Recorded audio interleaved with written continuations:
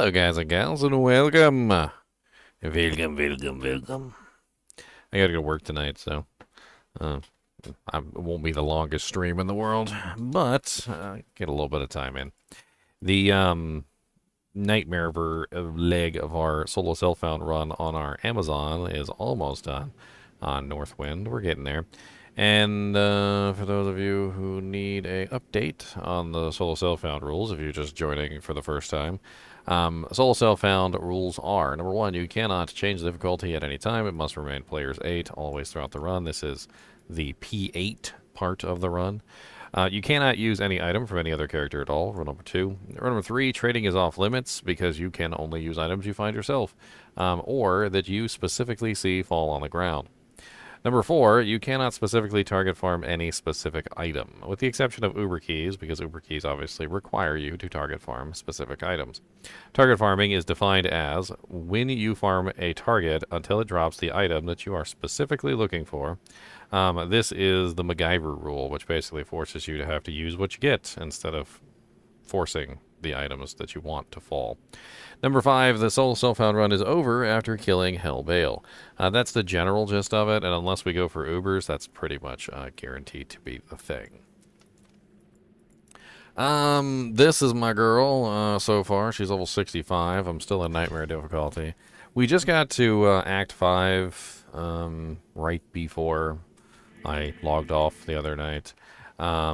And let's go over her equipment real quick, and we'll talk about what she's running at the moment. Let me grab my mercenary, too.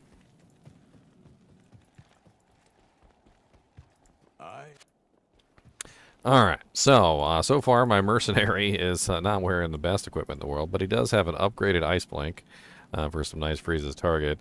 He's running a worm skull, more specifically for the lifesteal, which is the only lifesteal helmet that I have at this particular moment. He also has the Impaler War Spear, which is kind of like the best merc weapon I've found so far, Slash been able to create. It does have open wounds on it, ITD, attack rating. It's not a halfway bad little spear. Definitely could have a little bit better, but I'm not going to complain. It's doing him pretty well. Me specifically, though, I am utilizing an insight in a stag bow. Not exactly the best in the world, but it did roll 17 meditation aura, which is certainly not terrible. A lore and a great helm. I have a piece and a breastplate because I still haven't found a better 3-socket armor. I'm wearing Saigon Sabbats. I got a halfway decent little belt that I had, 24% faster recovery, Frost Nova when struck, 2 resistances that are both over 20%. Not a bad belt at all. A Nagel ring with 29% magic find, and also a just a crappy life leech ring. I also managed to find some blood fists earlier, which was a pretty cool find. And I'm using the Eye of Etlich. Managed to find that. Nothing in my swap. For skills, I'm currently using maxed out freezing arrow. That's my main ability. So I have that at level 20 and the synergy at level 20 as well. And then I'm also going for maxed out Valkyrie. Specifically because I want to make sure that I have a very solid tank when I get to Hell difficulty. Whether or not my Merc can do the job will be up for the question, but I can definitely rely on a very tanky, very strong Valkyrie to do the job for me. I also have quite a few points, 9 points currently in Pierce. I know you can't see that because it's behind me, but it's really because Freezing Arrow just doesn't work very well without Pierce. When I get to Hell difficulty, I'm gonna run into cold immunes, and this is gonna be spicy, but we're gonna figure it out one way or another. We shall figure out what we're going to do. As for now, though, we're gonna clear Act 5, and then we're probably gonna do some farming. I think it's probably about time we did a little bit of farming, see if we can get some better equipment than we currently have. Not exactly sure what I want to farm. For me specifically, there's definitely some choices that are better than others.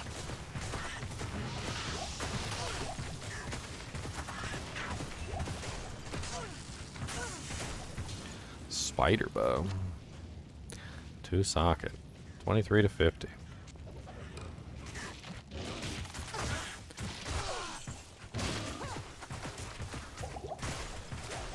Ooh, an IO rune. I do enjoy a good IO rune. Can make our Merc a bulwark. That is absolutely excellent find right off the gate there. I think that's the first IO rune I've gotten this entire time.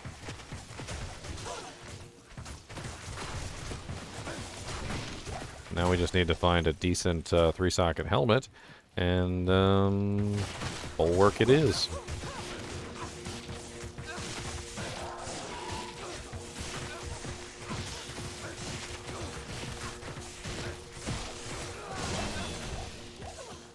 I thought my mercenary died for a second there.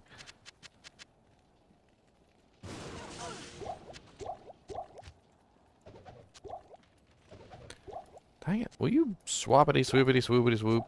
I need to make sure I keep collecting stuff for money. Wow, +2 Armageddon, +2 Shockwave, +1 Volcano. Okay. Alright, I'm going to keep stacking points into my Valkyrie for now.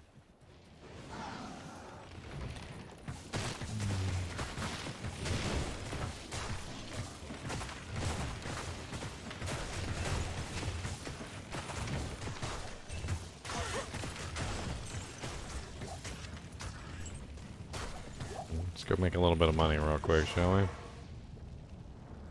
There's a whole bunch of money sitting on the ground right here. The Curios is worth 30k. The Falcon Mask is worth 30k. This Shark Skin Belt's actually worth like 4k. Then on top of that, we also had an Ancient Armor, which is worth 30k, and a Gothic Blade drop on the ground, which I'm not sure how much that one's worth, but I'm tired of having to pay for my mercenary. We definitely need some money. There we go, 30k, and another 30k in the bank. And let me say hi to everybody. I forgot to say hi. I got stuck in my intro when I was talking to everybody. And hey, say hi. I gotta say hi. Alright. So, who's here today? We got Kai. What's up, Kai? What's up, Baylor? What's up, Sean? What's up, BG Eel? How's up going, Omac? Korgoth the Barbarian and the Holy Long Wang. How's it going? Casual Scrubs is here, too. Dire Prism. Good thing you don't have to worry about the Merc looking ugly with my helmet. Oh, man. I mean, he doesn't even wear a helmet, so. Even if he did look ugly, he doesn't even wear a helmet. So, meh.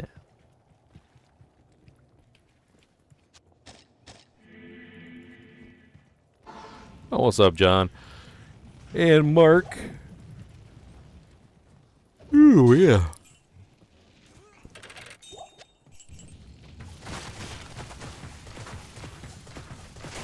It's gotta be the Thorny Hulks.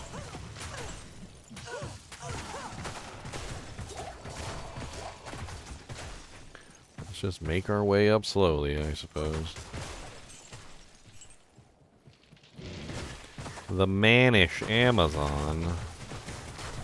She goes by Manazon, thank you very much. It's Manazon, okay? It's the Zon of the man. The Manazon. Ooh, an Amber. I like those.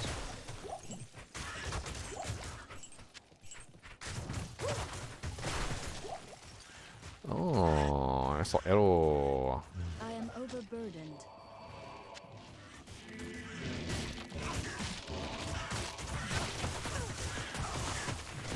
I always like helping the barbarians whenever I come up to siege zone. They always end up dying anyway, though. I swear they're set up to die.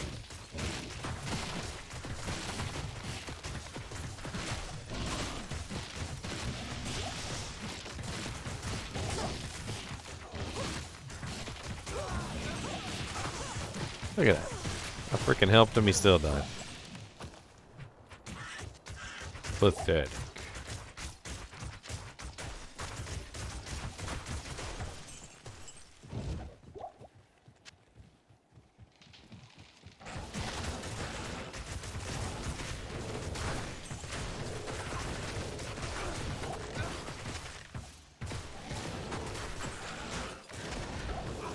I can't carry anymore. Ethereal Hunter, guys. Yuck.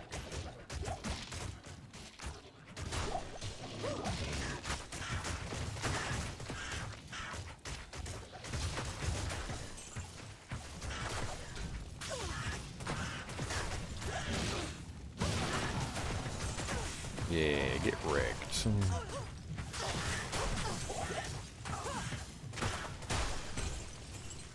I can't carry anymore.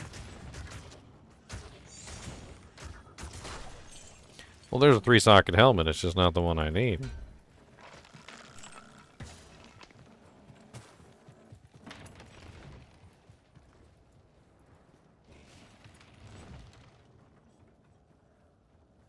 They're giving me a tips on the Room 4 video. You didn't like my Room 4 video? It's a fun game. I had fun with that game.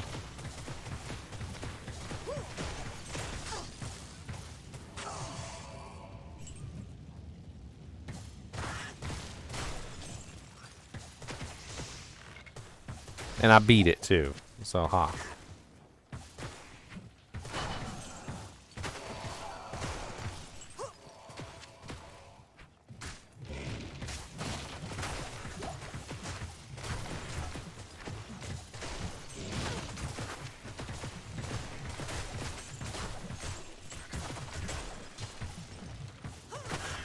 And I beat it. I can't carry anymore.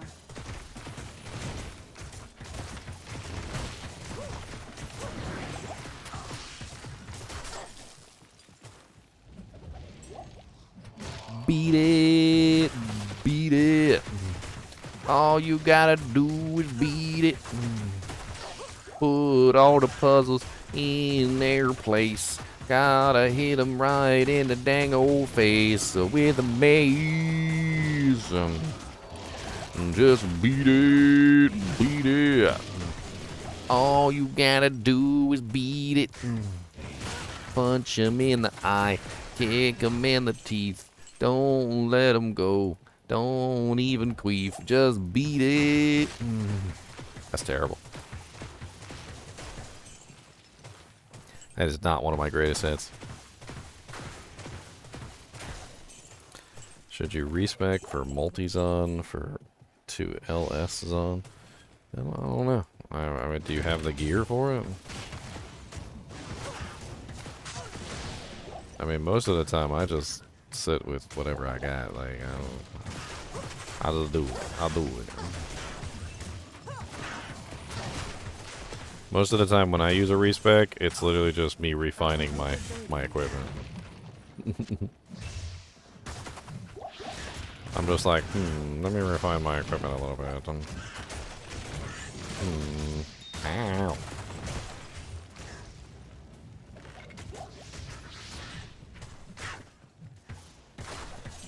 That's right, that. Oh yeah, let me make sure I'm on PA. I don't think I changed it or anything, but I always like to check. I'm paranoid like that.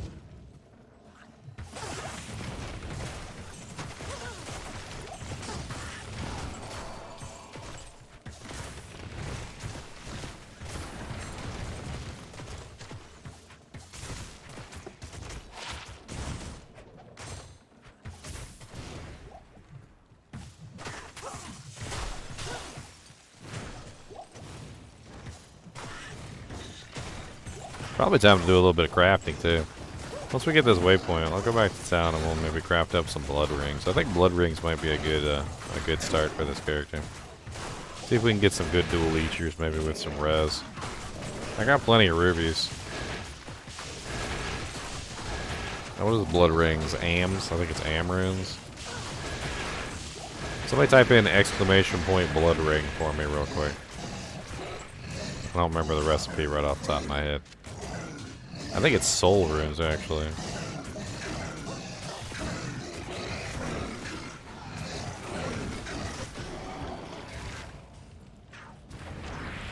Oops. Did I do that?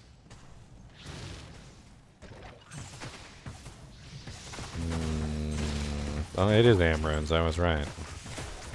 Okay. So, Amrune, Perfect Ruby, Magic Amulet. Oh, that's the... Oh, man. The wrong one. Why is the recipe the wrong recipe? Did I mess up my Doojanks?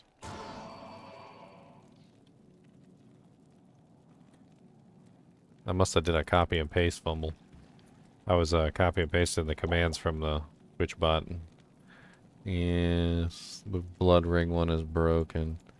You know what? I'm not even gonna I'm not even gonna, like, attempt to leave that, because if I leave it, I'll never fix it. Let me just fix that real quick while I'm currently here.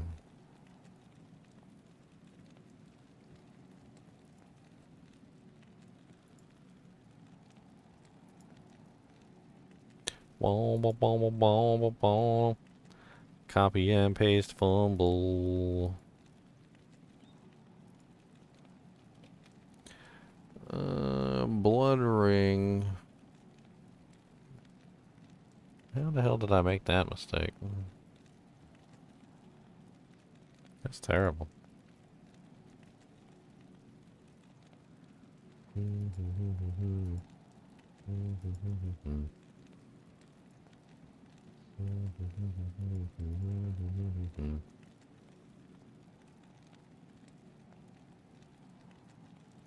Oh, it's wrong on Twitch too. Okay.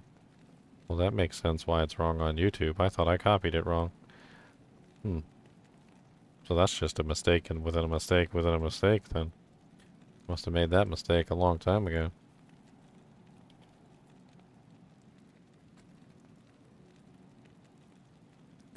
Look at me coming up with mistakes. Alright, let's fix this real quick.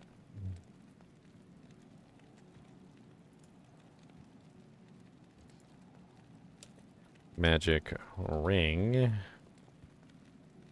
Soul rune. I was right, it is a soul rune. Perfect ruby. Any jewel.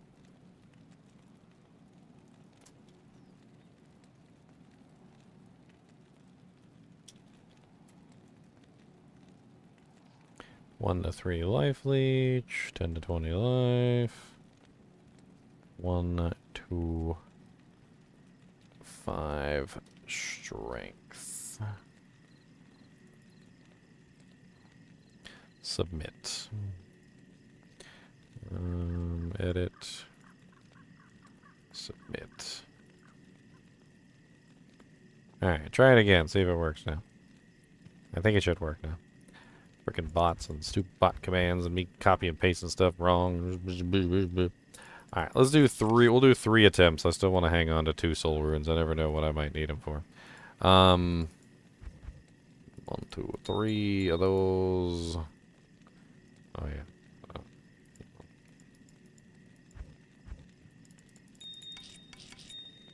Sell that. Rel rune. I got all the recipes stored in there, by the way. They should be correct.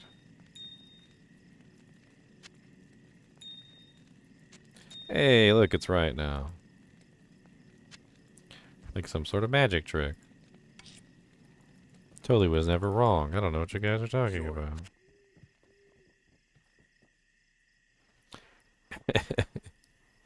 What you talking about? By the way, they work on Twitch too, by the way. Alright. So we need a decent blood ring. I'm thinking a blood ring would definitely replace this piece of crap I'm currently using, which is this bronze ring of leech. Let's just go ahead and sell this straight to the NPC. Let's go ahead and gamble a ring so it's at level 66 like we are, or close to level 66. Oh yeah, we haven't killed Neelathak yet. Well, be quick about it. Alright, 3 rings, no waiting. And of course we got a rare one with some magic find on it. Every time I buy stuff for gambling, I always end up with one, like, rare ring that I can't use for my crafting. I mean, it's kind of okay for a little bit of magic find, I guess. It might be better than one of my other magic find rings I've been holding on to. I don't know which one, but... Alright, let's craft up.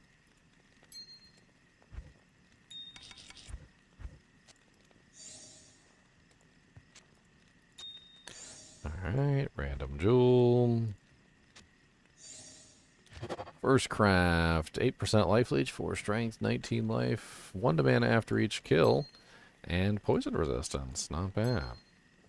Alright, let's try again.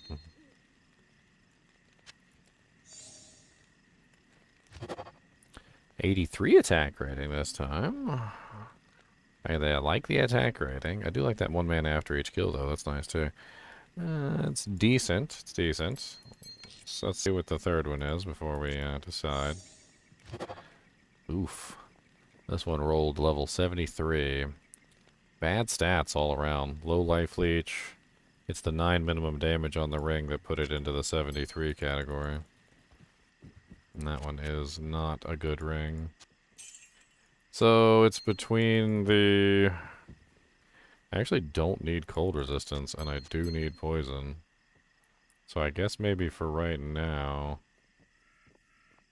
this one wins, even though I would like to have that attack rating maybe in the future. We'll hold on to it. It's not a bad little craft. Eye of Etlich, I don't think we're going to beat that for right now. That's, yeah. We could potentially use the other one on our other finger instead of the Nagel, but I do like having that magic find.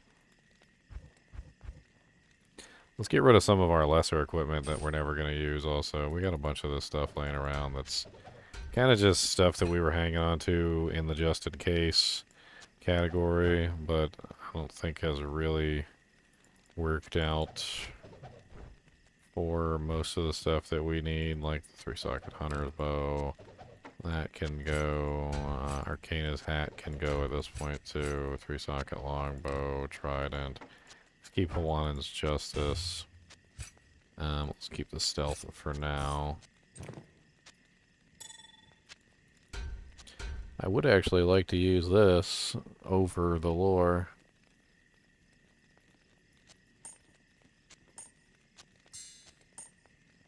We'll see. I need strength for that, though. I also need strength for other equipment, too, though. That can go, that can... Actually, hold on a second. I can't carry anymore.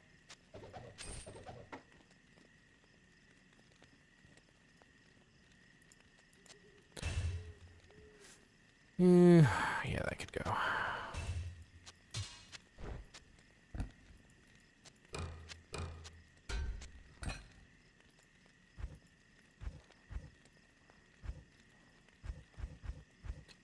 Also, these are here for re-rolling, which I might as well do.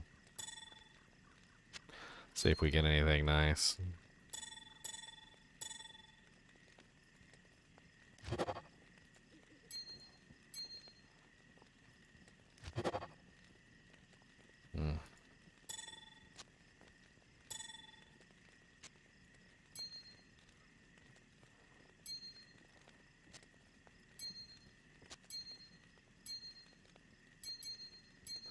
Ugh, another rare ring. Okay.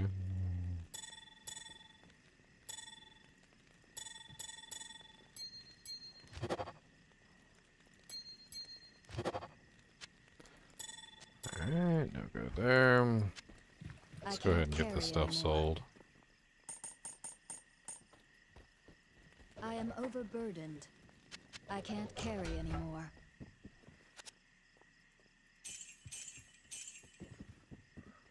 I can't carry anymore.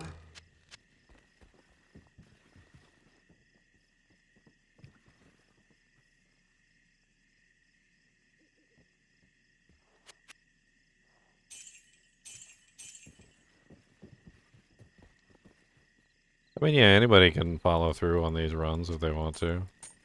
Because it's players 8, and because I'm doing things for players 8, just about anybody can follow through on these runs and still do relatively well. I think what it really comes down to is players 8 is just so difficult that I have to struggle.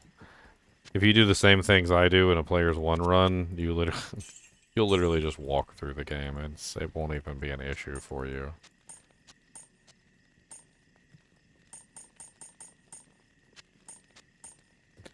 Alright, so let's take some of this gold actually out of here. Start storing it into our personal stashes. It's going to start getting hairy as we get toward hell difficulty, and we're going to need lots of gold to resurrect our mercenary. So it's important that we have that gold handy, you know, whenever we need it. We need to change out our armor too. As much as I love these +2 skills, I think we're gonna have to go with a smoke for hell difficulty, just simply because of how nasty it is. I really want those +2 skills, but we do have a Lumrune, an IO, and a Co at this particular point that we can utilize for several things. We'll see.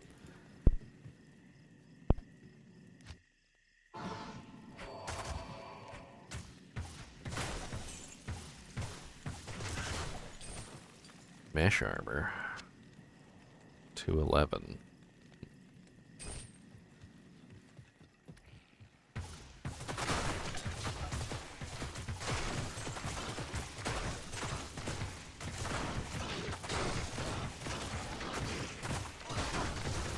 The multi-shot sucker up ahead.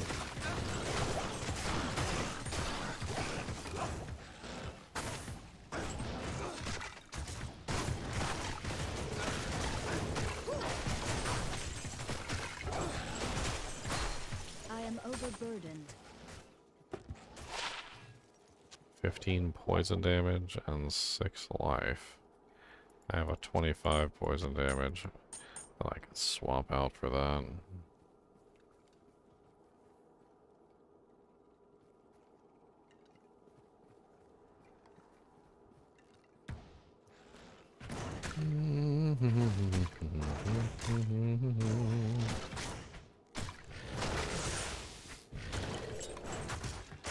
I can't carry anymore.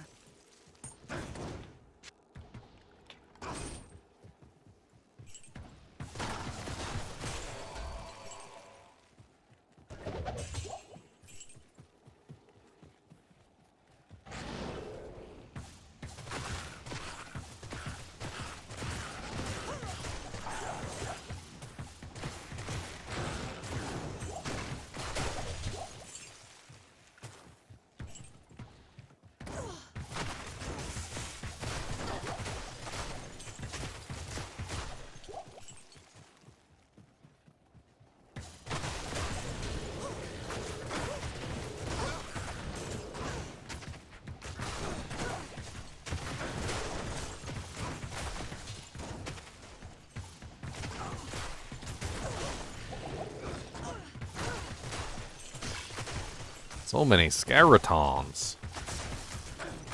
So many skeletons.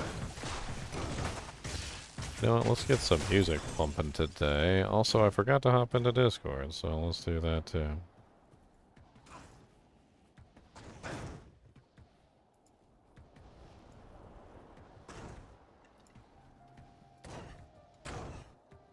And Discordio.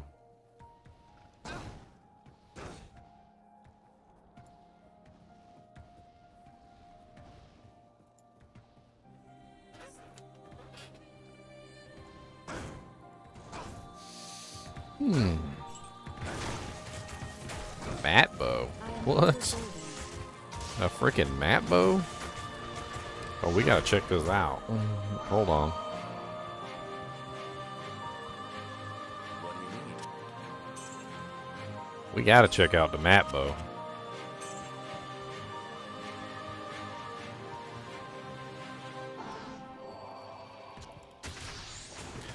+1 bow and crossbow skills.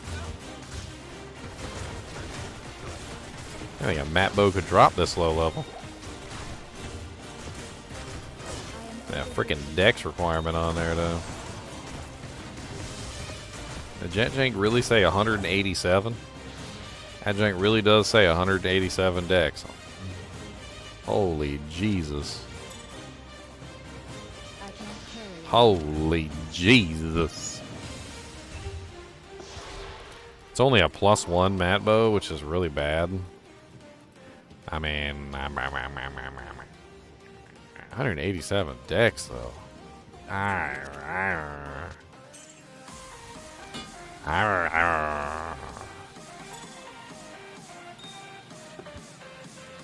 don't know if I can take that. I ain't got hardly no dex. Even if I threw all my remaining points in there, I wouldn't reach 187.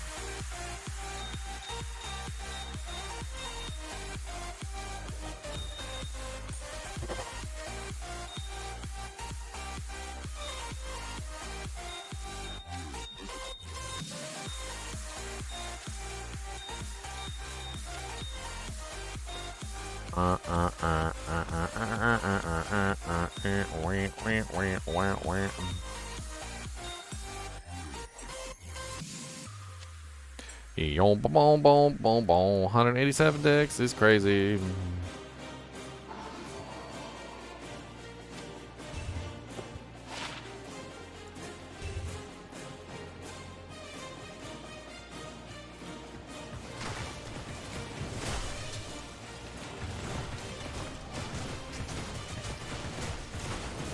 Isn't that crazy? 187 decks? That seems absolutely crazy.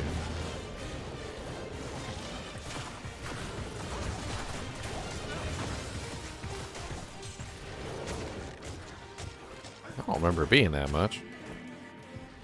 Maybe I'm just insane.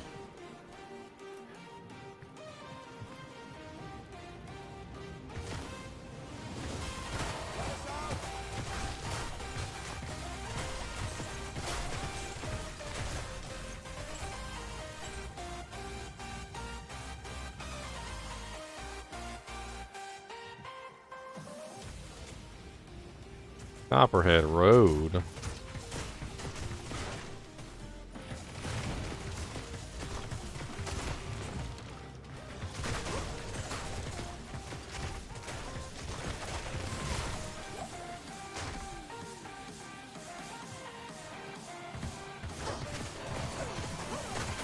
Not like I could play anything mainstream on my channel anyway without getting immediately copyright striked, but you know.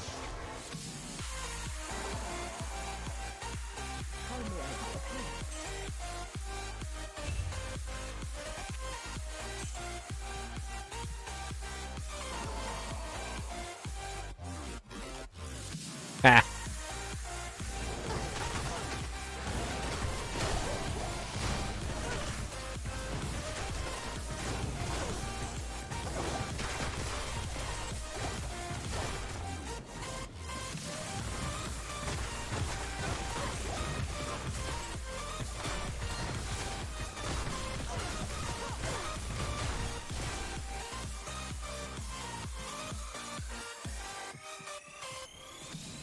Where you at, Iback the Unleashed? What's up, Iback? Iback the Unleashed. Iback the Unleashed. Iback is unleashed. Ow.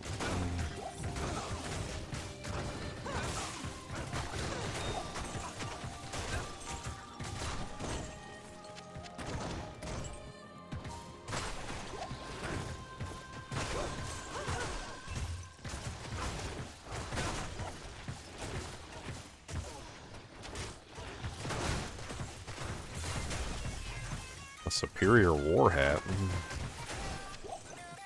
One sock.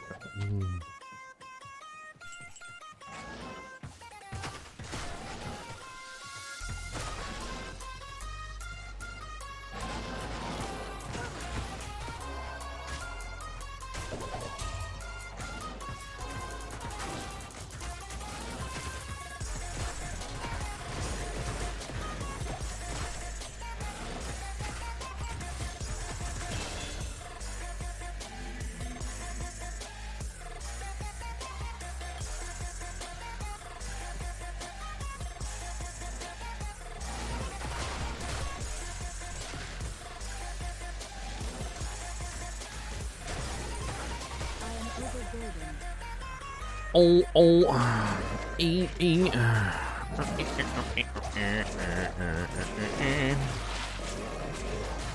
12 to 30 fire damage.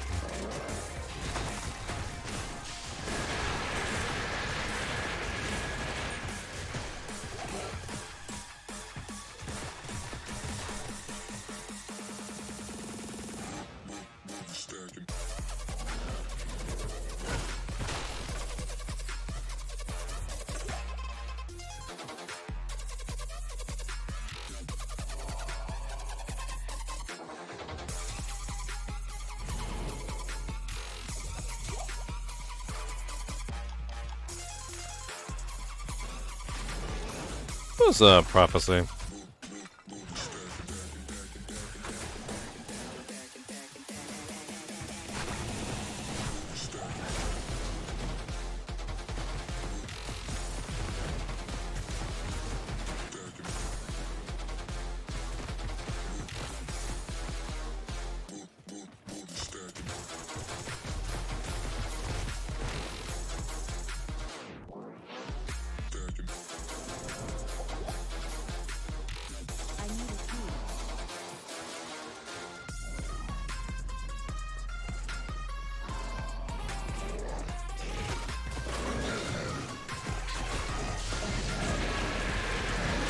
Spine flame. It's gotta hurt.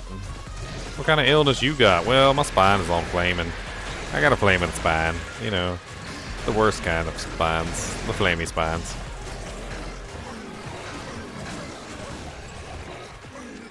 My spine is on fire! Well, dang, I feel bad for you, man. Your spine is on fire. That's terrible. Should have somebody check that out.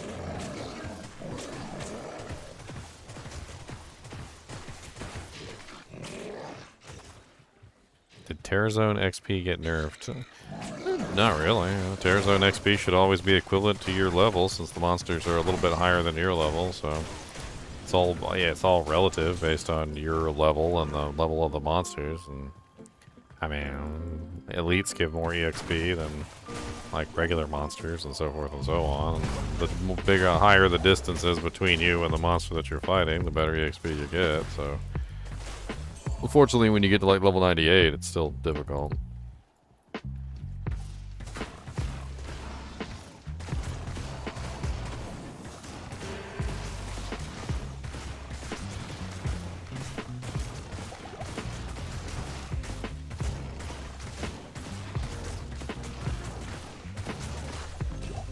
Gothic I plates. can't carry anymore. Alright, moving on to the crystalline. To the crystalline passage we go. Gonna find a frozen river down here, yo. And when we do, we're gonna rescue Anya. She always gets stuck in the ice, deep down in the bottom of a cave, silly Anya. I can't believe you got stuck again. What is this, like the third time that you've been stuck down in the bottom of the ice mine? I don't really know why, my friend, but you need to do better. It's terrible. Wow, +1 amp damage, or level amp damage on striking with 1 to 130 lightning damage. Unfortunately, it does require 195 strength, which my mercenary will never be able to get to before the end of the game, which pretty much just makes it not worth using. It doesn't really have good physical damage. It's not fast. Meh. At best, meh. Literally.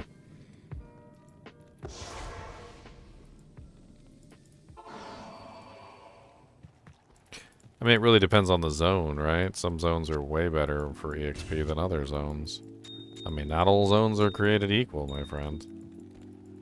I mean, I could give you a short list of some of the best zones. And some of the zones are just absolutely horrible EXP-wise. Obviously, Worldstone Keep and Chaos Sanctuary, Act 2 Sewers are at the top of the list. Those are like some of the best spots. However, like when you go to, say, you know, like Den of Evil, Terrorized Den of Evil, doesn't really give good EXP. You know, like Stony Field and Black Marsh are not really all that great. There's a couple of them that are just kind of meh.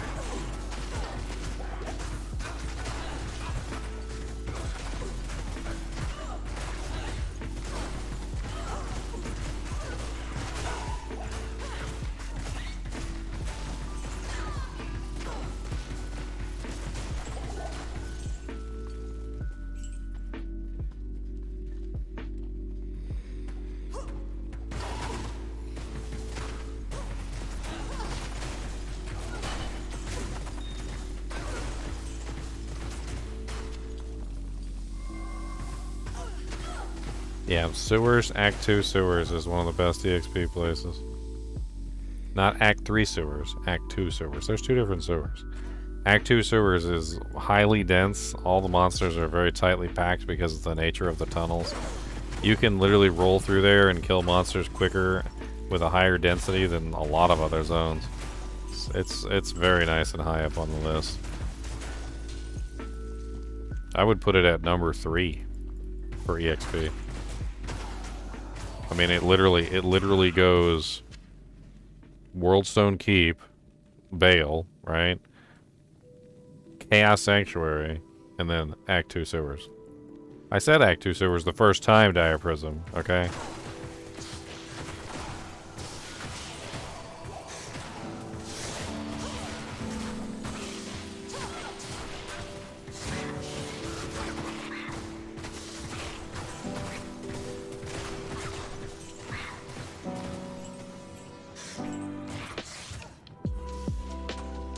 Yes, sucker.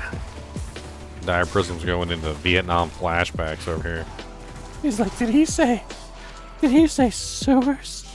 Oh dear. Oh dear. Oh no.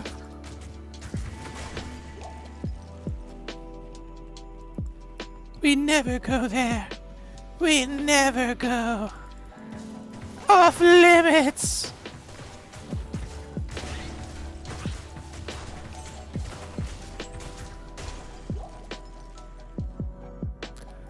Do both options on the poll? Well, I want to know which ones you guys like better. I don't want to know. I don't want a cheapy answer of like, oh, I like them all. No, I need to know which ones you guys like better. Do you like the new Super Unique series better? Or do you like the new favorite build series better? You gotta choose. You gotta choose. You must choose. And then the little taco girl comes out and goes, why not both?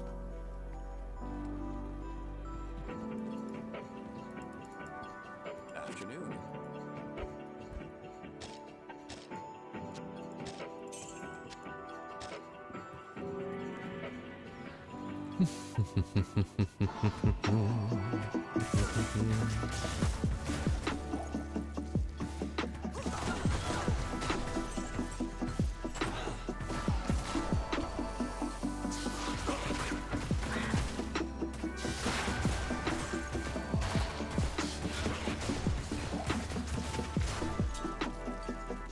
Goblin toes? I mean,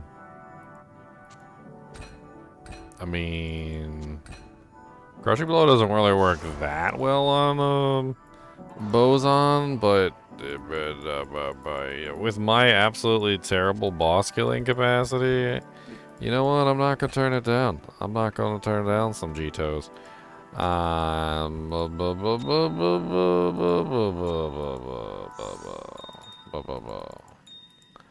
know. I mean, it's an interesting find. It'll definitely help a little bit when we're killing bosses, that's for sure. It's certainly not going to hurt. It's not going to be as effective as a smiter or something like that. And I've tested Crushing Blow on the bow to pretty extensive levels, and it's okay, I guess. It's nothing to write home to mama about.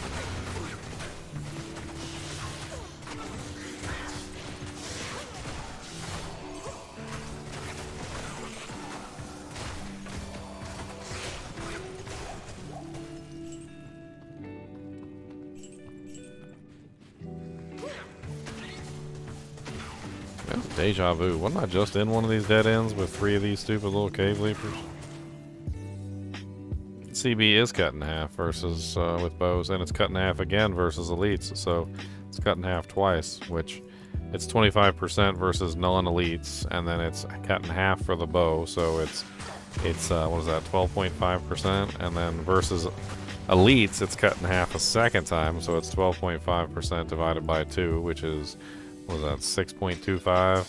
So 6.25% of their HP every single time CB hits.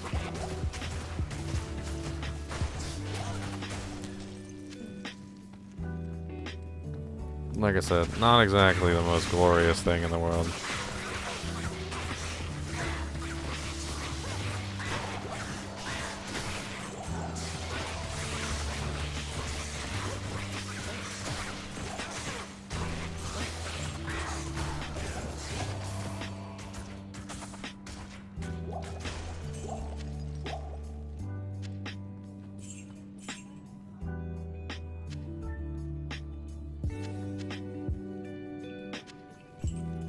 Alright, down into the abyss.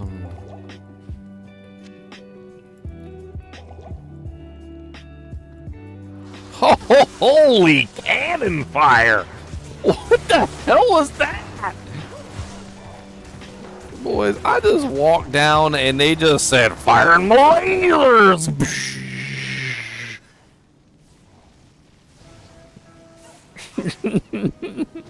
I need a second here. I need some chips or something. That's stressful. Boy, they said fire my laser cannons.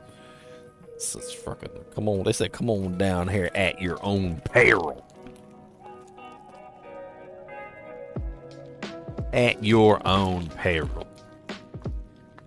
I need a cheat.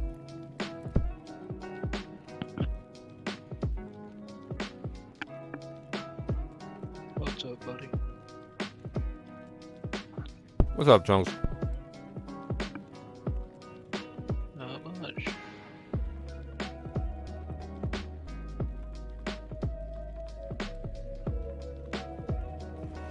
Seen you in here all by yourself.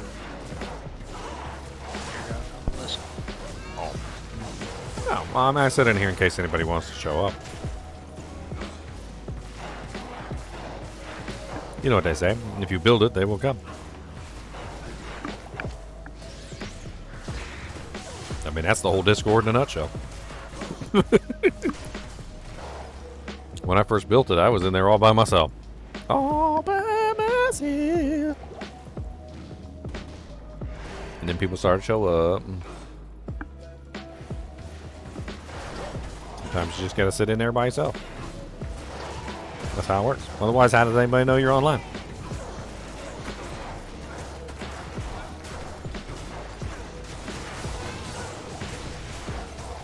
Man, I walked down into freaking Frozen River, and man, there was like 30 glomes standing by the door, just firing their laser beams at me.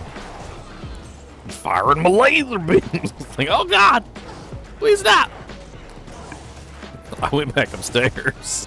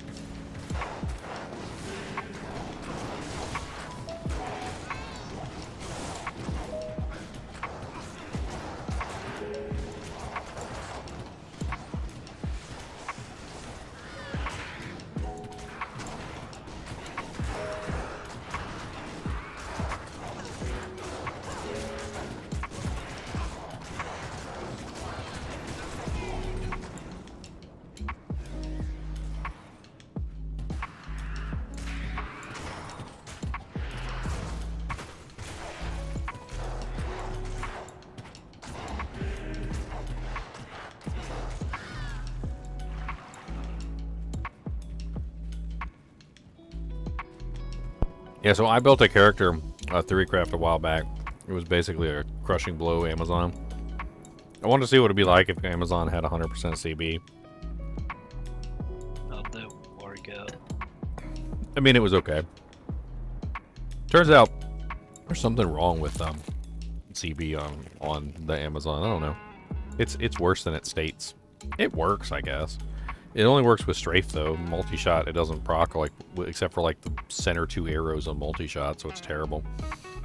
So it only works with strafe, and if you hit the target, of course, you have to actually hit the target. So you need like massive amounts of attack rating to make sure you're always hitting. And then strafe doesn't always hit either because it has like a next hit delay thing, and I don't know what the hell's going on. It was it was okay, but it wasn't impressive. Aren't those like a third effective or something per ranged? It's half versus regular monsters, and it's basically like 1/8, or I don't know why. It's even worse. It's a half of a half versus bosses, so it's like 6.25% instead of 12.5% like on melees. Gotcha. I mean, it still works, and you can spam really fast. Basically, what I did was I prioritized getting 100% crushing blow, and then I also prioritized attack speed to make sure I was attacking as fast as I possibly could. Multi-shot didn't work, so I went strafe. Strafe was alright. Strafe's fun. I like it. Especially if you've got a lot of attack speed. It's like firing off a machine gun.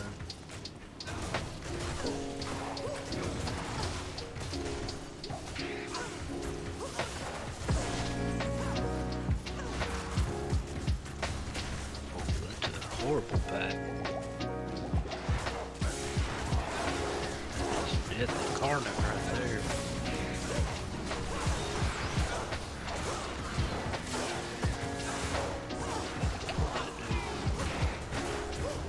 I like off-screening the glomes.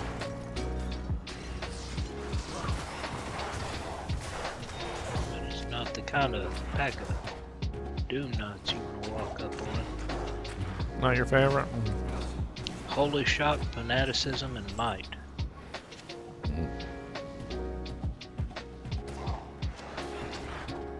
It's just 3 elites all in the wrong spot. Wrong for me, right now.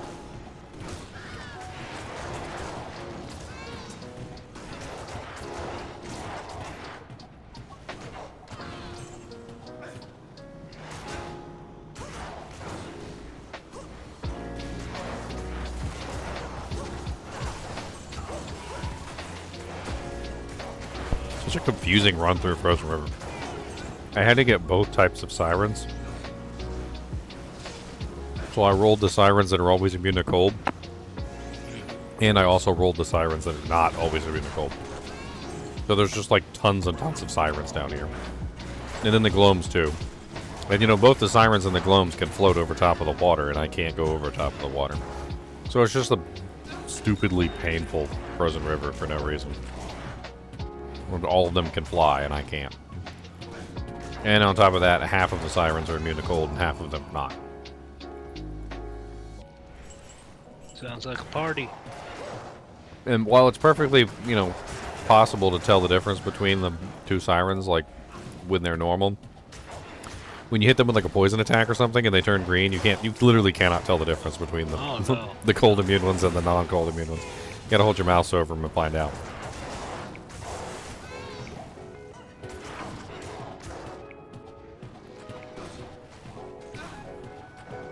Man, them chips were not satisfying at all. Let's go for the Funyuns. The Funyuns. Had me a salad. I like a good salad every now and again. Never been a big salad fan. I don't like lettuce.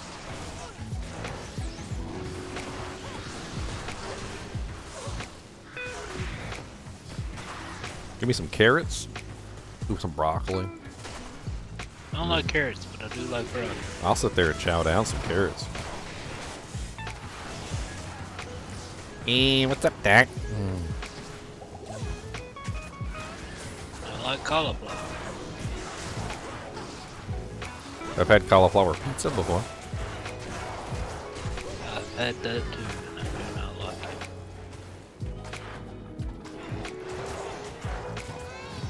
it. No, sir. He does not like it, Sam I Am. He does not like it, green eggs and ham. He did not like it in the rain. He did not like it on a plane. He did not like it with Funyuns, riding along on the train.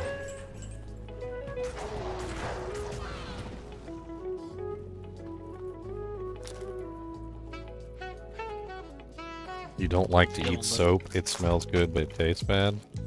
Soap? What? Well, it's not good for you either, genius.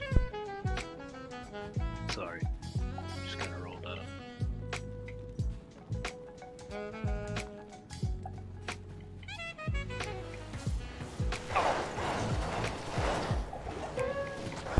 Well, that's for when you want to clean out your insides, right? And by clean out, I mean die.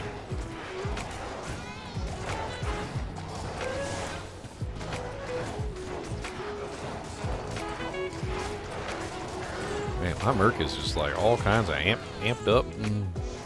Let's go to town real quick and get some pots. I think like an unusual amount of Oblivion Knights spawned in this chaos.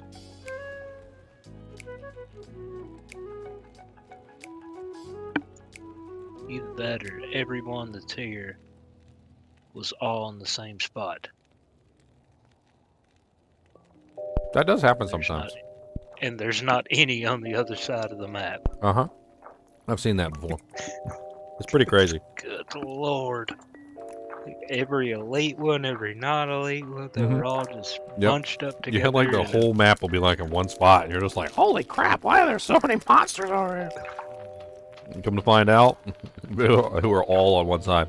They're like, everybody over here, we're gonna meet him. Don't let him pass.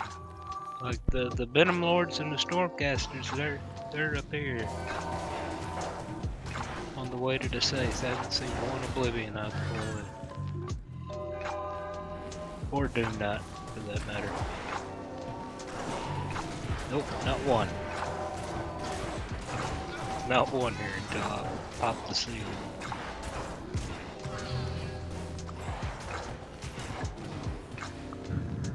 Well, I guess that's just how that map decided to roll.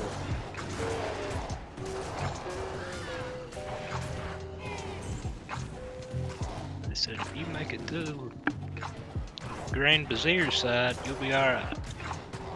If you make it through Grand Bazaar side.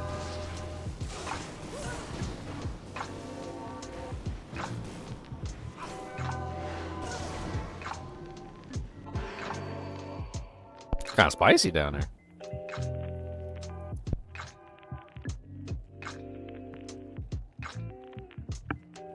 I feel like that's just some payback for the last few runs I did. I got a Tao's armor and a own rune. What's going on, everybody? Up in here. Chaos. Up in here. Y'all gonna make me kick that goat. You Anyway. chomp. You got any claws on non-ladder? I'll have to go check. Finish this chaos rune. Freaking Mert just stood there and died. I can't believe he did that. He literally just looked across the river, saw a monster on the other side of the river. He just stood there. Couldn't do nothing to the monster on the other side of the river. There's two monsters right beside him. He could have fought. They were standing right next to him. Just stood there and died.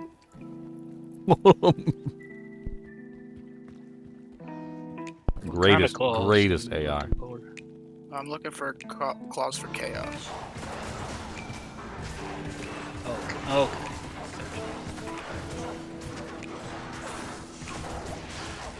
I don't think I did.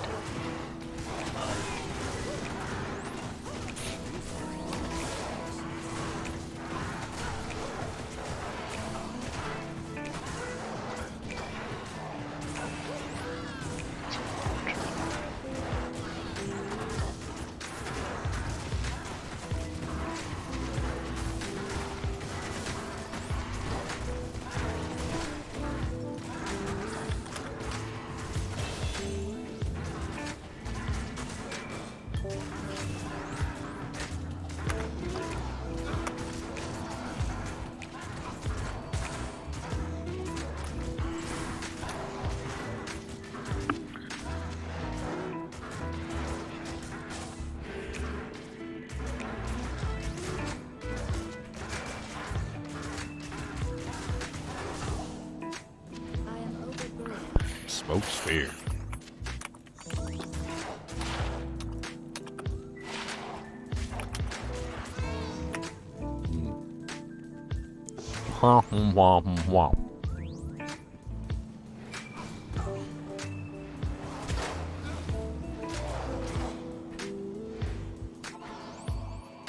So many sirens. So many sirens all over the place. Just floating over the water. I can't do nothing about it.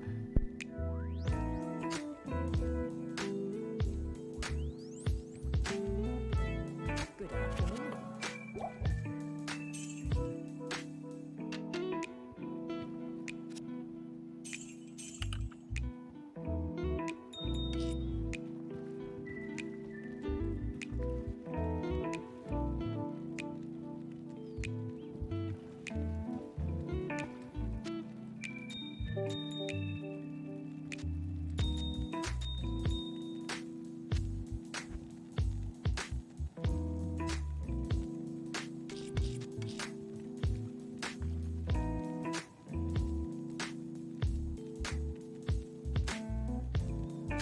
All right.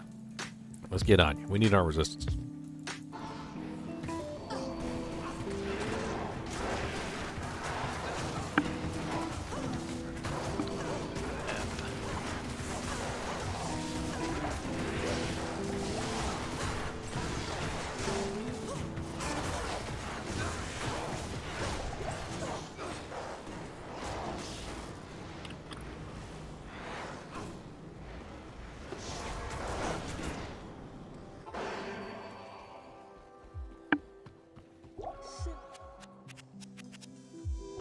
I forced you to find nothing.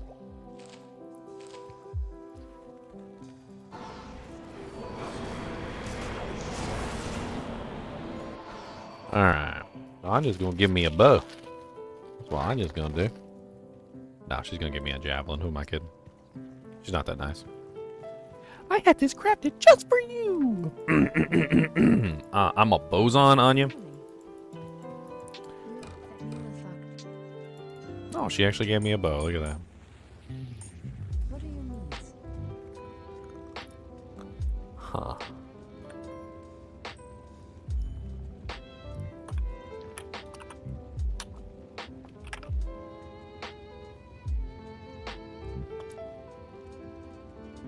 E3.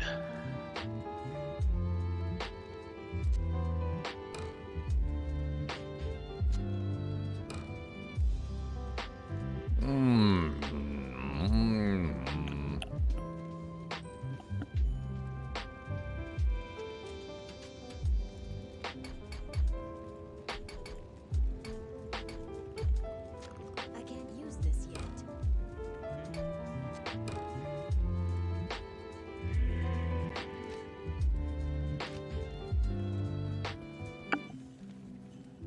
Not really all that much better, to be honest. At your service. I don't care about what's new with Diablo Immortal. I will never play it. Quit advertising it. Today on Diablo Immortal. Yeah. Not one single blank word was given. It's home away from home. Oh, yeah? Not one. So he's interested. So you're saying there's a chance. No, there isn't. So you're saying there's a chance. That's what I'm hearing. That's what I'm hearing. There's a chance. There's a chance I'm gonna be looking up how to edit the BattleNet launcher to not give me those little pop-ups. So you're saying there's when I interest. log in. So you're saying there's interest. You're going to be looking things up. There's interest. So there's in some of it. obviously interest. Aha! There's Ooh, some a interest superior in how to russet turn it armor. on. What's that? One socket. Of course. Of course it's one socket. Never. I swear, everything I If I find. won't pay Everything I real find money to this buy- runs. One socket. Everything. One socket. If I won't pay real money to buy a cosmetic, I'm sure not paying for some stupid mobile game. Good lord.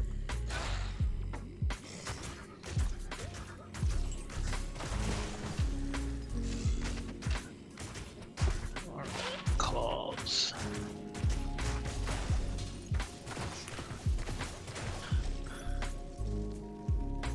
Well, I can absolutely annihilate Pendle. Okay.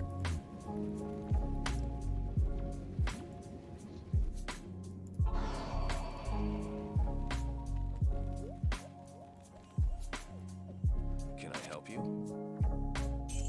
Poor Pendle skin didn't stand a chance against my Ice Queen. What game are you in, Chunk? I was just hit and play, looking at characters.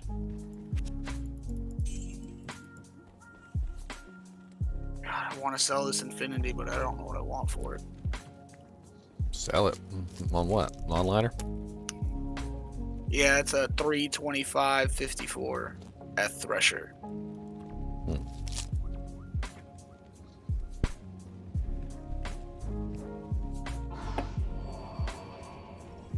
So it's pretty good.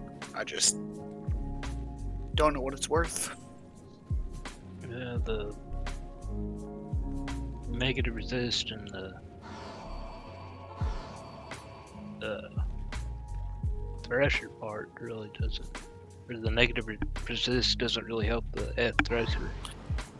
I know, but it's aesthetically pleasing, so people will pay more for it. The higher it is, it's just Diablo players. Every On roll non-ladder towards anymore. I feel like perfect. it's more if it's not perfect, it's gonna get you half of what you put into it. It's like a burr.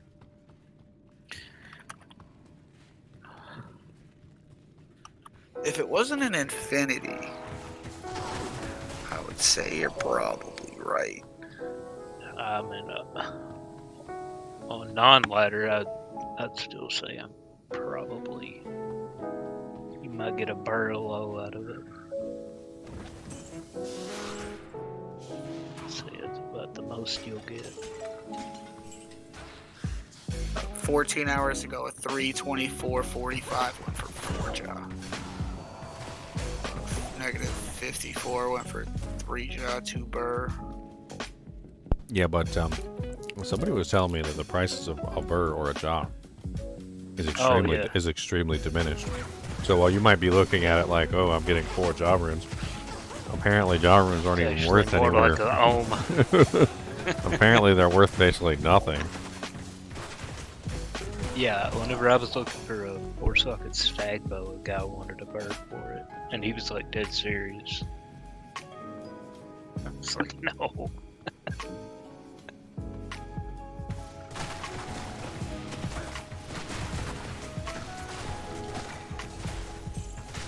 Look, don't lowball me. I know what I got, alright?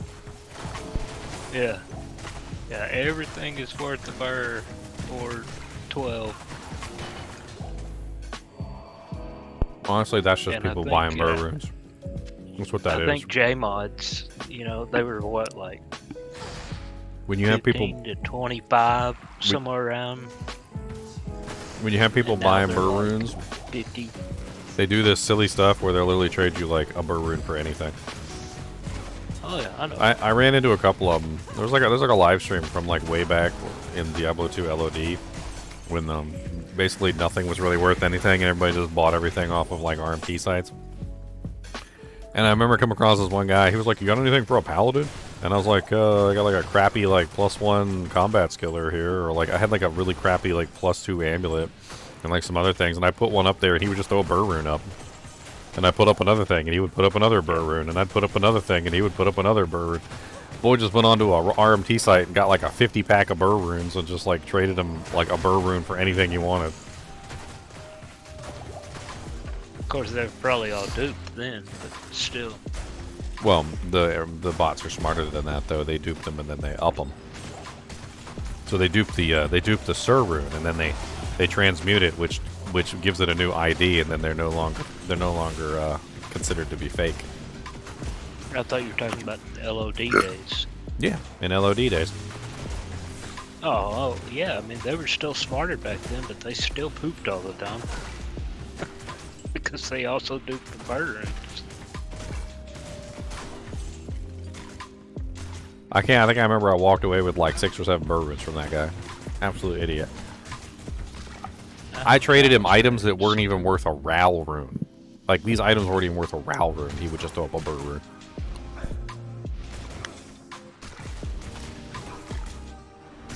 I'd sure like to meet him right now.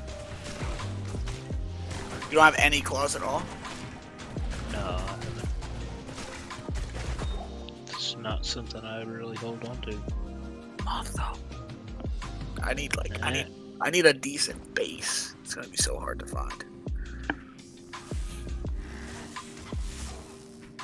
Damn it. I mean, this is not anything that I would What are you looking for? have. Just I sitting need on a non-ladder. claw with like claw block, death sentry. Oh, you're trying to play around with your whirlwind assassin before the ladder? Yeah, Oh. probably fade or venom. I mean, Get in touch with Any number get in of touch those with, four what's his skill. name? What's Mr. Dracula? I can't remember his name right off the top of my head. He's got the heavy Romanian accent. Morbius? Yeah, he did a Whirlwind of Sin one season. He probably has one laying around. Probably somewhere. Doubt it at all. I can't remember what season it was, but I know for a fact he did a Whirlwind Sin. And Oh yeah. So I'm sure it's fallen over to the non-ladder at this point because it was like season 2 or 3 or something. yeah. So you could contact him and see if you can get a hold of it. I mean, I can make it into any claw if I really wanted to. You know. The Nat sure- set works perfectly fine.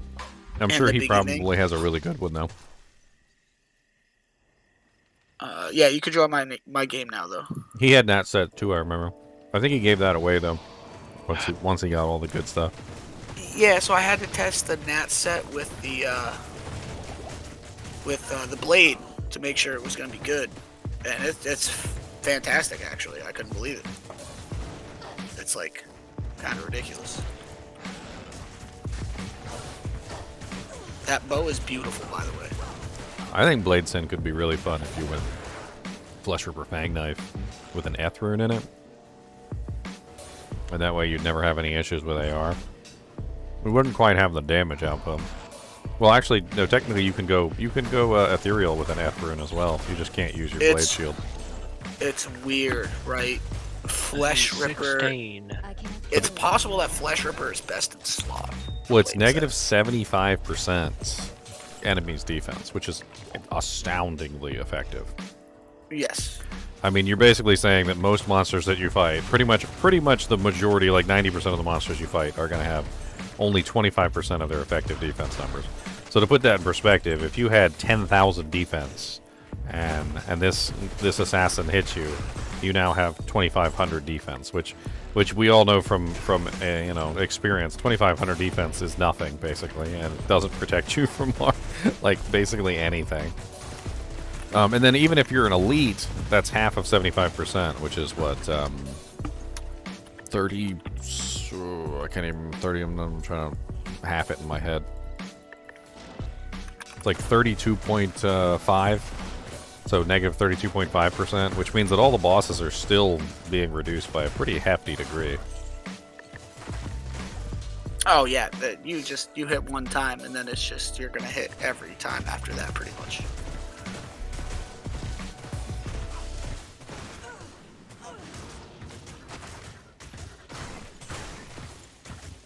I mean, and your open wounds is taken care of, so you can use Goblin Toes instead, which ups your CB.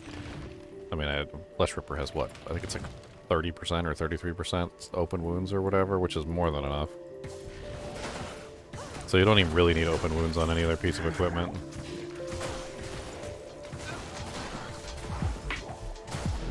Yeah, I was in a game with this assassin, just running through as a blade assassin, and somebody literally came and dropped me the Infinity I'm trying to sell, of ridiculous fortitude, and an F Andes with a 1529 jewel in it.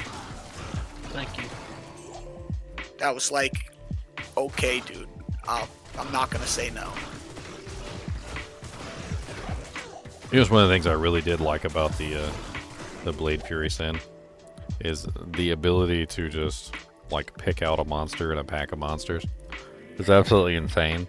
You could just pick out any monster in a pack of monsters and be like, okay, you're dead. And you just start firing your blades at them, even if they're in the middle of the pack, and your blades just like carve a line through the pack to them, and then they die. Yeah. It's absolutely glorious. Chunk, are you staying on this or are you going back to PD2? Going back to PD2. Okay.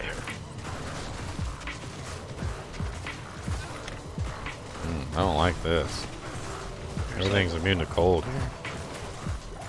See, there's 4,000 people on right now. That's actually pretty sick. Yeah. There's 2,600 on the site, 4,000 in-game at this moment. Yeah, it's gonna be a painful ancient's way.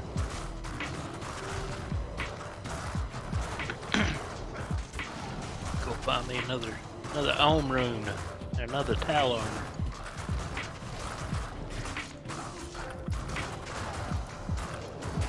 Another Tal armor. You already found one? I found a Ohm and a Tal armor in the same run. Axe. No, just slowly running chaos. I don't have a torch or any skill charms. I was using an ice blink armor. My merc's gathered that on right now. for the 1 to cold skills.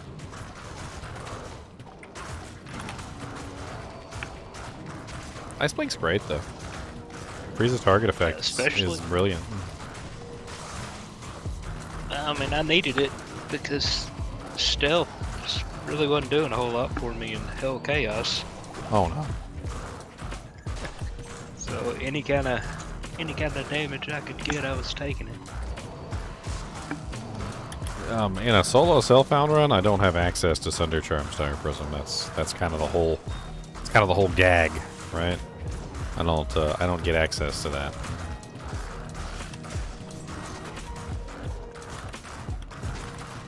But for the actual freezing arrows on the real one that I created online in ladder, yes, I had access to a Sunder Charm like very quickly, and yes, the Sunder Charm speeds things up tremendously. In combination with a Wizened Draw or an Ice Bow, you can pretty much break all cold immunities, and there's pretty much no issue killing any of them. Oh, they're so fast. They're so fast. They all have fanaticism. Bye, Mark. You gonna die.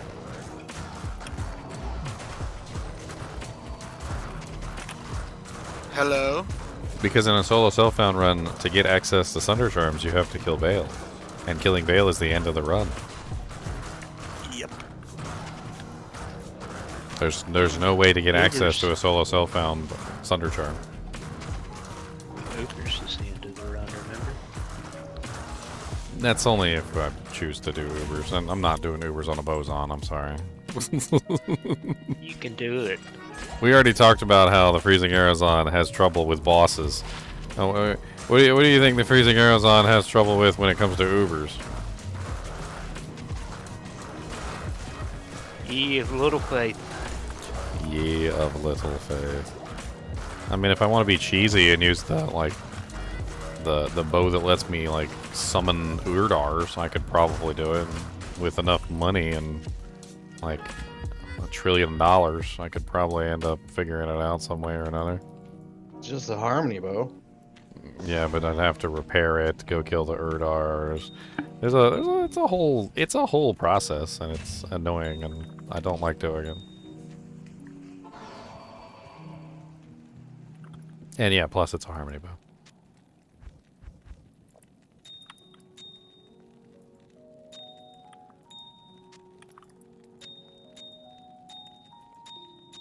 If they just had a longer duration, it wouldn't be so annoying. It's really what it comes down to. Just you're on such a time crunch when you do it.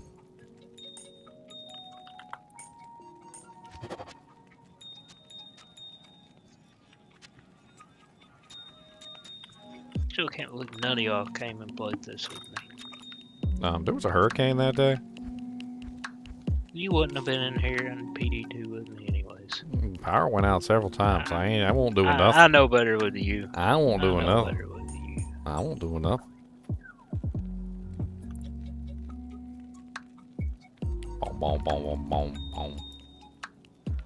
You know, I'd be willing to give it a try if I had an original copy. Go buy one on the site.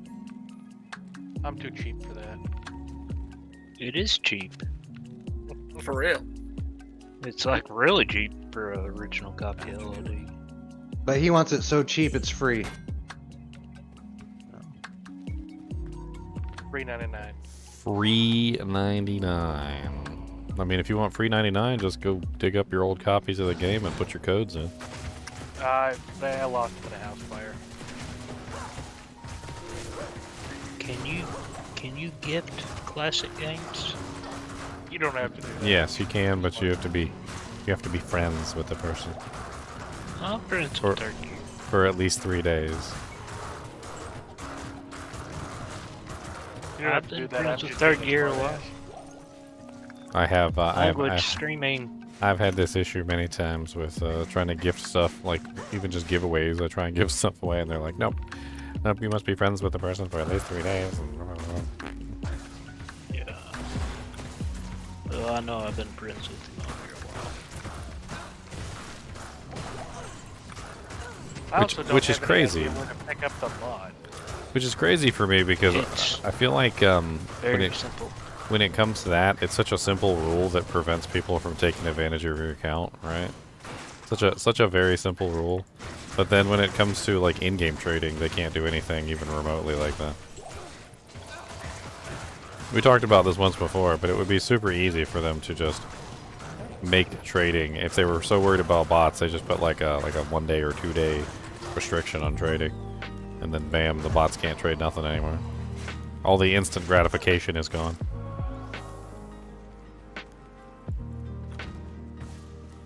It would also kill the trade at the beginning of a ladder, though. For the first day. For the first 2 days, yeah, maybe. Unless you're already friends with them. Yeah, everybody that's just trying to make that quick buck off of that. I mean, it would encourage people to become friends. And also, at the same time, it would encourage people to become friends before the ladder starts, too. All the people in, like, the kinship that are all friends with each other would be fine. I feel like they could also do the same thing for, like, a clan system, but there is no clan system in Diablo 2, so... There was supposed to be. There was. I have a video on that, too. Yeah, it was in the projects, but just didn't make it to release. Yeah, neither did the bigger stash. Not only was it literally something that they said they were going to do, but they said they were going to do it like multiple times and never did, so... Apparently they said they were going to do it like before the game launched, and then they said again they were going to do it again later on after the game launched. So when the LOD was into production, they said they were going to add it, and they never got around to adding it in. Yeah, political promises. I heard they were going to do a whole lot of things, and the reason they didn't do a lot of them was the same reason with D2R problems. They're like, oh, we think it'll what, lag the server out or just completely crash it. That's why you can't have more stash space.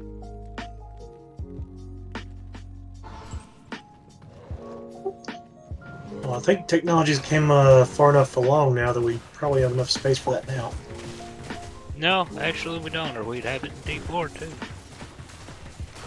Well, technology has came along, but Blizzard hasn't. That's just bad code. Yeah. Yeah. Let's just be honest. That's just people who don't know how to code. Let's be honest, it's incredibly impressive how they managed to mess that up. Well, they focused more on like the artistic display of everything. I don't really... The UI is one of the most hated things about Diablo 4. Like, I don't think I'm talking about the scenery.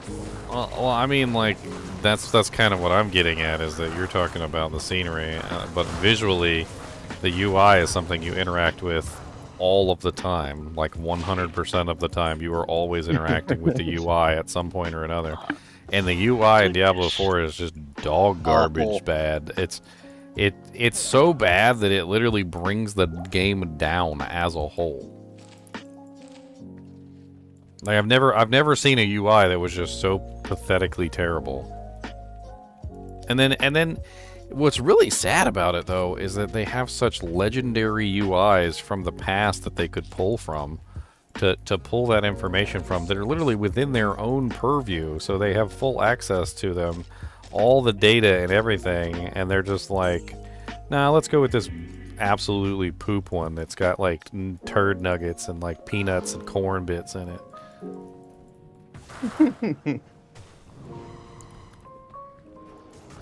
What's the South Park song? Sometimes he's corny, sometimes he's nutty. He'd be brown or greenish brown. Who knew Mr. Hanky the Christmas Pooh was going to make it into Diablo 4? Well, there's Ariad's Summit. I'd like to get the waypoint, though. You know what's disappointing when PD2 has to put in its rules, don't scam people, or we're going to ban you. Oh, yes. I actually find that, like, really good. I mean, it's really good that they're upfront about it, but the degenerates around us are just disappointing. This is like one of the most laid-back communities that you will probably ever come across. Because, like, 99% of them are all, like, our age. Alright, I'll be right Not back. really any I have to take my stupid dog little out. kids on here. Yeah, you stupid little Our kids. age. You stupid little kids. Get out of here, you stupid little kids. Your mom's a stupid little kid. Little kids are dumb, I'm sorry. Yes, yes, she is.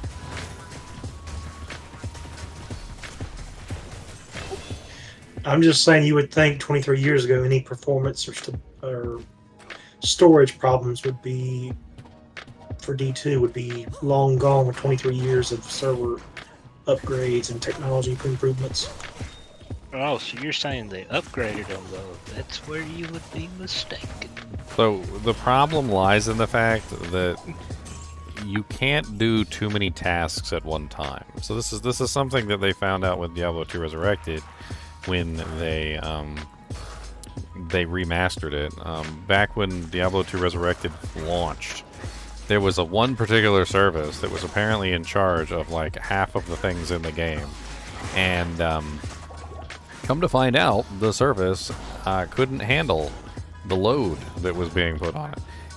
In like the year 2000, when it was dial-up, internet, and the load that was being put on the servers was pathetically small, it could handle it. But as soon as it got any kind of real load put on it, the service was doing like everything, from what I understand, that had to do with game creation. So it was showing you the games, it was creating the games, it was how was it? It was just like there was like so many different tasks that this one service was doing, and it got overloaded. It couldn't handle it.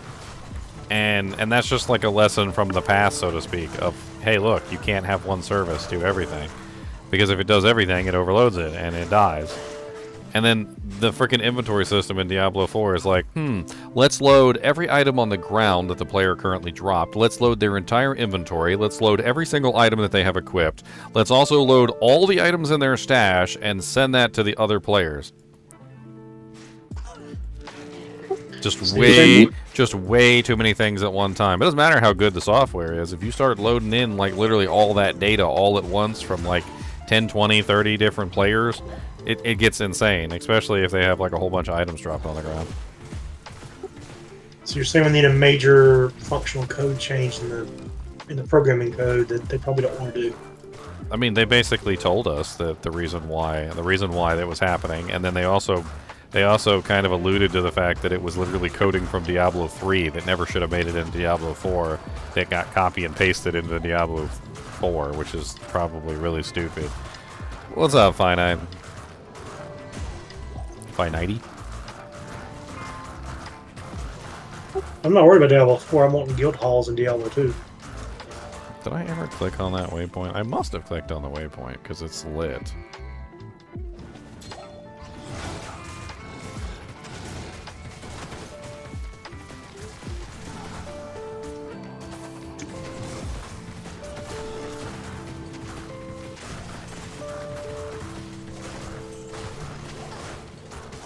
Superior Suwaya. 2 sockets with Dragonflight. It's actually worth money.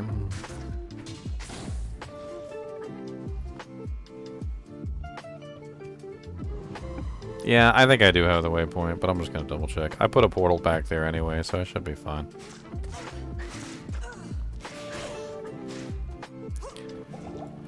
Don't mind my crazy mind. Making up stories.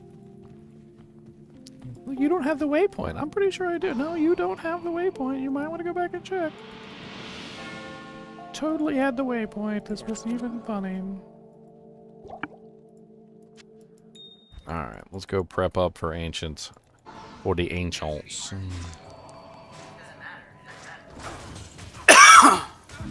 Ow. Just hawk up a lung in your own time.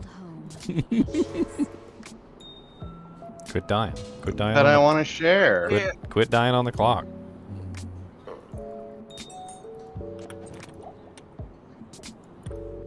They pretty much added terror zones this season. That was a good idea. Why not? I don't think they don't last an hour though. I find hour to be the appropriate amount. There was a seasonal event. So remember the Days of Terror or whatever, and one of the Days of Terror thing was like it was like they change every 15 minutes or something like that. Yeah. I did not Yeah, like this that. is, I did this not like is that at all. 30 minutes. I didn't like the 15-minute change. Salutations. It's too short. I didn't care for the 15 minutes. 30 minutes is okay. I mean.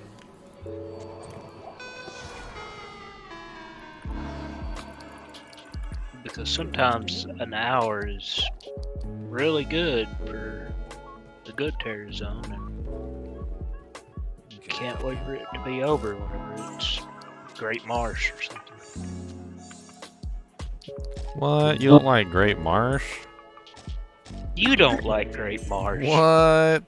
They got the Nobody best. likes They got the Great best Marsh. ghosties in there. That's the place you go for all Don't the you ghosties lie with to the me. mosties. Don't you? That's where you go Chat, for the you call ghosties him a and the liar. mosties. You get the ghosties in there. Chat, That's and then you start call singing, him a and then you liar. start singing Ghostbusters. Yeah, ain't afraid no ghost.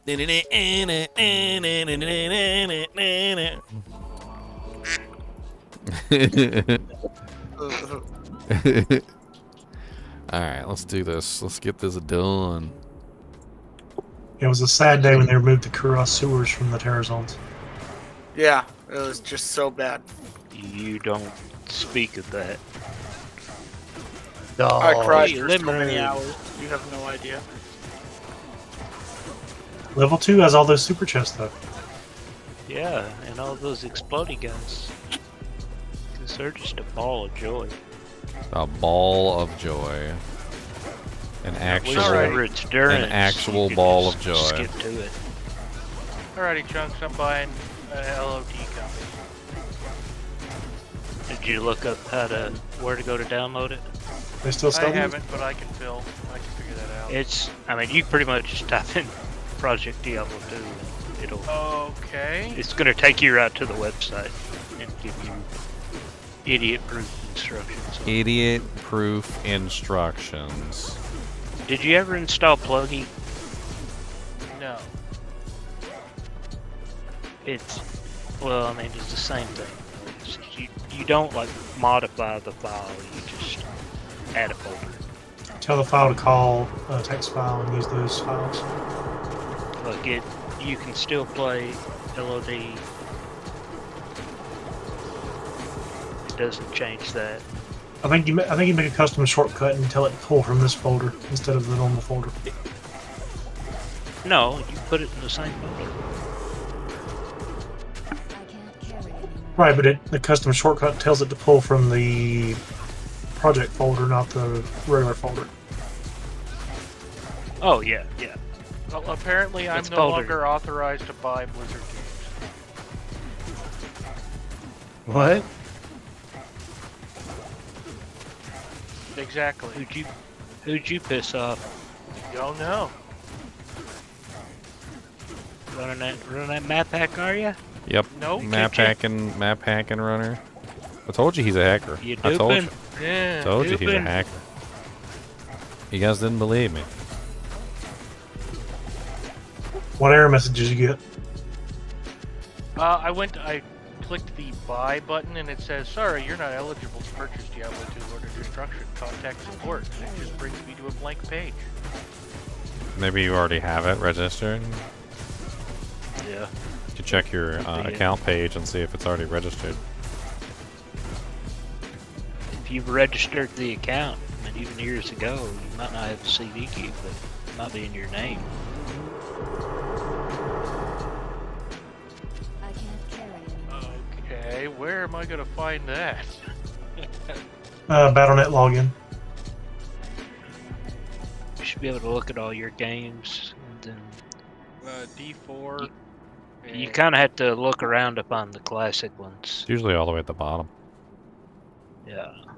They put the classic ones at the redheaded stepchilds. They go down at the bottom.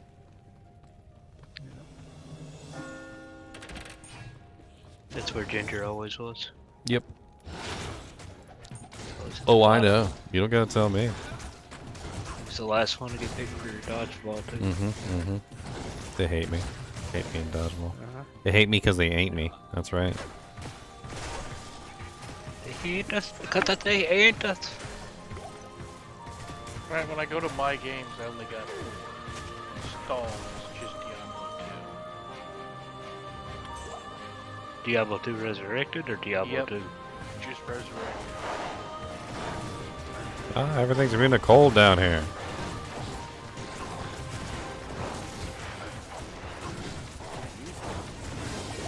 You should have put some points in Fire Arrow.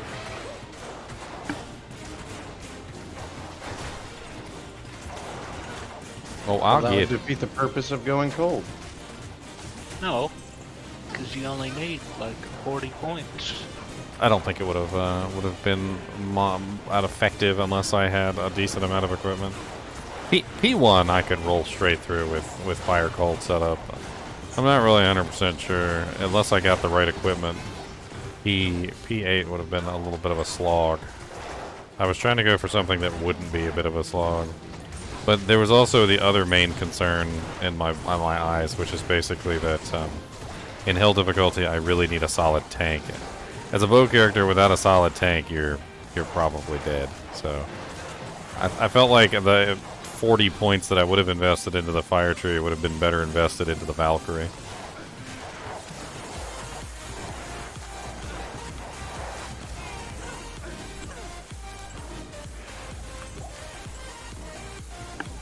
The Valkyrie then becomes my uber ridiculous tank that can just basically tank the world. I don't have to worry about it. That way if my Merc dies, I'm still got a tank. And I can obviously recast the Merc, the frickin' Valkyrie over and over again, so. At this moment, I'm sitting at level 15 Valkyrie, level 19 with skills. I'm just gonna keep pumping it. I'm gonna let the Valkyrie carry me through hell difficulty for anything that's immune to cold. That's the plan, anyway. It's a good plan. So you run across the immune to cold, immune to physical, that's Lord. I deal with that the same way I deal with all of them. Run away. Open wounds. Open wounds doesn't care if you're immune to physical or not. Thanks. Open wounds is an amazing ability. Not only does it halt regeneration completely, but it applies a very nice dot.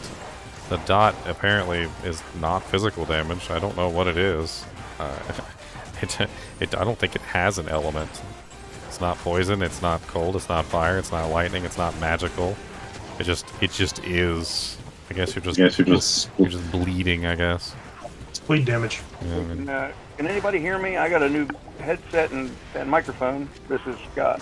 what's up, Scott? There was a little bit of feedback there from somebody, but other than that, I mean, your mic sounds good. I don't know who the feedback was coming from. Sure. So you don't hear any kind of problem on my end. It's not the most crystal clear. I was probably the feedback, but it's real good. It's good. Oh, you the one with the feedback. I don't know who that is. You went off my screen. There's so many people in here. It's not Scott. It's whoever was just talking. Dying. Yeah, it's you. I did a thing a couple weeks ago. All the sales that Blizzard's having on their, in their shop.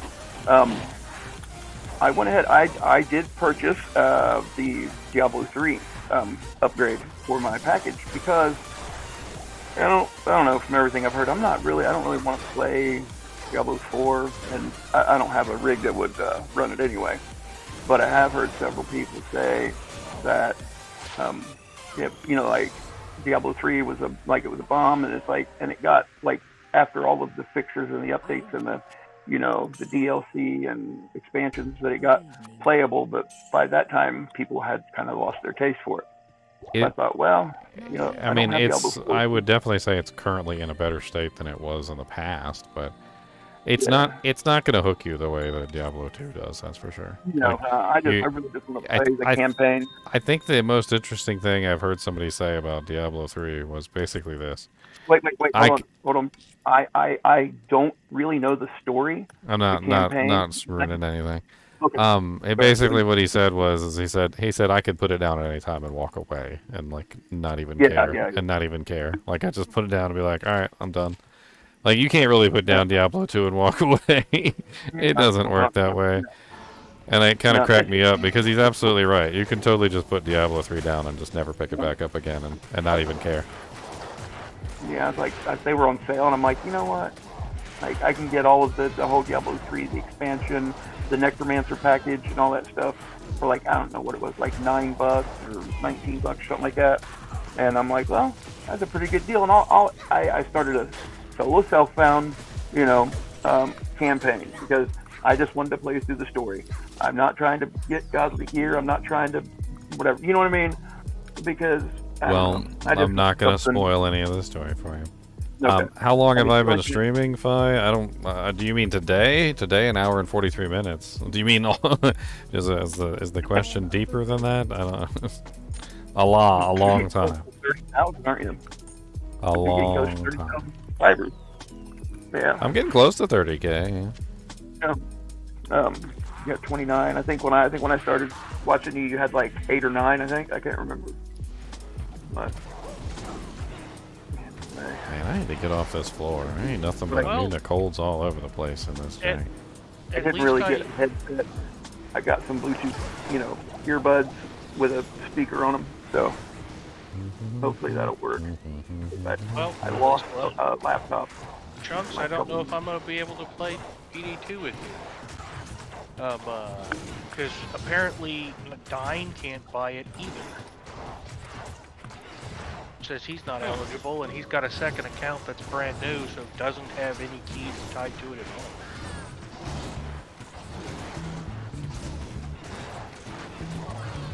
So yeah, I'm gonna have my microphone and Discord going through a Look on the Discord.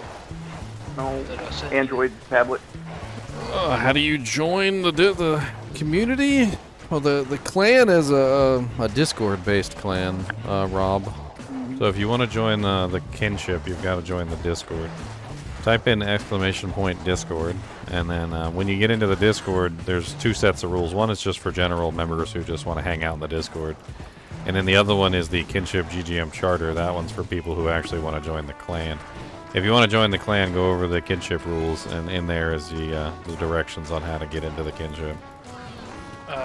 What do you want me to check out? But everything that we do in the Kinship takes place on Discord. So if you want to be in the Kinship, you're going to have to be on Discord. Oh, no problem, Dragos. Glad you enjoy them. What do you want me to check out? Which is easier on P8? Definitely North Star Smiter. I mean, there's a definite like cocoon-like safety to Freezing Arrow, but it's not easier than North Star Smiter now. I was watching something. You were shooting stuff. You were doing the Freezing Arrow gun. How to install or tech support? The problem I'm having is not with PD2, it's with getting it. Oh, I know. Yeah. I know, I'm just saying if there's 2 of you, there's links here in the how to install tech support channel. I'm just going to submit a ticket to Blizzard. I am overburdened. What did you try? Hey Ginger, are there any classes that like you're that you don't have any people that you might need? Like any? We have literally one of like every single class. We're fine. I mean, you can pretty much just pick whatever you want at this point. There's one that says if you already own the game, you can use this to check your. And that's entirely possible that I own the game, but there's no way I have keys, so I have to buy another copy with it. It's entirely possible that this Battle.net account has been around since that time period. Yeah, But whenever you put your name in, whenever you're yeah, I don't have any CD keys to put in to claim it. Do you have or the any way to email that down- you registered it? I do not. I'll put it to you like this. I didn't buy the original copy I had through the internet. I bought it from a store and put the CD key on the thing with tape. And when I don't remember where I got that email that registering the account was like 15 years ago. I'm fairly certain I deleted it.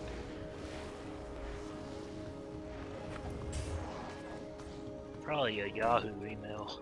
I These really bad- just want off of this. I want off of this level. I don't I was have like- my Yahoo. I was like 11 when I registered the account. So here, when you're on your Battle.net account, you go to games and subscriptions and scroll all the way to the bottom where it says classic games. Do you have anything there? Oh my god, finally. Watch me get greeted by gnomes at the door. Okay, in my Battle.net account, so like on the webpage, When you log into Battle.net, and there should be on the side should be account overview, account details, games and subscriptions. I think he means on the launcher. You know, it's funny. I remember us having this issue with somebody before who couldn't buy Diablo 4, and we went through like a million things to try and get you fixed, and nothing worked. Did you ever get it fixed?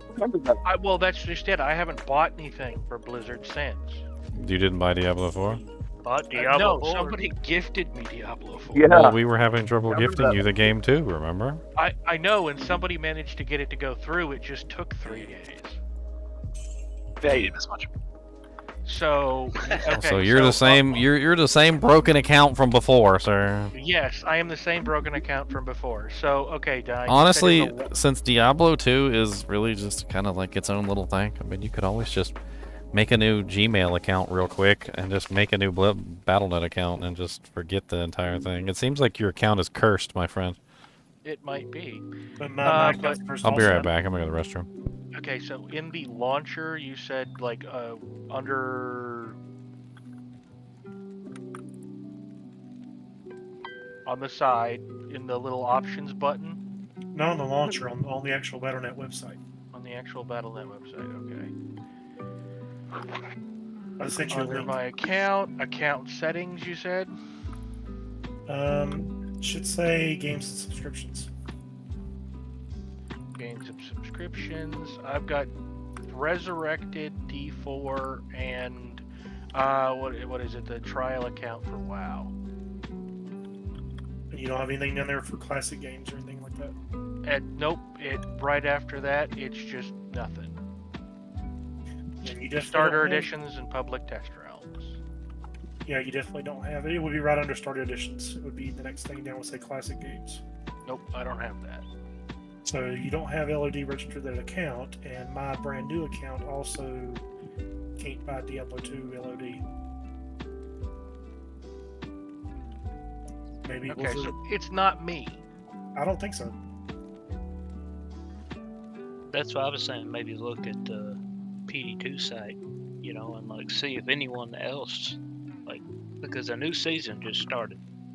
There's a lot of people coming from D4 that have never played PD2 and probably never played LOD or haven't played it forever and don't have an account. I'm assuming that would be under the tech support thing. Yeah. That's what I say. See if like there's any kind of, you know, similarity there, you know, and if so, how are these people getting on too? Correct, yeah. It would be an indirect way of like, well, if Blizzard stopped selling Diablo 2 LOD in June of last year whenever Resurrected launched, okay, how are y'all getting around that? Or how is there a way to get around that? Yeah. I mean, it'd be one thing if it was just one of you, but you got two people that can't. If buy it the was game. just my cursed account, it would make sense. If it was just your cursed account, then yeah, okay. But, you know, The curse is spreading. I mean, like, here's the thing what about did- my what weird did Don account. do? I registered it in the United States, and every time I go to the website, it takes me to the EU website.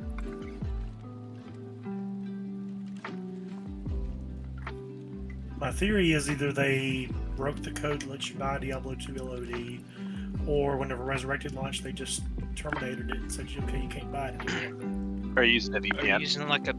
Yeah, that's what I was gonna Nope. say. I am not. No, man. Man, just create a new Gmail account, one specifically for that. Yeah. Third gear, You know, PD2. But that's call what I it did. Third Gear Classic or something. You know, like I mean, whatever. Just That's a lot make of another work. Gmail account. No, it's not. Try it. You would be 10 times by now. Oh my god. What Takes do you so guys, much work to what's make an everybody up to email. tonight? There's like a bunch of people on. What are you guys doing? I'm playing PD2. We're watching Ginger stream. Nice. I'm trying. I'm running around in tombs. I started playing a little solo Self-Bound, and I started messing around with the item editor this week, or the character editor. I made one of those bow sorcerer, fire crossbow sorceresses. That was pretty fun. Oh, the enchants work? Yeah. Yeah, anybody play that last season? The Demon Machine one? Yeah, the machine enchant sword. Yeah, that's pretty fun. It was pretty fun. I was screwing around with the engine paladin to try to make one that used like a holy build, and it sucked. I leveled with that bow sorceress, and it was pretty simple. Yeah, the gear isn't I crazy, started- except for Infinity. The No. gear really isn't that bad. You need like a vex. It was a great starter. Yeah. And then It's I probably started fun. finding. Yeah, it's probably fun for party play too, though. I bet with that big ass enchant. I started finding like a whole bunch of like good fire gear, and I eventually just went fireball. Watch the language though. Ginger's not here, but he's still streaming. Did I cuss? Mm-hmm. I bet.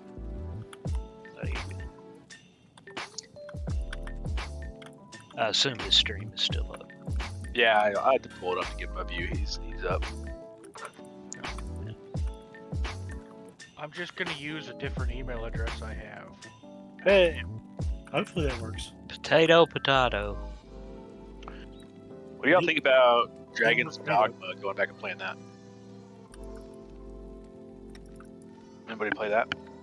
I've never played that. No. The new trailer looks so sick for 2, so I think that's. Then they had a big sale on the first one on Steam for like $10. You want to know what I'm super excited for? That's gonna be coming out. What? Oblivion. Yeah, dude, remaster. They're gonna redo that. Yeah. I can't wait. That game is. I love that game. Dude. I'm still waiting for the crowd-funded or crowd-sourced Morrowind. What's that called? Open Morrowind or whatever the remaster that the community's doing, the mod. I don't even know, to be honest. Yeah, with you. there's one where they're like rebuilding the entire game. That sounds fantastic. I think on the Skyrim engine. I'll post it. Morrowind was probably my favorite of all of those.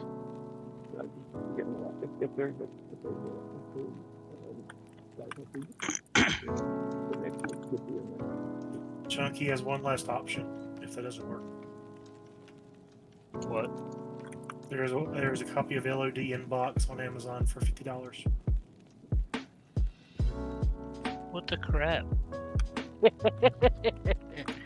It's the.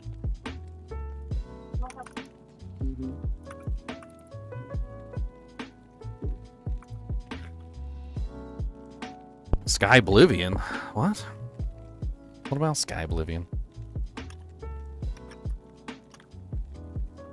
Are you talking about Sky Oblivion or the Oblivion remaster that was leaked from the big leak they had that they're actually going to make a remaster? Where can you farm as a budget elemental boson? Honestly, Maggot Layer is one of the most efficient zones. Literally go in there and just fire one arrow and it's just like, shoo, everything's dead. I guess it depends on the element, right? Your fire, cold, fire, stony tombs, cold, ancient tunnels.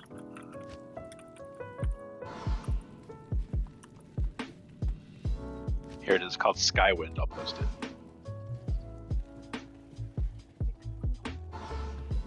Alright, level 2. What do we got?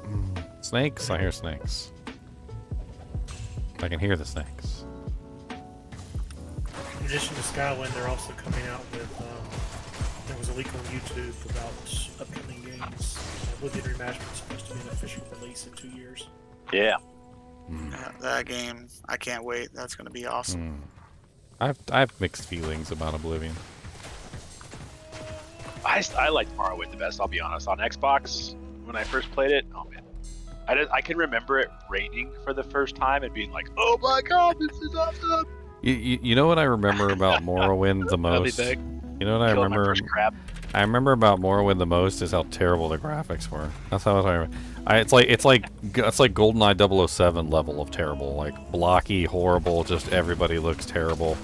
I mean, It wasn't that good, it's even back in the day. absolutely god awful graphics. And the combat system in Morrowind was awful too. It was very awful. That's why when you went to Oblivion, that's why the combat system almost completely changed between Oblivion and Morrowind. Yeah. Oh, Ginger, while you were gone, I was asking if did you play Dragon's Dogma? Yeah, I beat that game. Is it good? Yeah, it's pretty good. Worth the playthrough? I think so. It's definitely one of those games that you're gonna have to like figure out, though. Yeah. I can't remember exactly what I did specifically because as I played, I started to figure out like how to get the most out of my characters and stuff. And one of the things I remember distinctly was that I had no clue what the hell I was doing when I first started. I had to figure it all out as I went, climbing the monsters and all that other stuff. It got kind of crazy. I remember having a lot of trouble sometimes with just trying to figure out how to get everything to work properly together. A lot of backtracking in that game too, and I wasn't particularly fond of that. You're constantly going backwards and doing things in previous areas in Dragon's Dogma. Even the new account that I made is ineligible to buy. It's got to be your location. Where do you live? Yeah, Like, what's your country? The United States.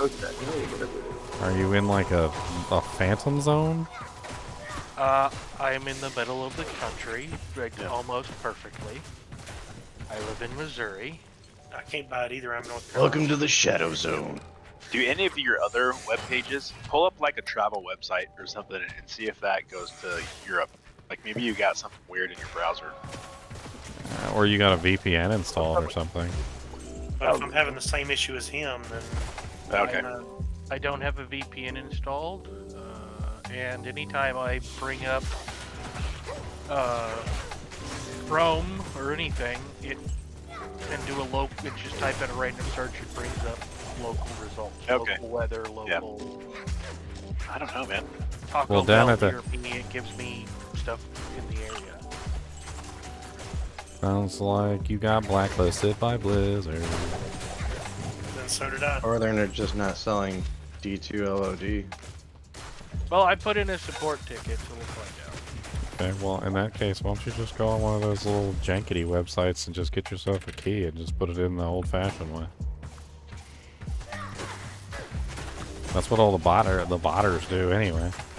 They just go get the frickin' keys off of like, I don't know, like what's one of those websites that sells keys? G2A.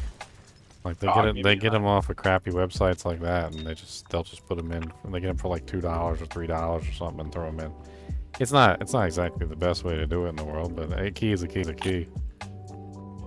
With those older games, you literally just go in there and register a key. And there's a function inside the Battle.net account where you just register a key. The bots actually used to just guess the keys.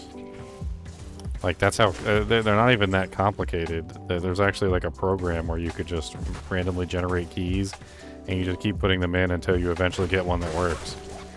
And people have reported like opening up a sealed copy of their like Diablo 2 and trying to You know, trying to like put the key in and it says it's already registered. Because they basically just guessed a key. I'll just wait for Blizzard to respond. I'm not in any particular rush. Alright, portal here. Let's find the waypoint. I'm level 70. I'm about to head into hell difficulty at level 70. That's a pretty decent level, I guess. Definitely use a couple more levels, maybe. From my microphone, because I have the game playing like just speakers out loud, not in a headset. I just wondered if it was interfering with my mic or any, you know. As long as you're push to talk, it usually doesn't matter, because then your game can't trigger the microphone. And then you just have to be careful not to talk when other people are talking. I don't think you were having an issue with that, though.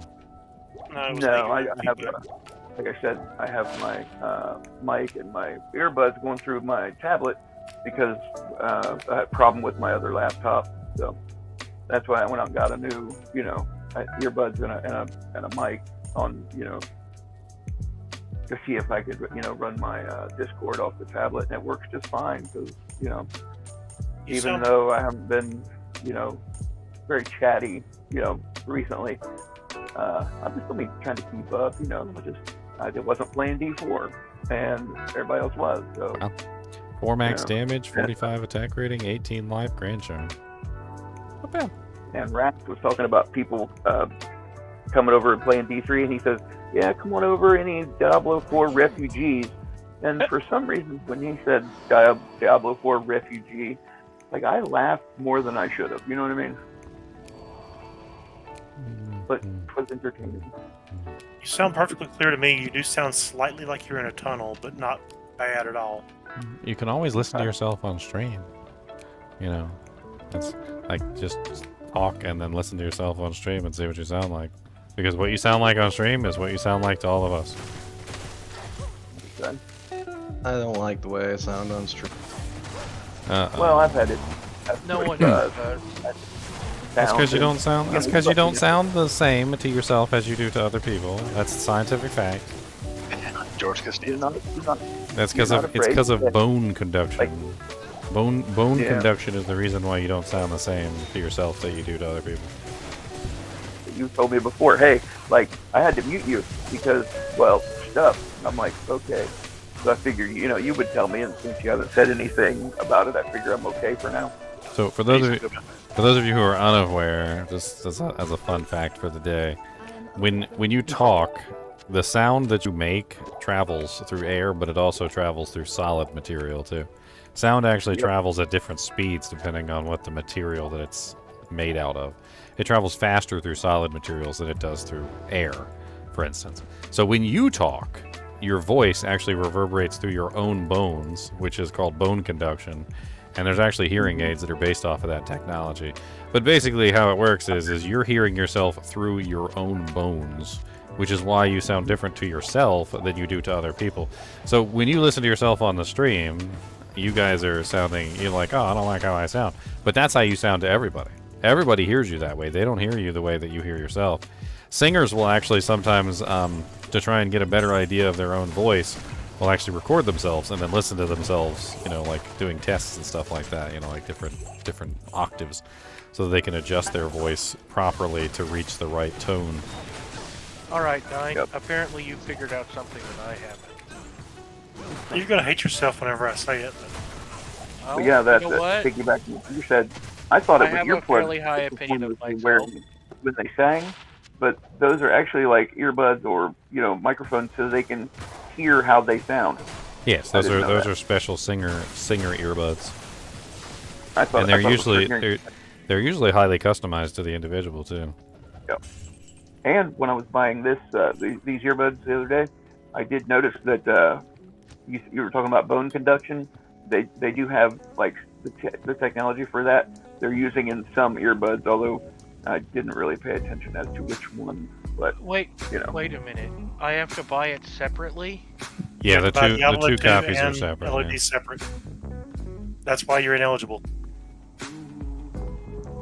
Can I just get these packaged together, please?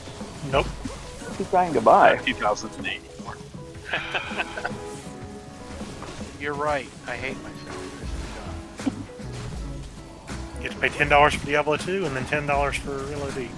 Gotcha. It's like a battle pass on D4. But you only have to pay it once. You don't have to pay nothing It if is you more got your fun. keys. I just put my keys in. That's all I did. I just grabbed my old CD and I put it in there. You just out of luck because you ain't got your old keys. That's all.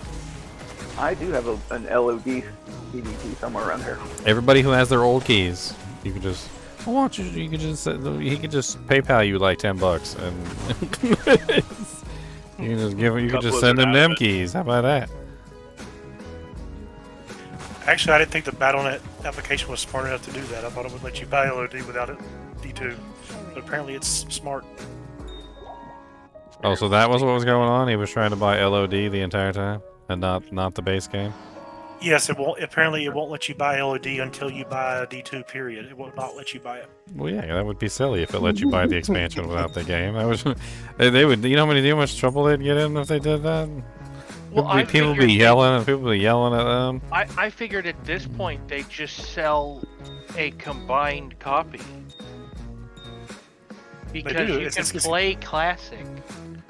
They do. It's called D2R. Yeah. Okay. Oh man, that's terrible. They're still not letting you get it. I'm getting ready to find out. It would be understood you had to buy both games because well, how are you going to run one without the other? Scott. All right, It's like now I that, don't like, have any you're problems. trying to suck it up. I hope. Well, I don't Who know what's knows? going on, but you're muffled like- all of a sudden, Scott. It's like Scott stepped away. You're muffled. Still? What do I There do with you the go. game key? I guess I need Okay. to write this down, don't I? I think I moved my head you because don't my wanna wife lose left the room. Sounds like you got a. If your microphone's not in the right position, we can't hear you. Okay.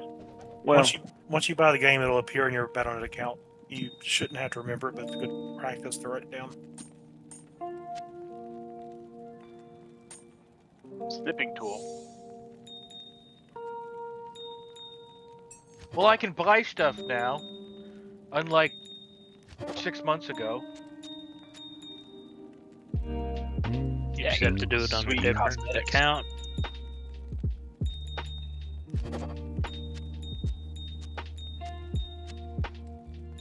Classy. I got all these gems. What else can I craft for this girl? I don't even know. I'm trying to When think. is last Epoch releasing? That's fully coming out soon. They got some work to do on that game before I'm gonna give it another try. Yeah, I didn't like it the first time I played it. There's some silly stuff in that game that just doesn't work. Some of the most basic things that you would expect from a game of that genre, like being able to assign a attack to your main click and be able to hold the shift key and then fire, and it's like functionally you can't play it the same way you do Diablo 2, and it's an ARPG that's exactly like Diablo 2. You run around and you try to do the same things, like hold down the shift key to stop your character and it doesn't work, and then you try to use your right click to fire and your left click to fire, and they don't want you to be able to do that. Your left click is almost dedicated entirely to moving your character and you can't assign an ability to it. Apparently they used to have it, and then they took it out in one of the patches or something, so now you can't move your character and fire at the same time. And there was a couple other gripes that I had about Last Epoch. One of the main things that really kind of bothered me about Last Epoch that didn't have anything to do with the actual UI or movement was every single encounter felt like the same exact monsters. It was really strange. There was I think 5 different classifications of monsters. There's a caster type monster, and there's a heavy bruiser type monster, and then there's your regular melee type monster, and then there's your ranged monster, and then there's your blowy up guy, right? But every single encounter that you have always has one of each one of these types of monsters, basically. And then no matter what skin the monster has, it feels like they're all the exact same monster. Like, anytime you come across a bruiser, they're all identical. They're all bruisers. Every time you come across a ranged monster, they're all the exact same ranged monster with, like, a different, like, color skin or something. Like, and it didn't take me very long before I got to the point where I was like, why is every single encounter, like, the same exact monsters over and over and over again? The same classification types, the same abilities, the same everything. It's like, they just change the color of the monster and think you won't notice. You said blowy up. Type of monster. And the blowy up monsters, like every single time you fight a blowy up monster, it's just like, oh look, there's some blowy up monsters. Let me not stand next to those because they're gonna blow up. I don't know why that's funny. Some hydration. I need hydration, Foster. Well, I thought it was releasing soon. That's why I asked. But it's still early access on Steam. No, it's still in early access, and it's got a ways to go before it's ready. No. In my opinion. I'll give it another try when they fully release, and I'll try and be fair. But if you watch my last Epoch playthrough on YouTube, I swear I do nothing but complain the entire time. What do I want to play? I think back to that the video where you gave your opinion on Diablo 4 when you said it was this is a game and it's still in beta. This is and everybody that's made a video like that, including you, before they start talking, they just take a big deep breath, like,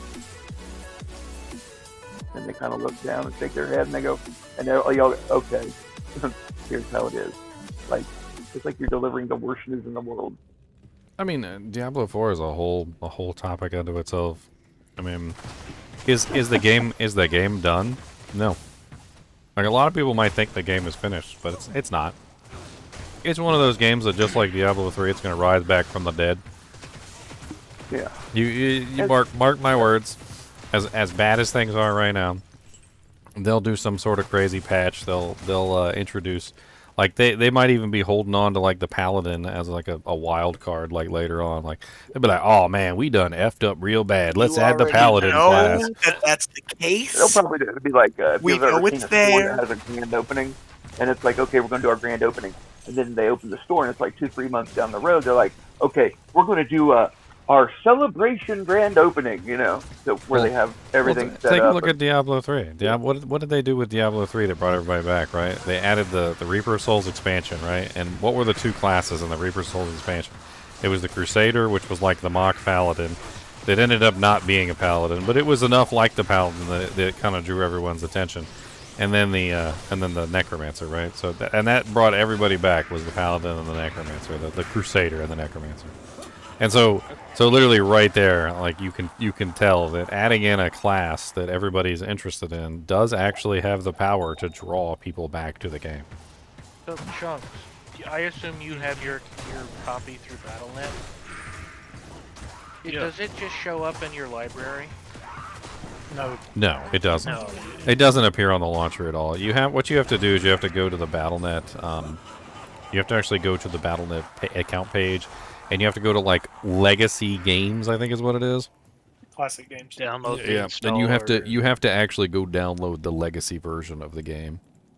And I have to download patches. I have to download the so what I assume I have to go through the entire process of downloading D2 and then Installing then it. LOD. And then LOD, yes.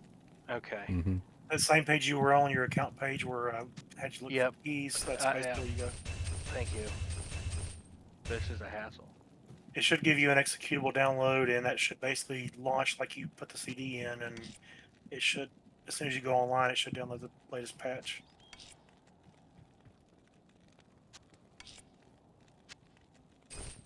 I think it's like 1.14D or C or something. Afternoon. 14D is the latest. It's bringing me to the download the Battle.net client thing. Nice.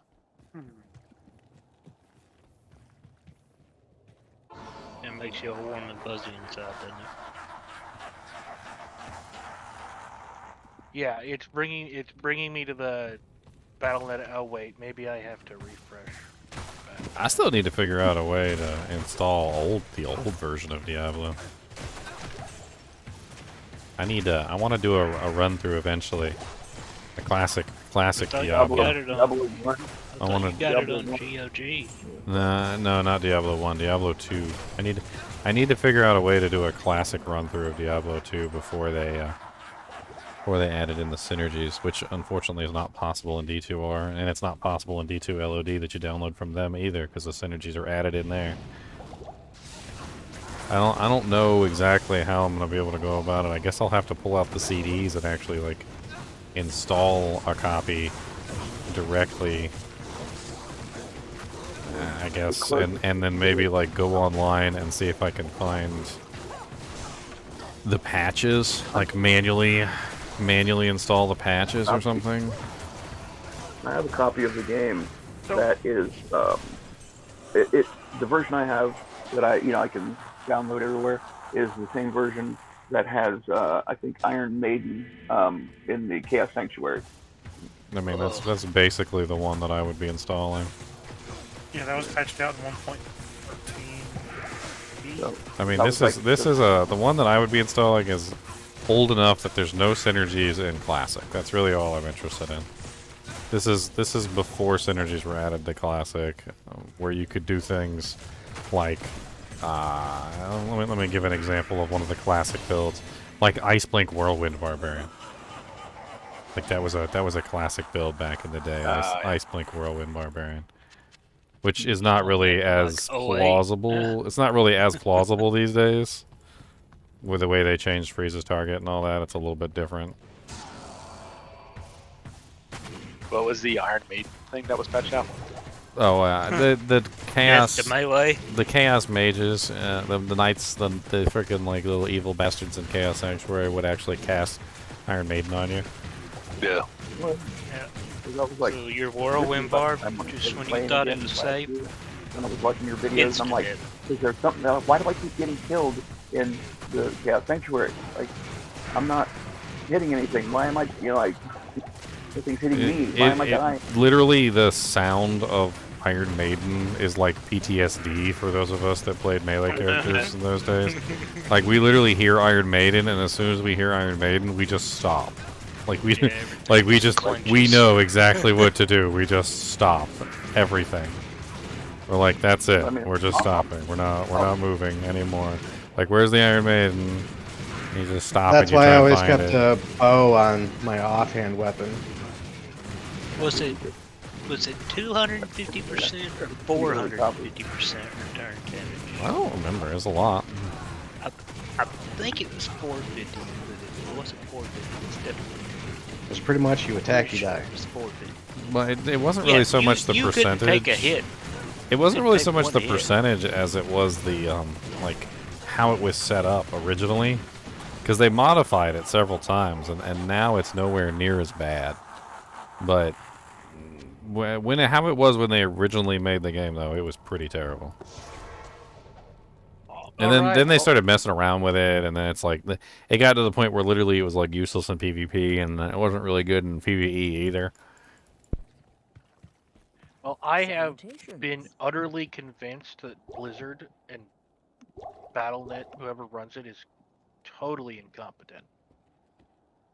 Yes. What's your point? Okay. Yeah, that didn't take a lot of convincing. So here's That's his facts. here's the thing. When I go to the classic, download the classics game thing, it doesn't, and I click the download Diablo 2 and Diablo 2 LOD. It takes me to the download the desktop app thing. See the link I sent you? I figured it out. Okay. When you buy LOD now or Diablo 2, the link goes to the main launcher page for the launcher, which Diablo 2 and LOD aren't on the launcher. So you have to look up a support ticket, and there's a support ticket that says, oh, the links are actually here. Well, Blizzard, you might want to move that support ticket and update the page. So you can also go to that tech support channel PV2 because it's got all those links on how to install there. Yeah, but it's sad. It's sad that PD2 has to do that whenever Blizzard's a multi-billion-dollar company and they can't. It just is impressive.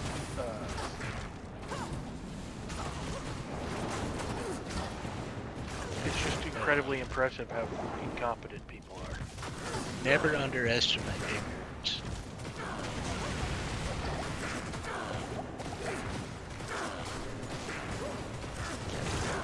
It just astounds.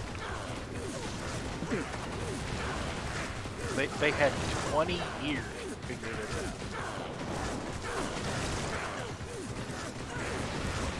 Became unfigured.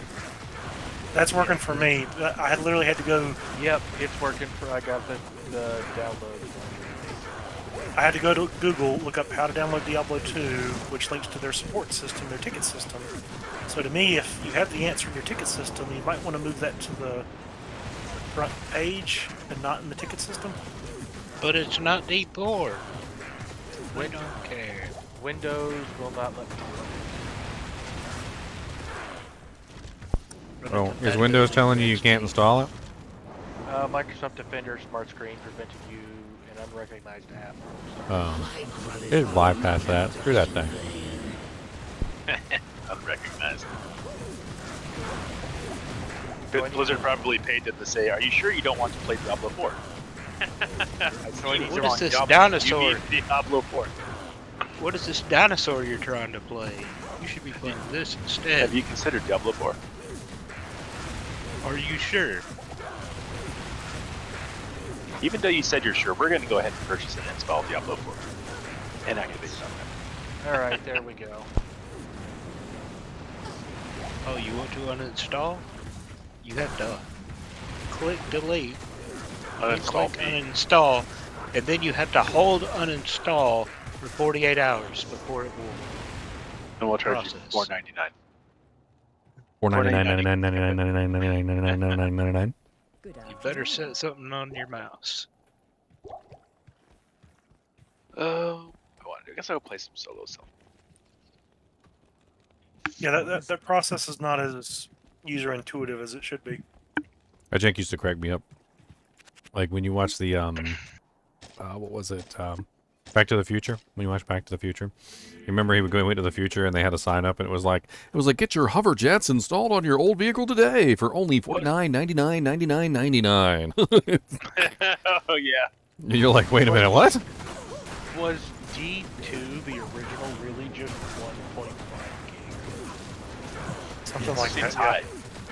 I mean, it's mainly sprites. It's not even like there's not even actually like texture files and things like that. These are sprites. Sprites are incredibly low, like just anything. Most of the stuff in the game is sprites. Was it 2 CDs? It was 3. The CDs was only for the frickin' the MPQ Cinematics. files, the MPQ files, which were cinematic. You didn't even need to install the cinematics. You could always choose not to install it without install it without the cinematics.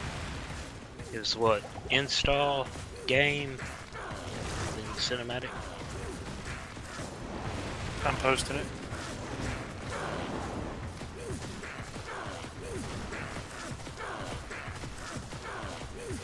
Well, I'm downloading something. But it's not telling me anything because navigation. I posted it in the letter chat. For D2 or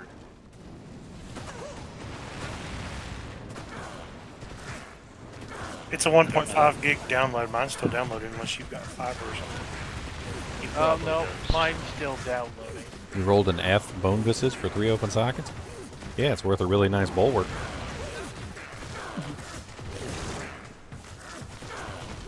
Bone visage. I posted the splash screen in letter chat. It's 1.55.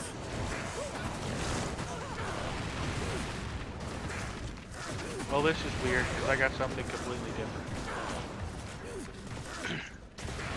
Well, you won't get that splash screen. The new download just does it all at once. They consolidated it into just giving it the full install. Boy, just shattered my Merc. you shattered. That's what I have. You can gear him properly. Oh, Yeah, he's that's the been new- geared properly. Oh, he's been geared. Oh, he's That's the been new geared. He was geared properly. Oh, he was geared. is geared up. I'm gonna go get my Magic Find amulet. The one I posted was the 100% CD, Magic the CD Find. installer original one. What does that bring me to? Uh, 75% ammo? That that ain't thing much is amazing, but that's alright. old. You seem to be surrounded by tentacles, Vale. That's a little creepy. Everybody. Look, Don't kick shit.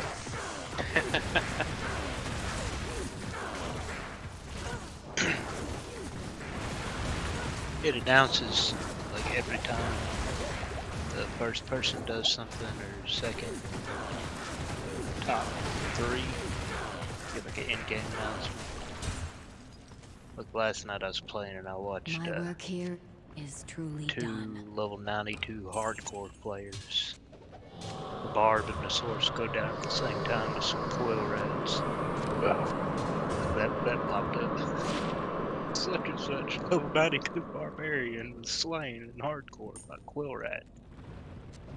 Quill rats ain't no joke. Oh, y'all be joking. Y'all be joking was about like, them quill rats. They ain't no joke. And it was ranked number 1 then. Well, he was till he died. They ain't no What joke. was the And old then quill rat that used to hang out by that waypoint? Them quill rats coming for you. They I don't remember the gonna name. kill you dead.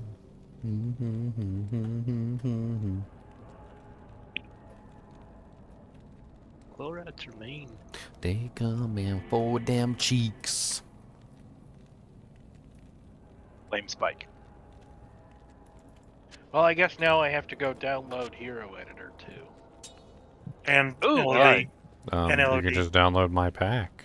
I was gonna say shout out to you for that, Ginger. I used it yesterday for a little bit to mess around. That's awesome. My pack literally has the hero editor in it, and it also has every single file you could ever want. Yeah, it was really helpful. Does it have the Necromancer's death sound file for the soundboard? You can make a necromancer and then record the sound when you die. Well, then it doesn't have every file that I want. Because I have it, and that's not on there. So you need to update that item pack. I don't have the sounds Does in I- there. It's not a sound pack. It's an item pack. Well, it's an item to me. I want it. And then I'm going to play with it every time I join chat. You need to do an impression of it. No. Evening. No, I don't. That's terrible. He loves it, but he can't even do an impression of it. Pathetic. Pathetic. Alright, let's do a little Pendle farming. Let's see what Pendle will drop us. Nothing.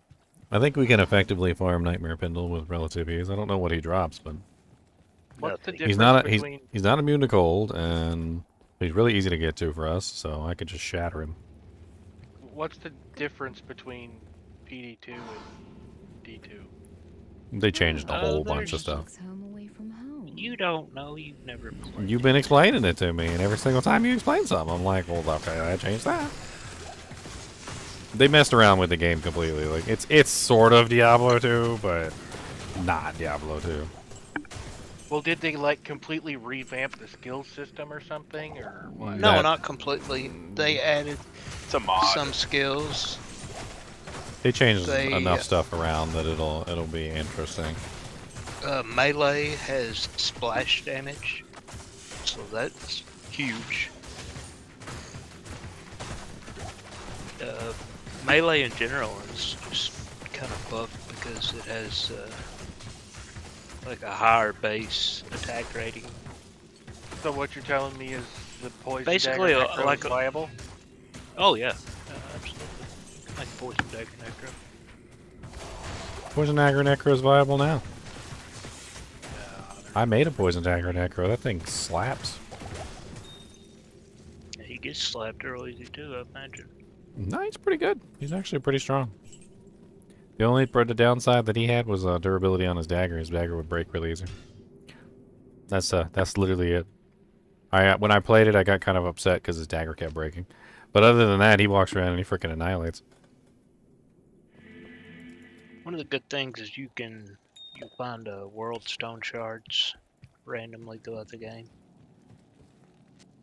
And basically, they're like a gamble on all your items. You don't have to use them. Are they like, what is it, the Val orbs from They're just a corruption? You can either make your item really nice or completely brick it. Yes, yes. You can, or you can, like, just get a bad corruption on it, like one that doesn't change the item, doesn't kill it, but it, you know, like, I don't know, adding pierce to something that really doesn't need pierce. Right. Well, it's not either it's great or it's bad. It's home away from home. You have the sliding scale of from brick to amazing, and anywhere You have the option with, like, say a Shaco. You know, it's you could get one to all skills on it. You or could I could turn it it into a rare and kill it. Yeah. Or you could get a socket in it, or Did you know what the best thing on a Shaco would be? cold resist, or cannot be frozen. That'd be sick. So what you're telling me is every time I get something good, I should just Worldstone Shard it and hope? No, I'm not telling you that. Not at all, because then you will have nothing. You will have nothing. I mean, you can brick quite a bit of stuff.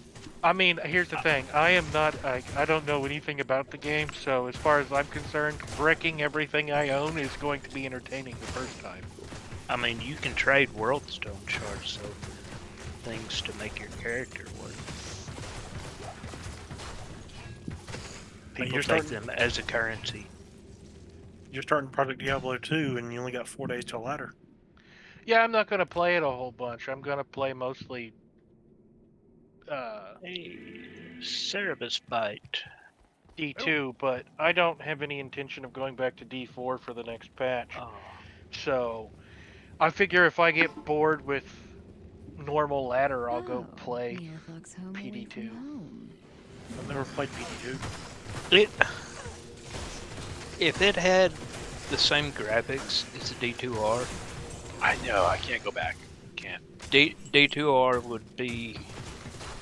I mean, I'm not going to say it would be irrelevant, but there would be a lot less people on it. I guarantee you that. Yeah, I thought. I've never played BD2, but it's like. I mean, there's so much just quality of life stuff. Like infinite stash. I really. Yes. Not infinite, but you have 9,999. 7, 8, 9. You have 10 for a ladder.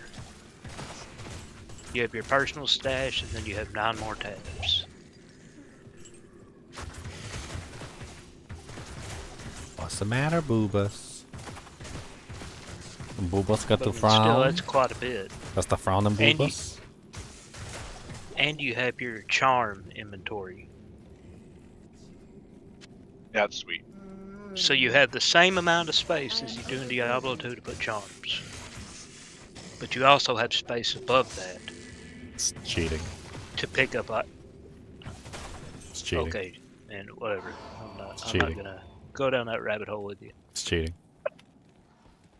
If I can carry, we have like, we have a literal statement from the original Diablo 2 developers that the entire purpose of charms was to force you to choose between space and power. Well, and they basically are it just like, probably here, wasn't have the meant to be power. modded either. They're like, here, have the power and the space. Well, I they guess allowed you it to can, be but I don't modded. think it's good. Straight up cheating.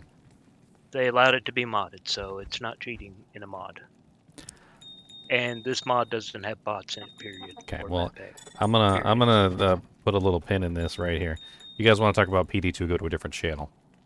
Oh. As far as I'm concerned, if you guys want to fight with me over PD2 and whether or not the things within PD2 are legitimate or not, in terms of whether or not they actually fall within the rules of Diablo 2, you can take it to a different channel. I'm tired of having these discussions with you guys about what is legitimate and what isn't legitimate with inside of Diablo 2. We have rules literally set down by the original developers of the game that state that this is okay and this is not.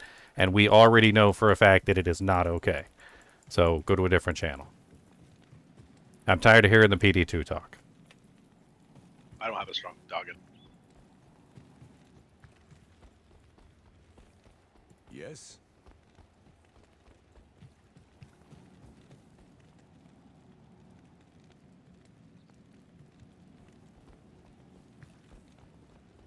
But I think I picked the right time not to talk. Maybe my medicine is working. Anyway. Just tired of dealing with it. Every single time I turn around. Every single time I turn around.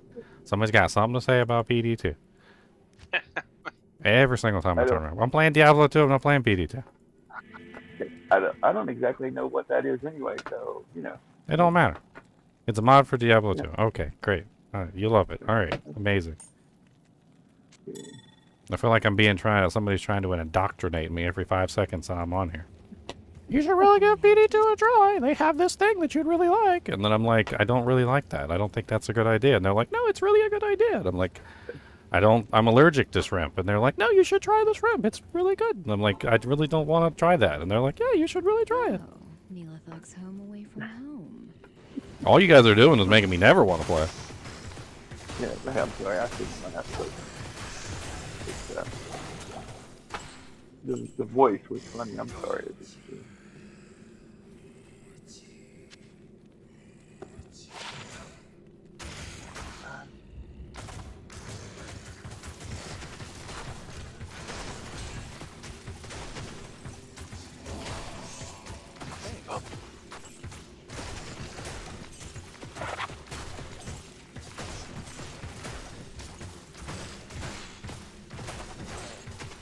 Anything good from Pendle? I've gotten nothing good from Pendle so far. I can't carry it. What level did you make it to? Currently level 72. Beat Hell Nice. Dale already. Working my way towards Hell, I guess. I'm just trying to see if I can get some equipment before I swap over to Hell. Something. I feel like every single time I play these solo Southbound runs, my characters come out looking like a hobo. It's like, oh yeah, what'd you find? Well, I got a little rock and I put some tape on it and kind of turned it into a sling. It's a flail with 3 L's and a PH. Come on, Merc, live, don't die. Merc. I'm trying to figure out which of my old characters that I want to delete, you know, to make room for the upcoming season.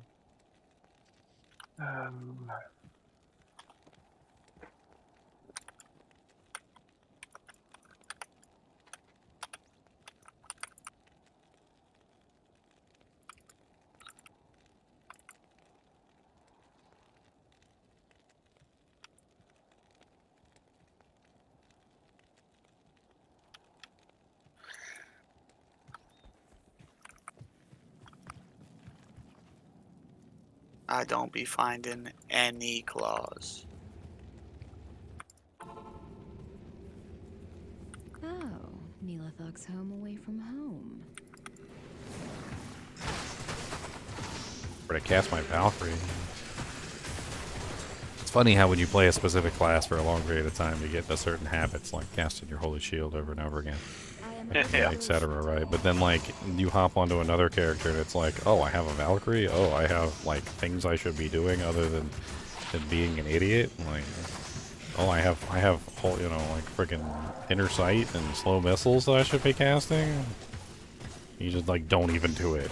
It's like, oh yeah, I know I should, but remembering is hard. Solo Southbound P8 in normal. You drop a chipped gem like every second. So many.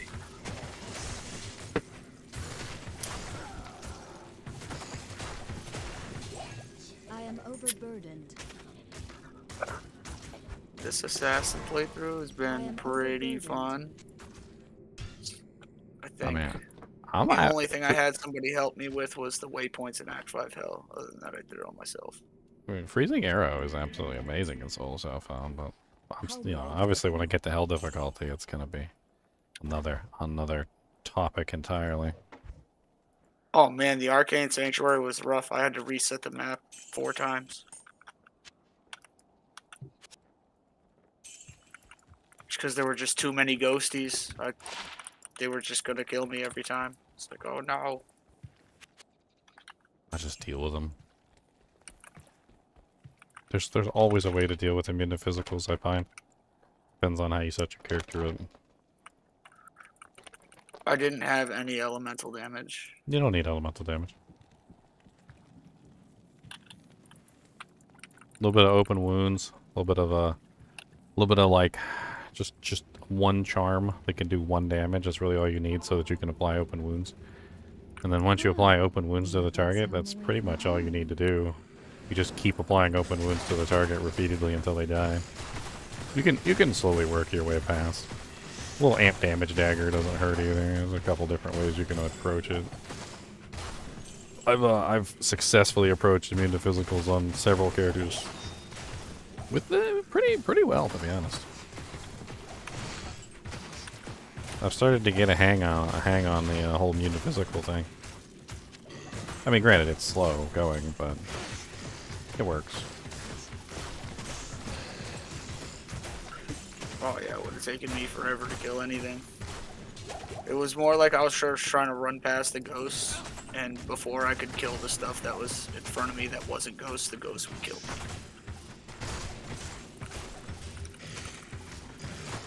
Oh, that hurt. Oh, that really hurt. Ouch.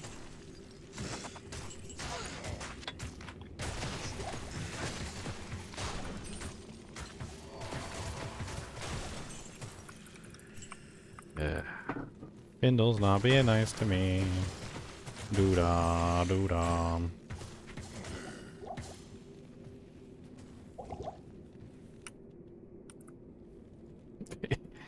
You know, it's so funny. I get this. As a content creator, I get this all the time. People come up to me and they're like, "Oh man, aren't you so excited about Enigma?" And like I finally got my Enigma. Isn't it great to have Enigma? Like, it's so amazing to have an Enigma. And I'm like, I don't really use Enigma. And they're like, what?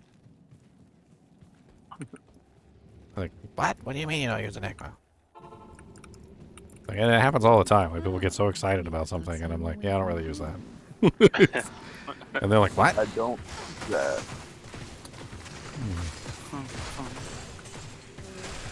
I mean, it's just like the whole charm inventory thing. Like, I think it's straight up cheating, and I don't like it. So every time somebody's like, and it's really cool, you get your own charm inventory, and you don't have to worry about your charm space. And I'm like, yeah, I don't care about that. I like having the charms in my inventory. I like it. I like the pain. Where you have to in your strategy. You know.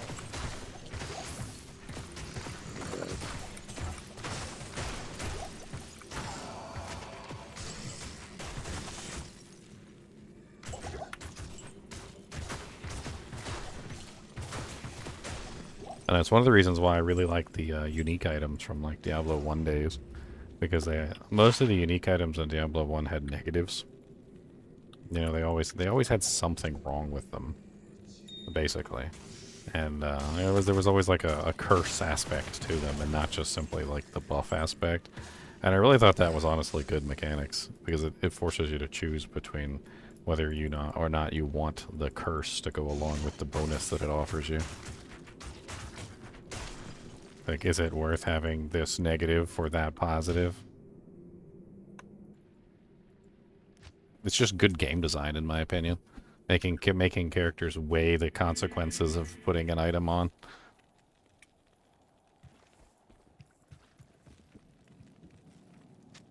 That's kind of how the charm inventory is designed in the first place. The whole charms, they're forcing you to choose between power and inventory space.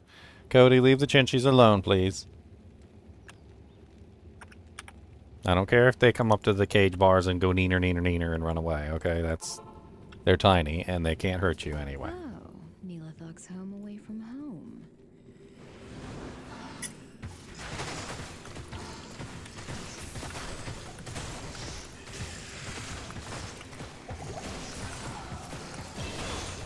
A small charm. You shouldn't have. Probably check that Hyperion Spear too. Ooh, rare map bow. How good are you? Wow. Can't carry anymore. Cody, stop trying to eat the chinchies. This couldn't have IAS on it.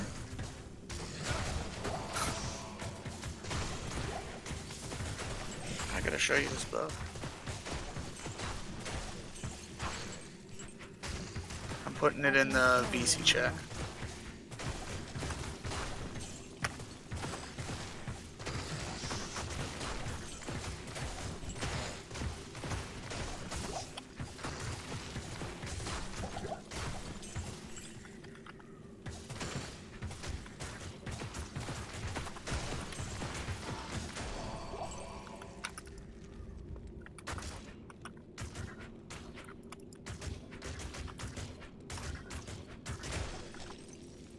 Tools mod. Ooh. That thing had IAS on it. A lot of AR. I was looking at a map bow earlier, and I'm like 187 dexterity. I don't know what it is about the dexterity requirement that's so high on the solo cell phone character. I just don't. I guess I just don't have all the other stuff to go along with the character. You know, like Annie and Torch and all the extra stats that you get from some of the other pieces of equipment. I'm just missing out on most of the stuff that you need. I guess to get you all. Oh, stop frowning, Kubus. Quit frowning. No frowning. No frowns. No frowns. Get your frown out of there. No frowns. Yeah, there you go. Now pop your pimpums.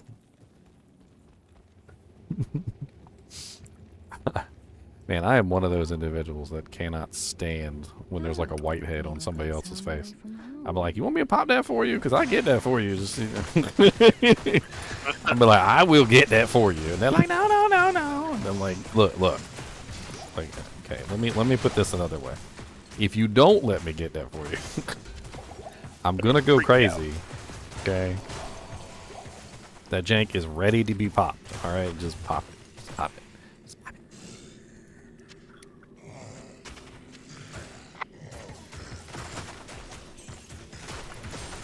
Oh my god, I had this conversation with somebody one time. This was a long time ago at a craft show. I used to sell jewelry, and I made pretty good money at it.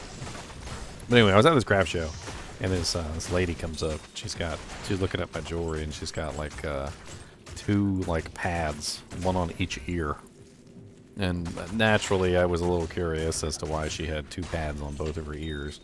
And I was like, so what happened, right? And she's like, oh, I went to the doctor, and she said I had a double ear infection. Right, and she's got like medicine and stuff in her ears, and they put like pads over it, I guess, to like hold the medicine in or something. Anyway, so I being the kind of guy that I am, where I like to teach people things, I inevitably ended up trying to teach her a little bit about ear infections. And one of the little tips that I gave her was, hey, don't clean your ears so often. I said, earwax is actually good for you. The entire purpose of earwax is to slowly move the bacteria out of your ear, which is what actually prevents the ear infections. And she proceeds to tell me that she always cleans her ears like 2 or 3 times a day. And I'm like, I was like, if you overclean your ears, you'll definitely get an infection. And she says something along the lines of, well, I can't leave that nasty stuff in there, or something like that. And that was the moment which I knew that I was just going to give up that line of reasoning, because I literally had just told her what caused her ear infection, and she was like, well, that's not going to happen. Like, I'm not going to stop doing that. That's impossible. Like, I'm just like, oh, okay. I guess you just can't stop cleaning your ears ever, even when you have a double ear infection.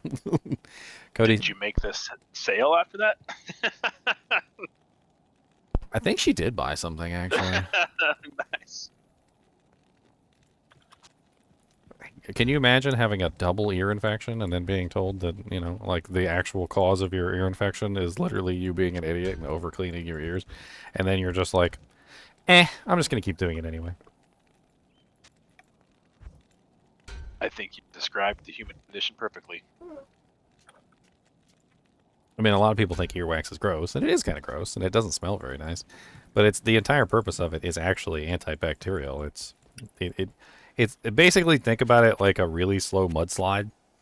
And when the bacteria gets stuck in the mudslide is constantly moving outward, or at least it should be anyway, if your ears are in proper health.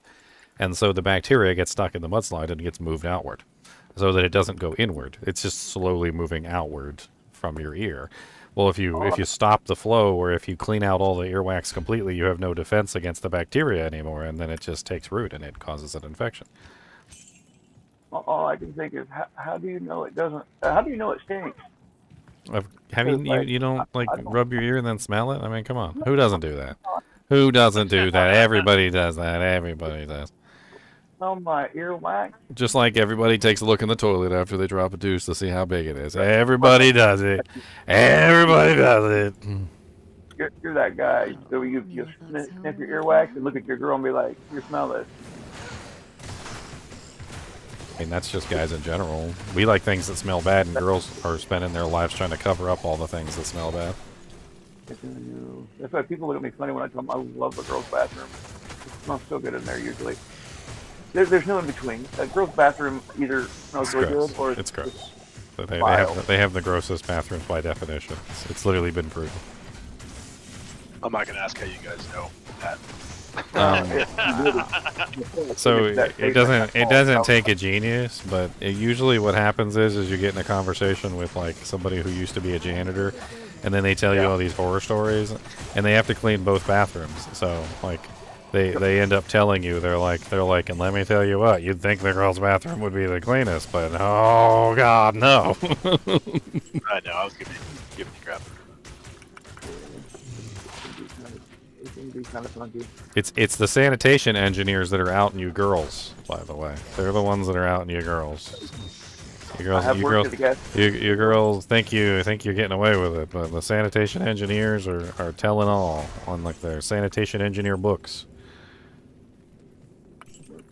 They're letting the whole world know. Yep.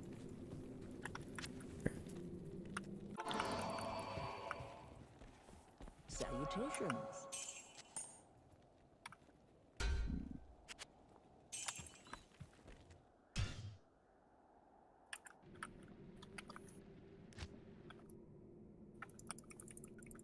The whole world.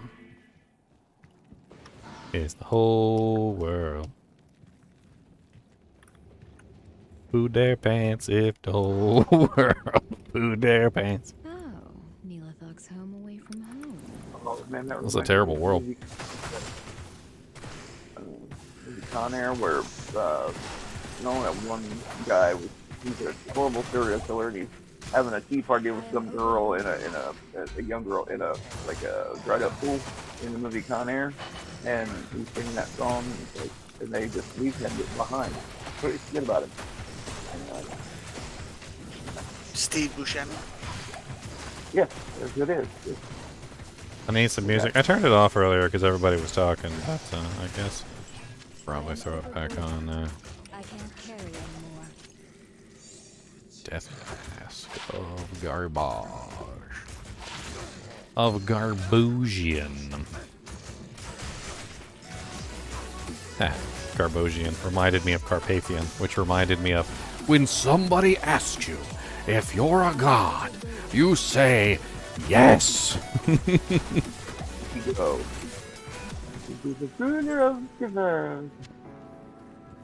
What did she do? She's like, are you a god? He's like, no. Then die.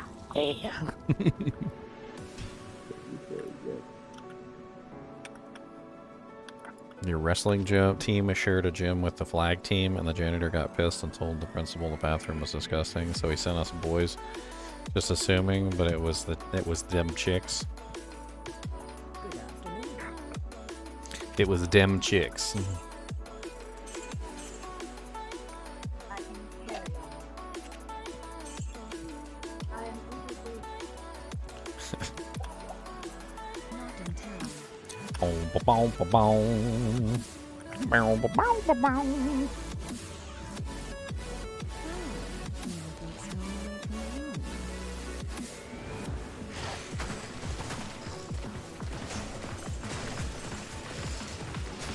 Serpentine skin armor.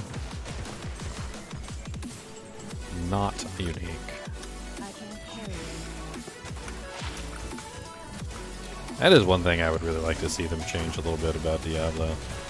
Even if it was just +1 skills, I would like to see rare armors have the ability to roll with plus skills. Yeah. Just simply because I think rare armors can be surprisingly good. Especially when they roll with some really nice stats, and then you can socket them and throw something nice in them. It's kind of just unfortunate that the fact that they don't roll with skills makes them mostly useless in like all scenarios. I mean, I wouldn't want +2. I feel like +2 is pushing it because there's not very many +2 armors in the game as it is. Like you could probably count all the +2 armors on like 2 hands, but and that includes the Rune Ward ones that are made specifically for those classes. But +1 I think is a fair shake. I think if you did like +1, that would be fine. Not necessarily overkill or anything. And then you'd end up with some really nice like rare armors that have like +1 skills, say like I don't know, like 2 reses maybe, and like faster hit recovery, maybe a little bit of life or mana or something like that. And you just have like a really solid plate that wouldn't necessarily be the best in slot, but would be pretty amazing. It would get you a little bit more excited about finding rare armors in general. What about +1 skills on a ring? Crafted rings. No, man, that would take away the... Too OP. It would take away the fun of finding the BK ring and the Soj, yeah. I mean, maybe if you did tab skills could be interesting. Not quite not quite as OP, but interesting.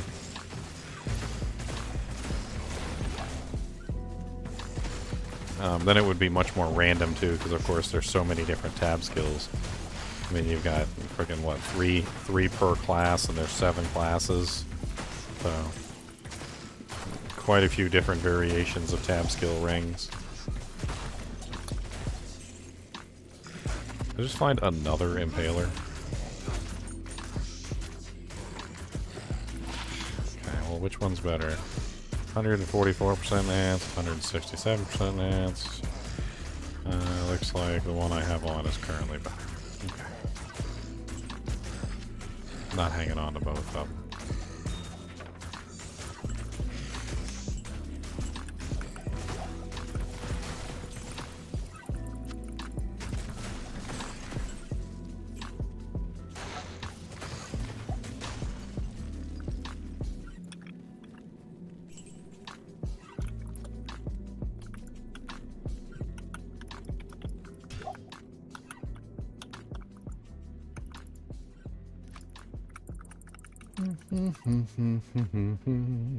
I mean, I'd be fine with them adding in like some crazy items that are like level 99 only. I think that'd be cool. I'm not opposed to that. I think by the time you hit 99, you're pretty much done with the game anyway, so I feel like it's not really broken at all. It's just rewarding a character for hitting 99. And quite honestly, I don't know how many people actually still play their level 99 characters once they hit level 99, but I don't. I also do not. You kind of just like lose all interest in playing a level 99 character. Like once you hit 99, you're like, whew, I'm done. All right, I'm never looking at this guy again. I'm leaving on a jet train. So, I mean, having some kind of interesting things that you could potentially use at level 99 might make it more interesting to keep playing a level 99 character. I don't know.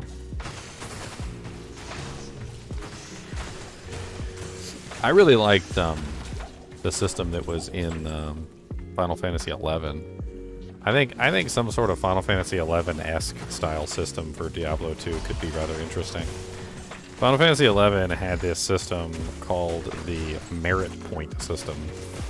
And after you hit level 75, which was the cap in that game, you could switch your EXP gain over to the merit point system. And so all EXP would go toward the merit points And the merit points required, I mean, they had a lot of EXP that you had to get for each one. I mean, it was basically the same as like leveling up your character for 1 merit point.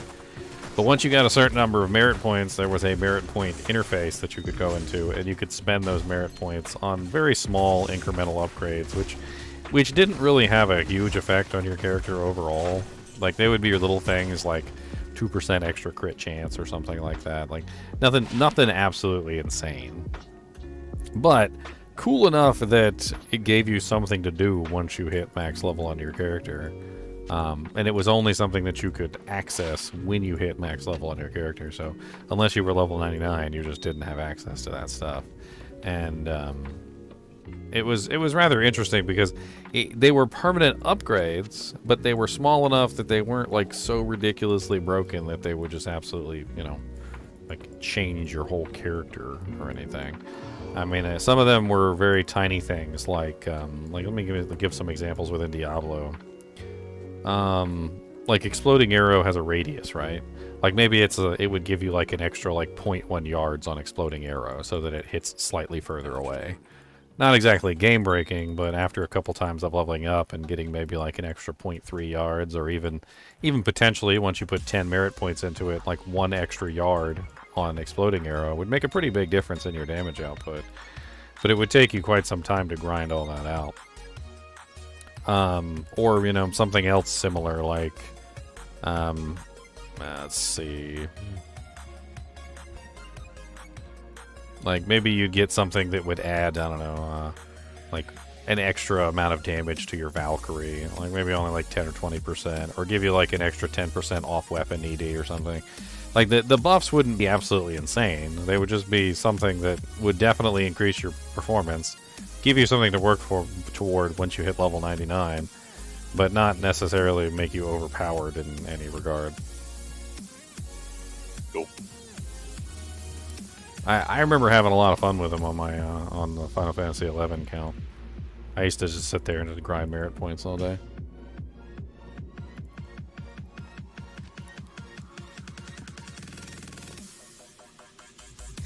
Could be interesting for the melee classes too. Like maybe you could add something where it's like permanent negative like 1% enemy defense, and like every time you put a point into it, you get like another negative 1% enemy defense, and so it would just count up slowly.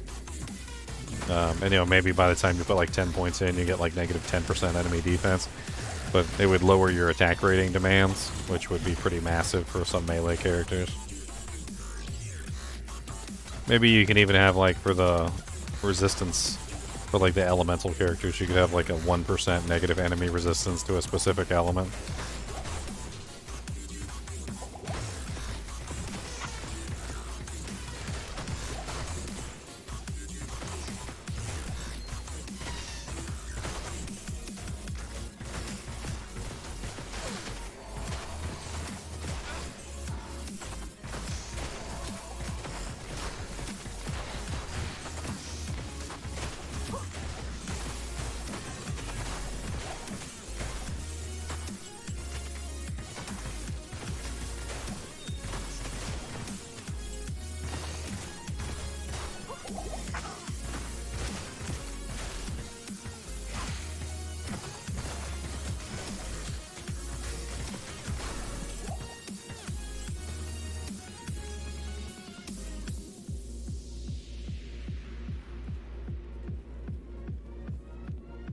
I mean, it does sound good, doesn't it? I think a lot of people would be interested in a system like that. And obviously, with the ladder resets, you'd lose access to your merit point system. But it would also kind of make it very interesting to see, potentially, like for non-ladder characters, is that you could, you know, spend a long time maybe grinding out merit points to see how powerful you could make a character. Could be interesting from that regard as well.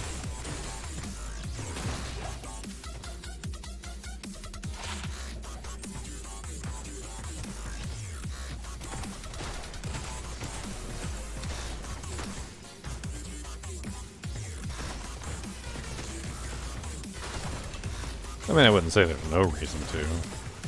Level 99 is definitely something that I would probably say do at least one time. Getting an appreciation for how long the grind takes, I think, is kind of important. Some people don't even understand how long it takes to get to level 99. They see somebody else get to level 99 and they're like, eh, whatever.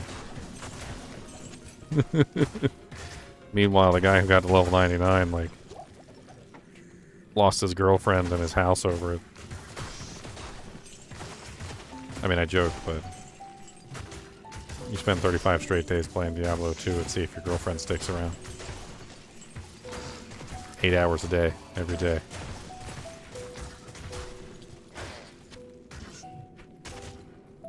It's kind of rough. You went to a wedding somewhere in that and missed the day. I mean, yeah, basically, that's all I'm saying. Respect the grind. I still remember one time I was talking to somebody and they're like, oh yeah, I've had plenty of level 99 characters. They're like, I got a whole bunch of characters level 99. And I'm like, no, you didn't. I'm like, no, you didn't. You didn't get a bunch of characters level 99.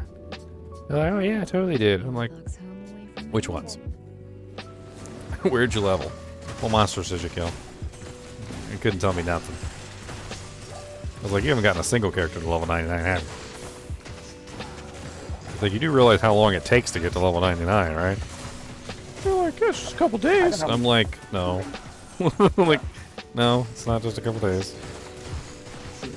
I played part of last year in bed because I was sick. I was critical a couple of times. I just blah blah blah, you know. And I played this game all the time, and I have gotten a character to level 91.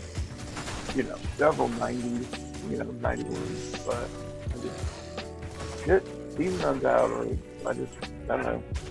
I just want to play something different than the same character for a month and a half.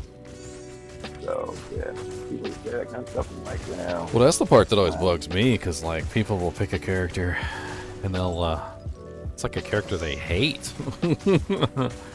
And then they play that character till they get to level 99, and I'm like, I can't do that. I can't play a character I hate for like 30 straight days. Like, I'm gonna pick a character I actually have fun with. Maybe it'll take me a little bit longer, but at least I won't be insane by the time I'm finished. That's why I picked the sorceress when I did mine. Hard and work, OP as hell, you know. And they play them, and I'm like, I've made like one. I don't like it. I just like playing Hammered, you know. And so I couldn't imagine taking a character that I did not like playing all the way to level 99. I'll be damned. My take on Hammered In is it's just too easy. It's like a, yep.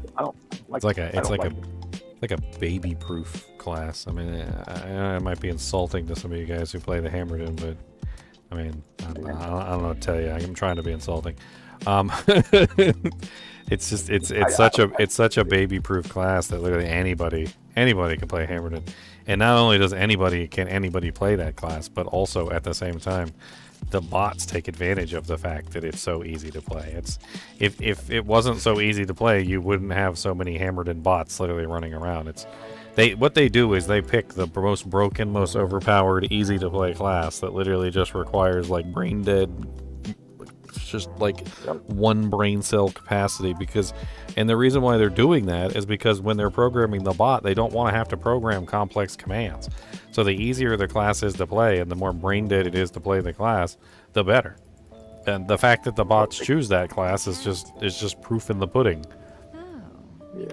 Like I said, I was trying to figure out which characters to delete, and so I was looking at this Amazon like season 2 as far as part of the kinship, and I was like, well, maybe I can. Let me see what, you know. I thought, well, oh my God, like this is an early character. I'm like, what was I thinking, you know? So I was like, well, maybe I'll just. And I've been playing her ever since I started talking to you, because I don't know when I got stuck. I was like, you know, do I make it hot, cold, or physical? Well, that's another thing that I don't really particularly like about the Hammered In is I think I tried before, but there's no real way to actually level as a Hammered In. Like Yeah. if you want to actually try and level as a hammered enemy, it's next to impossible. It does not work properly like leveling as a leveling build. You end up in really weird situations, and it just doesn't do the damage output that it needs, and you don't have the mana that you require, and it's like eventually you'll get there, but it doesn't have the leveling potential that other builds do. Like if I picked any build just about, I could just level as that build. Yeah, it might be a little bit rough, but I can usually pull it through. If I want to be a freezing arrows on, or exploding arrows on, or lightning fury, like even lightning fury, you can use charge strike and things like that on the way up. But there's really nothing you can do with hammered, and it's either hammers or no hammers. You don't really have a. There's no really secondary ability to hammers, or like ability that works its way up to it, or anything that's even remotely similar to hammers within the paladin tree. It's an oddity. Of course, it was a bug in the first place. So, but I understand why people enjoy it. But I've never been the kind of character the person that just wants to pick the easiest class and just go with the easiest class.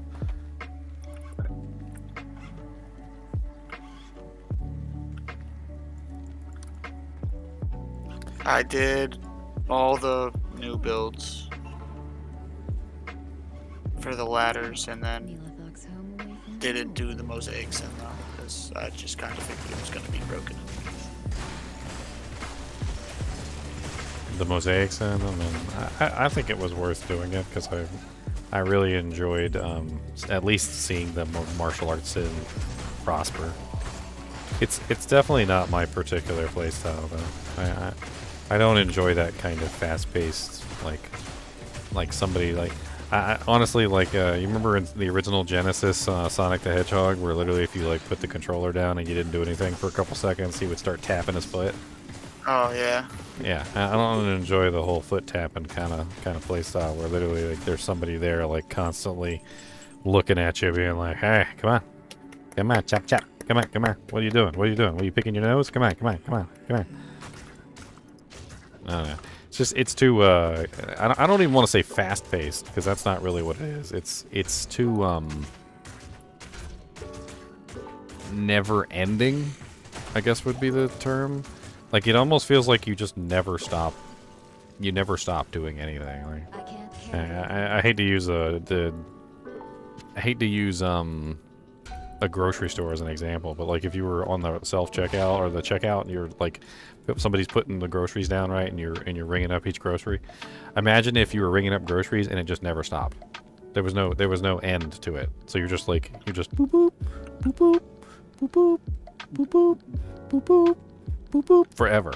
Just never ends. That's how it feels to play a Mosaic Sin. Your cycle never ends. You're always on to the next doojank. You're always moving on to the next thing. You're always getting to the next pack of monsters. Like you can't stop. Can't stop, won't stop. At your service. I might make a strafe is on this season. Do it. Do it. Never played one.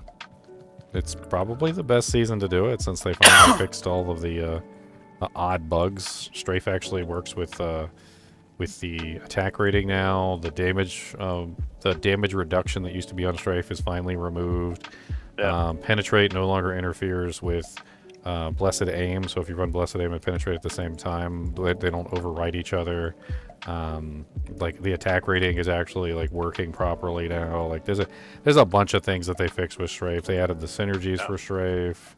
I mean, it's definitely the best season to do a Strafe Son on. That my season 2 non-ladder Amazon now. That's what I actually did. I was like a level 55, and I respect because I don't know, I was doing dumb things a year ago, and actually that's what I did is I went with a Strafe just because I had a Harmony bow and a Ravenclaw, and that's about it. So I decided. It is Vadine. It is 100% is. I am gonna make one in Character Creator. Check it. The other thing about Strafe BGM is you don't necessarily have to do a physical Strafe build. So one of the main things about Strafe is that Strafe is probably one of the best, if not the best, freaking proc effects in the game because of Pierce. So you fire 10 arrows and then you can pierce a total of 5 times with a potential 6 hit at the end. which is a maximum number of hits of, what is it, 60? So you get Yep. 60 total hits. So, like, say, for instance, you had a proc effect that's like 10% chance to proc. Your 10% chance to proc over 60 hits is still going to be, what, negative 90%? So it's still going to be 6 out of each time you fire strafe. So every single time you click the button, you're still going to get like 6 procs out of the 60 hits, which is a lot of hits in one click. And then so procking effects in general tend to work really well with strafe. Like Ice Bow, which has the Frost Nova, Brand Bow, which has the Bone Spears. I'm trying to think. There's a couple other ones, but like there's tons of various items and things in the game that have procking effects on them that actually work surprisingly well with strafe. So you don't necessarily have to build a physical strafe on. You can build even a proc strafes on, which is a whole thing too. I actually played around with that in previous patches. Honestly, though, it's probably even more powerful now with the addition of the Sunders. Because I imagine what you could probably do is you could build, like, say, all lightning procs, and then you could put a lightning Sunder in your inventory, and then get negative lightning res, and then probably dish out a pretty massive amount of damage just proccing things like Nova, Lightning, Chain Lightning, like crazy stuff like that. Wildwood String procs amp damage. I think brand procs amp damage. Might as well. It's wind struck though, not the other way around. But it is actually what is it called? It's really high percentage though. Wildwood String says 2 chance amp level 5 amp damage on strike. Which Wild String? Yeah, which Wild String is decent. It's kind of low damage, but it does have a lot of things like amp and all the other stuff attached to it. That might not be a bad one, like swap. I actually designed an entire like CB, like crushing blow strafes on around that. I remember. I was there. It was fun. And it's just an interesting build. It does require 2 burr runes in the Witch Wild String, but yeah. I think I might do that. I'm gonna start messing around with character.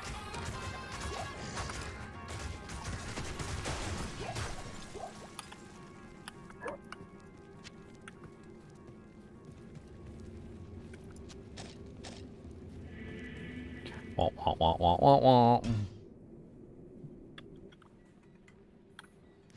Actually, I'm gonna mess with them. Go for it. I'm just gonna on single player.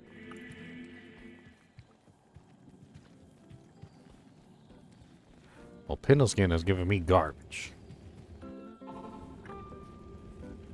Oh, Neelathog's home away from home.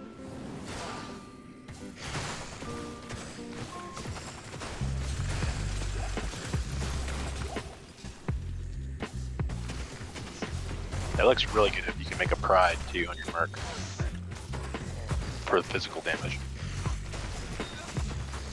I don't generally recommend Pride. It completely removes your mercenary's ability to survive. It has basically no physical damage on it, so your merc becomes an aura bot for you, but the problem is then he just doesn't have any physical damage to life leech or anything, so he ends up being completely useless. If you're gonna go with, I don't know, I guess with Pride you can get Might and Concentration at the same time, but Mist on the Act 2 girl has Concentration on it too. Oh yeah. I mean, there's a bunch of different ways you can go about it.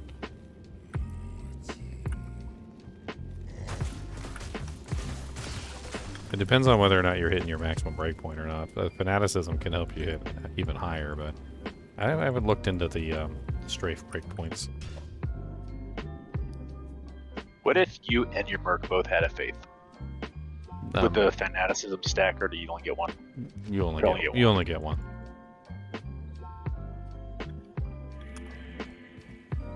Usually only the higher level one stacks, but yeah. Apparently there's some weird stuff that goes on if two things are the same exact level. some odd things start to happen. I've heard bad things and some good things. Mostly bad things.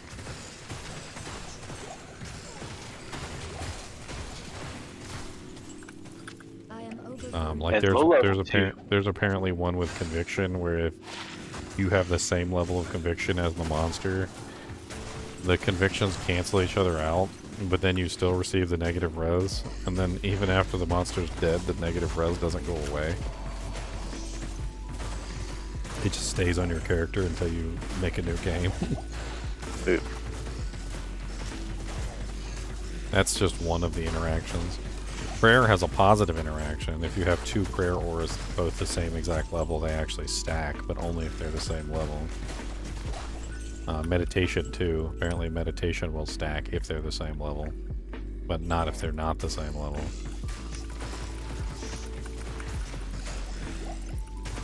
Basically all the ones that revolve around prayer will stack in that way.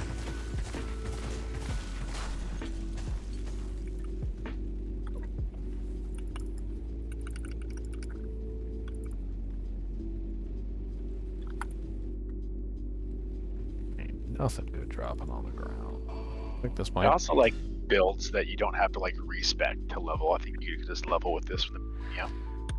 Yeah, you could totally level up with strafe. You gotta have a nice physical damage bow, so you'll be looking for that.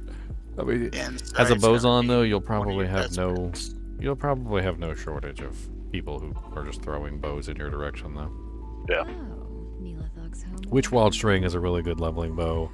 It does have all resistances on it, which is nice, and then the amp proc. Because strafe is one of the best proccers of effects, Witchwild String's amp will actually go off like all the time. It's pretty common actually for strafe sons to get that amp, which you can also get amp from like Atmoscarab and stuff like that too, which is pretty common.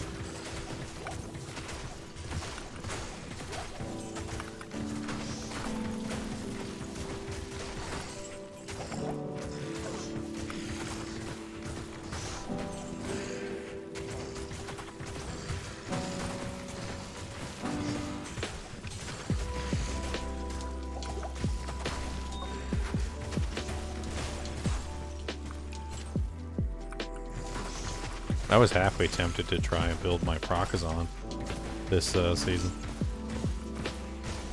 Basically just an Amazon that has all the procking items and just use the strafe with like high amounts of attack rating, so that so that you're not missing anything. The more procs, the better. I mean, we're talking like volcanoes and meteors all over the place, and friggin' like novas and bone spears and all sorts of crazy stuff.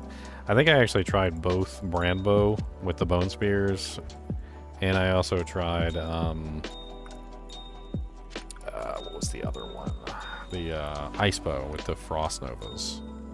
They're both interesting, but I think I did end up determining that I think the ice bow was stronger. Just simply because, well, number one, the Frost Nova basically hits everything, and then number two, the negative resistance on the Frost is definitely not bad.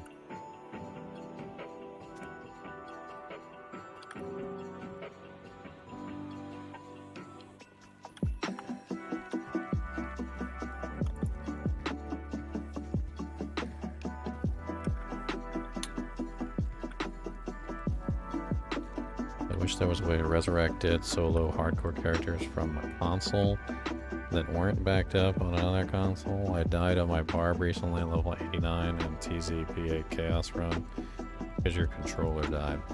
I don't know exactly how to extract the save files from a console Coda Thesis, but I would assume that they're the same exact save files that are on any game. And if you could figure out a way to extract the save file, you can definitely tick the little box which makes them alive again and then copy it back onto the console. I have no clue where it would actually be stored on the Xbox, though. You'd probably have to find somebody who's done a little bit of research into that. It might involve taking the hard drive out and plugging it into a PC and then And then once you plug it into a PC, then like figuring it out from there. Cody's got to go to the bathroom. I'll be right back, guys. Cody.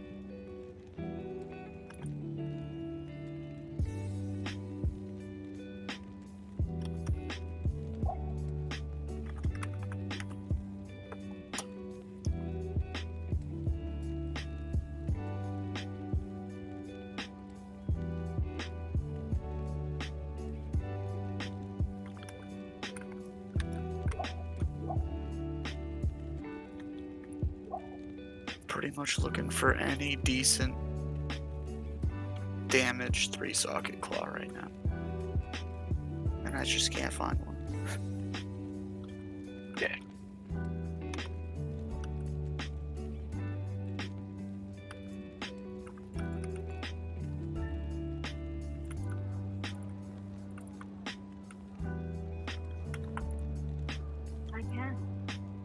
I can.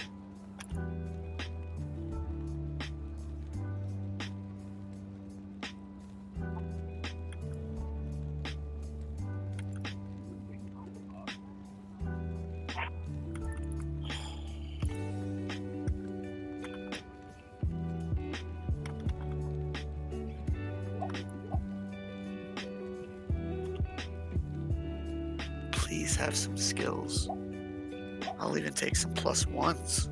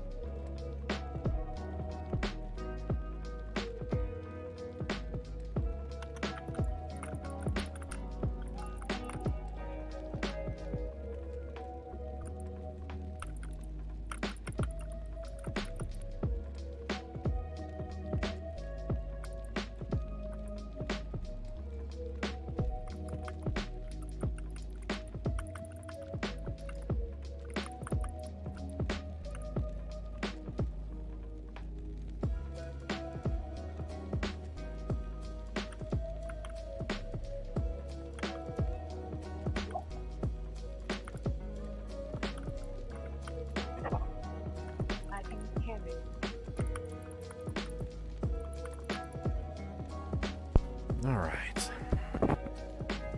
If a Dudus has been achieved. The Dudus of the Pep.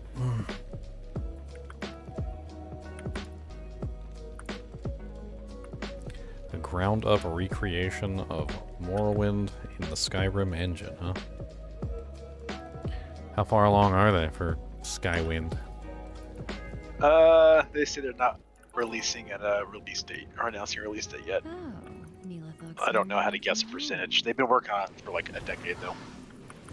I mean, it's a freaking ridiculously big game. Yeah. I mean, there's a pretty good patch that you can download for Morrowind.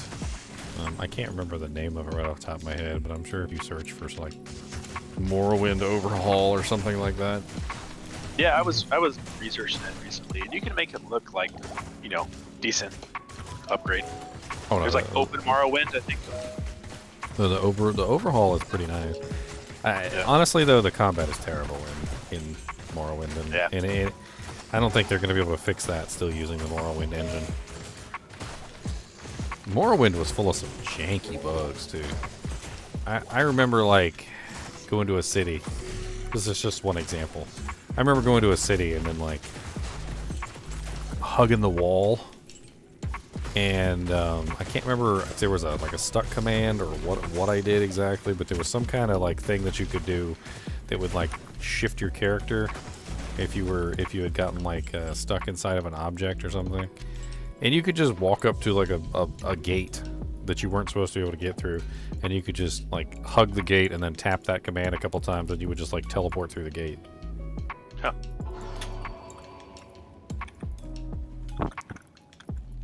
There was a whole bunch of janky stuff in that game, I remember. Like, one of the silliest things is literally, in Morrowind, I remember you could just steal a freaking vendor blind. So you could go into the vendor's shop, right? Steal everything from the vendor. And then go talk to the vendor and sell him back his own stuff. Just absolutely silly things like that. Like, I can't even remember all the silly things I did, but some of them like literally stealing everything from the entire town and then going to the vendor in that same town and then selling him all the stuff that I stole from the town.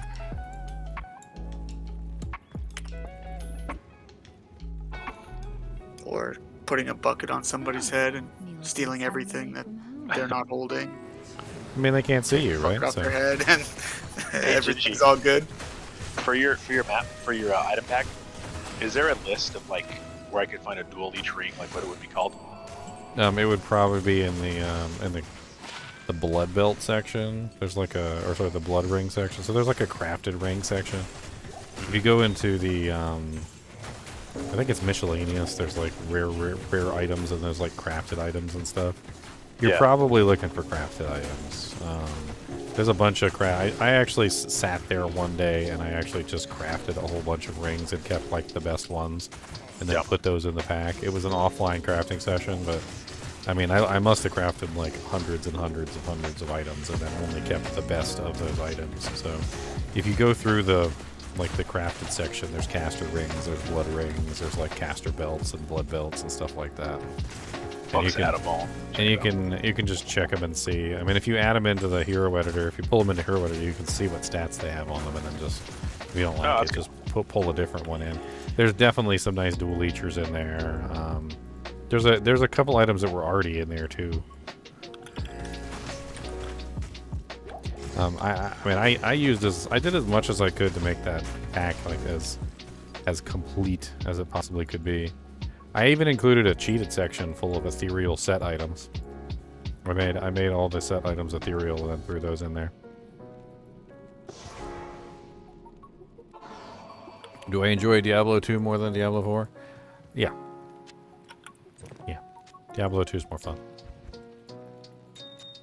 Diablo 4 is missing that special something. So it's not there. I don't know what they need to do to add it, but it's not there. I mean, I've made videos on it. I've talked about it.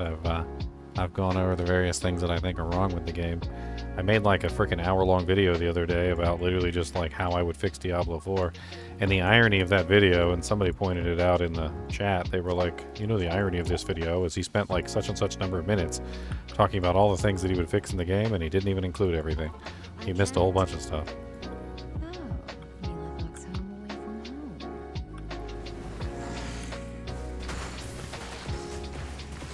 They're already trying to hype up Season 2. This is like Adam and Rod are on there like, yeah, we're just going to take like 2 campfires to talk about all the changes that we got for Season 2. And probably going to be like 4 hours worth of campfires.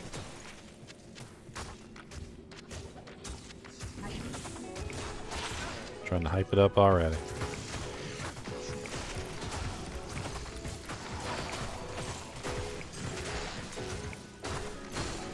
I think, unfortunately, they have already kind of shot themselves in the foot, so to speak, and it's going to take a little bit to dig themselves out of this pot. Well, like I said, a new class would go a long way towards smoothing things over, but I doubt a new class is coming in Chapter 2 or Season 2. I mean, I could be wrong, but I doubt it.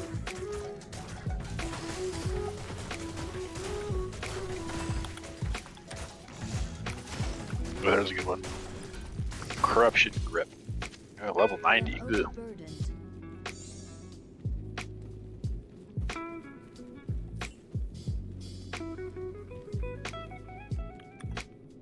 As far as we know, there are no new changes. We haven't gotten any information on that. And if they do have changes, they're certainly being very tight-lipped about it. I think the moral of the story is they pulled the entire Diablo 2 Resurrected crew to work on Diablo 4 and somehow still failed. I think it's not even that, though. I think it's I don't know, from watching YouTube videos, it's like they didn't have veteran people working on it. They had a whole bunch of people leave, and it was people, like, basically newer people who ended up launching it. But I don't know if that's true. That's, like, my impression of it. Is like there wasn't the D2R, the D2 experienced staff who were really working. But I don't know. I mean, undoubtedly, there's been a lot of layoffs and a lot of people quitting and a whole bunch of stuff going on, and they fired the D4 lead at some point. Yeah. I can't remember what his name was, but I know they fired him, and apparently they also, I've heard that they also fired, since the failure of the Season 1, they fired the season director, whoever the season designer was. So apparently Season 2 is probably going to be completely different than Season 1. Honestly, Vampires is really cheesy. I'm not really sure what they were thinking. Yeah. And it's not like the vampires are like the kind of vampires that are in Diablo 2. They're just objectively not those kind of vampires. They're like Castlevania style vampires. I mean, you got to admit, I think everybody's got to admit that the vampires in Diablo 2 that exist within Diablo 2 are very unique in their design. Floating, kind of just like evil creations of another world. Like, they all apparently have the ability to cast magic, fireballs, firewalls, etc. Like, they're not your traditional vampire, that's for sure. They do leech life, but apparently, like, the vampires in Diablo 2 can leech life even through spells. So even by casting a fire attack on you, they can leech life from the fire attack, which is a rather intriguing way to set up vampires. That basically the vampire doesn't necessarily have to steal your life at all. He can just steal your life, steal your blood. He can steal your life through other means. Yes, they're more akin to a lich than a vampire, exactly. And it's interesting. And so that's what kind of bothers me about Diablo 4's vampires, is that the Diablo 4 vampires are very much so just like run-of-the-mill, like Castlevania-style vampires. And while I don't necessarily think that Castlevania is doing anything wrong, it's just, why go steal the vampires from another game when you got your own unique vampires, which are actually kind of interesting, to be honest. I'd like to learn more about the vampires that are in this game. And then on top of that, we have a character within the game who can actually turn into one of those vampires with the Trangul set. So, not only do you have a link with the vampires in Diablo 2, but you also have the Necromancer himself was able to transform into a vampire. So, I think that's something cool that could be explored as well.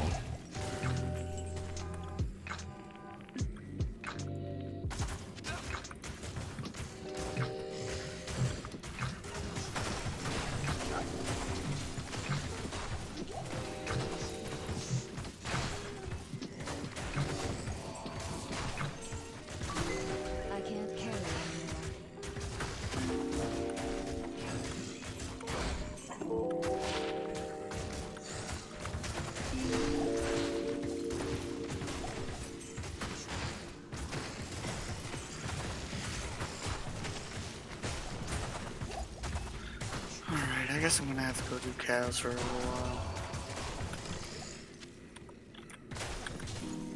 Oh yeah, that's one thing I haven't done yet. I haven't done cows yet.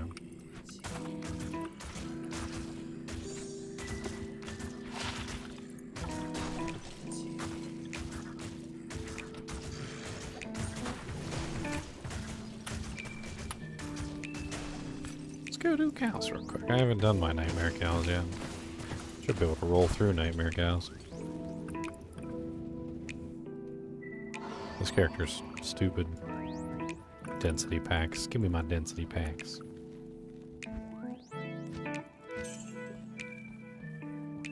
Afternoon.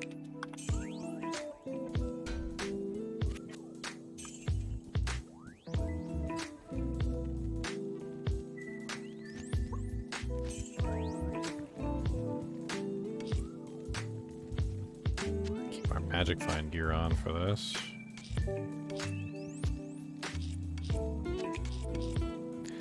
On one hill raid so far.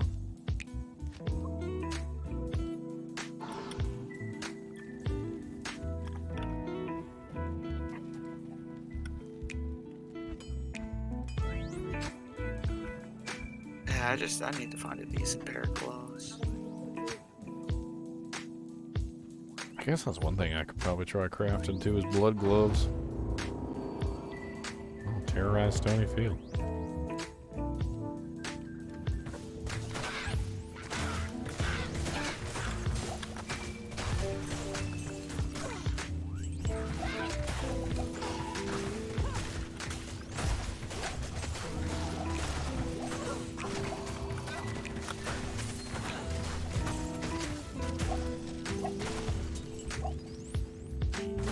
Still never understood why they didn't terrorize Stonyfield and Tristram at the same time, or Tristram and the cow level at the same time.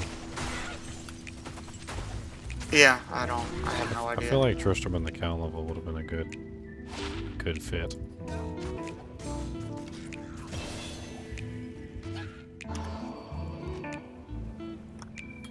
Hey, one more level and my Valkyrie is complete. I gotta switch off this peace armor.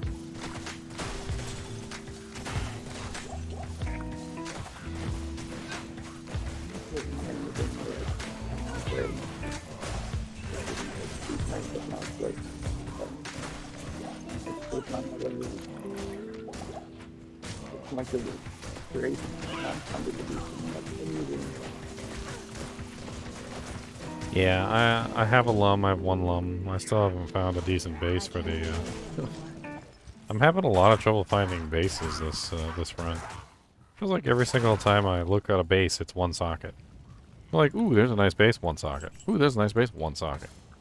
Ooh, there's a nice base, one socket. Game's trolling me at this point. You're looking for something to make us smoke in. Yeah, I figure let's run a quick cow level real quick. Hey, what's up, Daddy? I am overburdened. I can't carry anymore. How was the birthday party? Is Emma Blemma 18 feet tall now?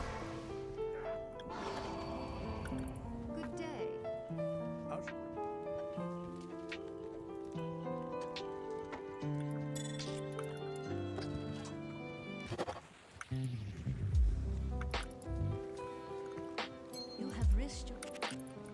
You have risked your life to rescue Cain. Here, I have this crappy ring. It was handed down from my grandfather to my father. The ring of our forefathers. I need a key.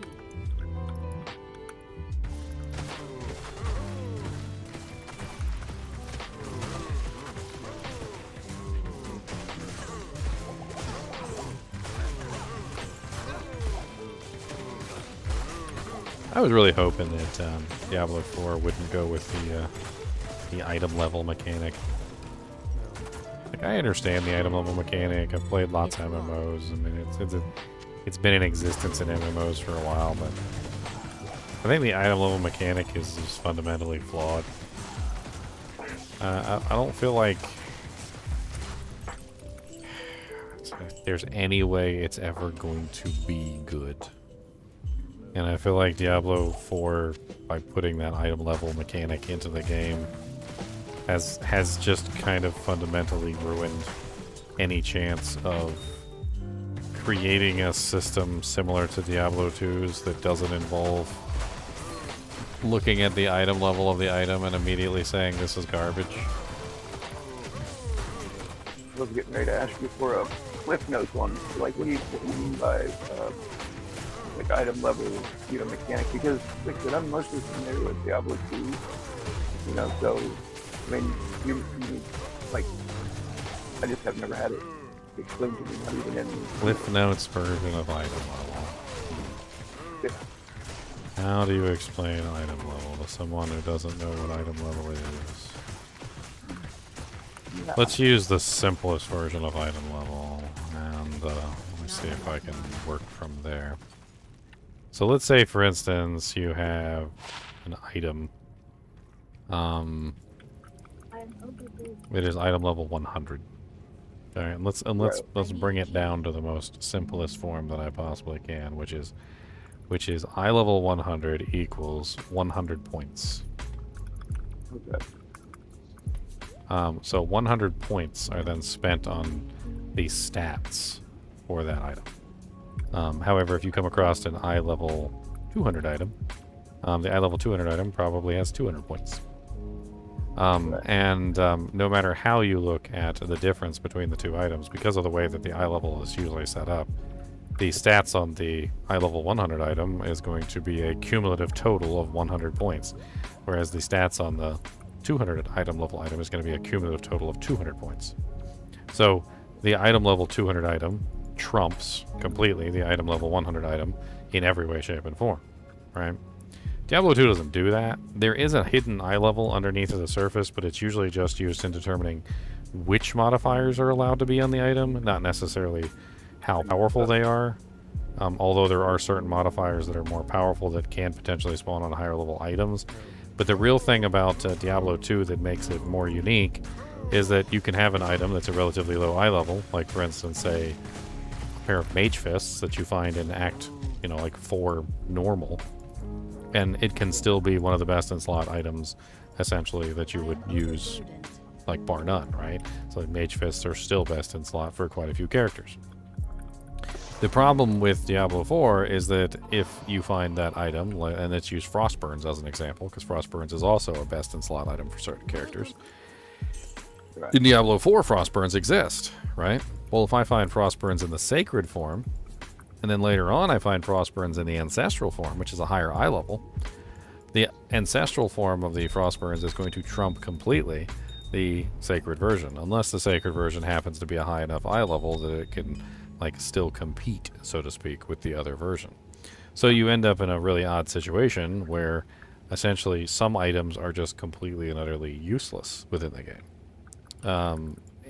It would be as if, imagine in Diablo 2, if certain items just ceased to be useful, like just simply because they weren't a high enough eye level.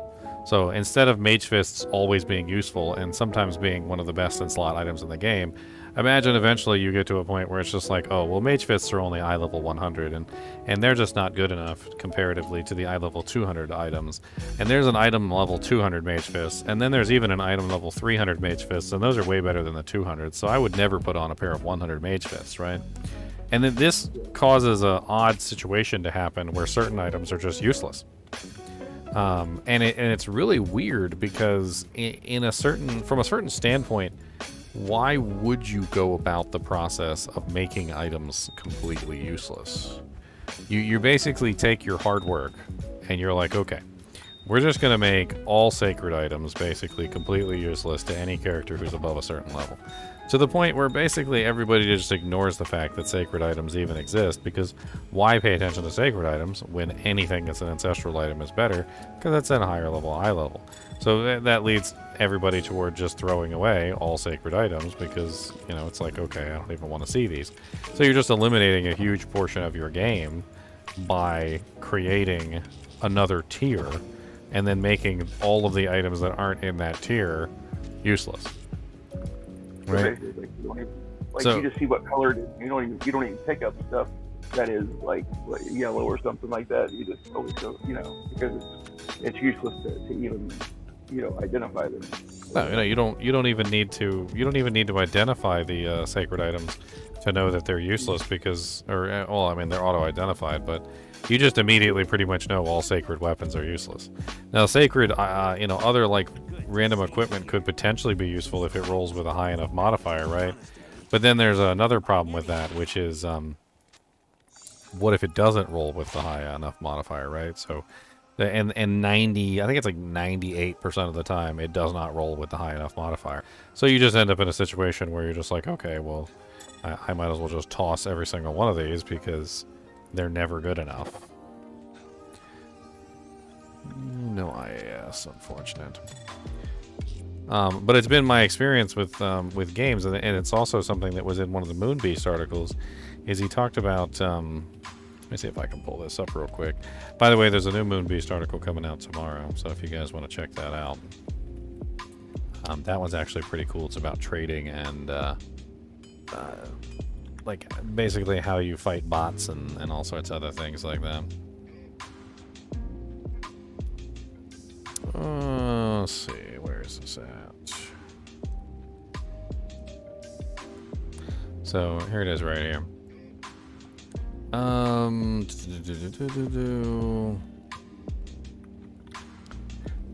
Successor ARPGs often follow Diablo 2's lead by adding even more item tiers. But to what end? If the only tier you care about is the highest tier, then you end up just filtering out the rest. They no longer add anything to the game, relegating them to the status of inferior whites from Diablo 2. Maybe they sell for a little bit more, but the only game where I remember actually getting excited by the potential gold value of an item was Geronimo's sword. For our game, we want every tier of item to be potentially interesting. Note that this is different from every item being interesting, which is neither achievable nor desirable. This is a delicate balancing act, one that we didn't always get right in Diablo 2 and its expansion and / patches. So let's hope we've learned something over the years. But they also talk about how in Diablo 2 you have basically everything in Diablo 2 is useful to some degree. Right? I mean, you've got your white items, which are useful for rune words. You've got your blue items, which are useful because they have very high stats and can potentially roll higher than everything else. You've got your unique items, which are honestly very unique and very useful for specific things. And then the set items have their own specific purposes, which seem to be pretty well ingrained in Diablo 2, but not necessarily like the absolute best items in the world. And then, of course, even the rune words, which added a whole lot to the game as well, which was pretty cool. And then rares are so ridiculously random, but at the same time, despite the fact that they're ridiculously random, they also have the potential to roll better than even some of the highest quality unique items if they roll with the right modifiers, which makes them very interesting to identify and check out anyway. Even though you know they might not necessarily be good, you'd still know that they have the potential to be better than a lot of items that you could otherwise get. You know, like Tri-Res boots with, faster run walk and magic find can potentially be better than any other boots that you can put in that slot, right? And it's just one of the weird things about Diablo 2 is that everything has a use, including even the etherealness of items, the sockets, even the cracked items have uses in Diablo 2, which is kind of insane. But with Diablo 4, because they went with the item power level thing and then made tiers of the items as well, they relegated themselves to this, which is if the only tier you care about is the highest, then you end up just filtering out the rest, right? So you basically just take all the rest of the items that you designed, and you're just like, well, these are garbage, nobody wants these, let's just use the ones that are the highest tier. I mean, and that's basically how everybody plays Diablo 4, is they're like, okay, Ancestrals are the only ones that are basically worth anything, right? So we're just going to filter out everything else. Who cares about anything that's not Ancestral? I know that's how I play the game. I very rarely ever look at Sacreds anymore. I don't even... if I'm playing Diablo 4, I'll just take them Sacreds and I just sell them straight to the vendor. It is not worth my time to go through every single one and look for the 2% chance that I have something that is even potentially the high enough item power level that it could potentially be useful. And then on top of that, and this is the really sad thing, is that even if you do find one that is high enough item power, the chances of it actually having good stats is next to nil. So you end up in this really silly situation where you're just like, okay, let me look through all these to find the one that has the right item power, only to have basically no chance that that one that has the right item power actually ends up being a good item. No, nobody does that, because then what they do is they basically just take those and they just throw them away. They sell them to the vendor, they get their money for them, and they move on. Or even worse, what I've noticed that a lot of people do with the sacred items in Diablo 4, they won't even pick them up. I've noticed a lot of people won't even pick them up. They don't even bother. They're like, why should I even bother picking these items up? There's like no chance whatsoever they're actually going to be good enough for me to use. And I'd rather just pick up the Ancestrals that actually do have a chance of them being good enough for me to use. So let's just do these instead.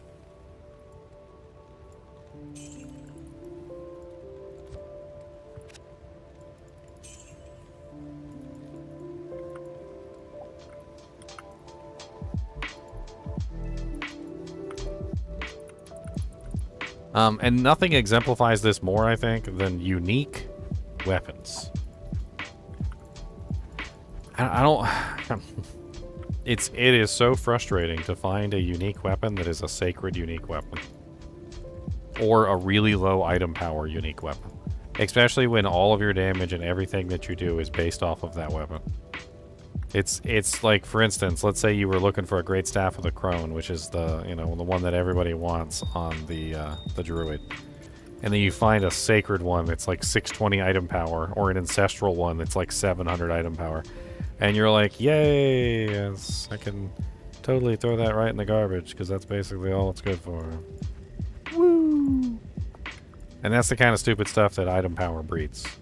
It breeds really dumb things like that, where you literally find an item that you finally want, only to realize that it's useless, because it's not the right item power level.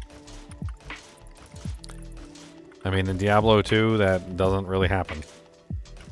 You find an item in Diablo 2, you find, like, say, a Skin of the Viper Magi, and it's always useful. Even if it rolls ethereal, it's still useful to a mercenary or something like that. It's always going to be useful to someone.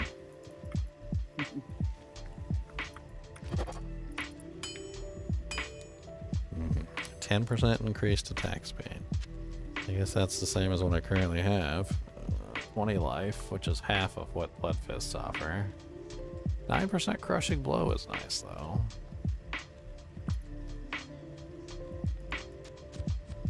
I mean, I get a little bit more CB. I don't know if CB's actually helping me or not, but I could put the Blood Fists in here. What's up, Arc Exile? And yeah, gems are also useful in Diablo 2 as well. I think the process of making everything useful in a game, even if it's not necessarily best in slot, is actually amazing. It's something that a lot of games just don't really get right ever. The itemization in Diablo 2 is so on point that it's kind of insane.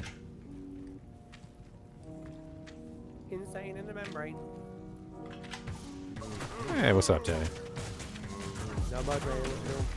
Diablo. Yeah, just getting ready for work. I was trying to sleep. Freaking woke up with a sour stomach. Oh no. My full sour stomach.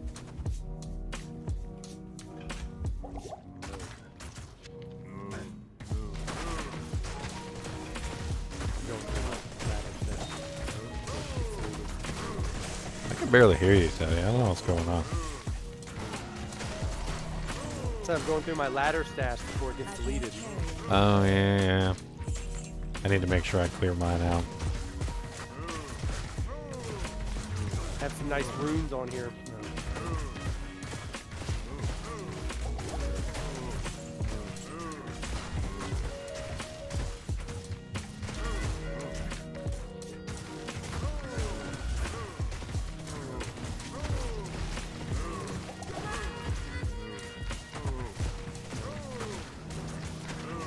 Maybe you turned me down. I think one day somebody said I was doing I don't know. It's a different microphone too, so I don't know. Let me see. Seems pretty loud in some other games I was playing, but Yeah, I did have you turned down a little bit. oh, okay. Now I can talk normal. Well. Wrong. I need a key.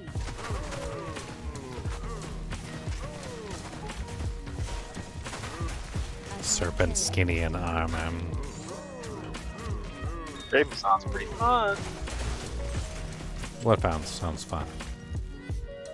Strafe is on. Oh yeah, it's definitely an interesting ability. I threw one together in character editor just to check it out. Endgame. I mean, I don't think you'll hate it. I think it does drop off pretty severely in hell difficulty until you get good equipment. But yeah, I'm not a big fan of running all the like max damage items and like capping out my dexterity and sacrificing all my HP. I like to go different methods. Yeah. Plus, it's expensive. Strafe is so much more of a versatile skill than just pounding somebody with physical damage. There's so many more cool things you can do with it comparatively to some of the other abilities.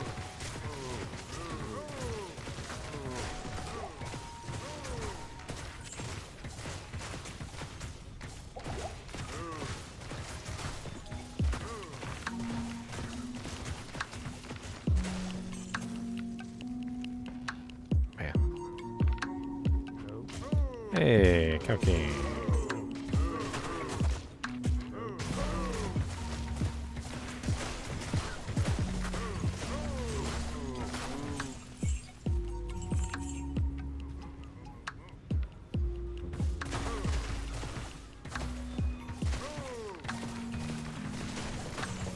Getting my bow to fire in the right direction sometimes is a pain in the butt. I want to fire that way. Not this way, that way.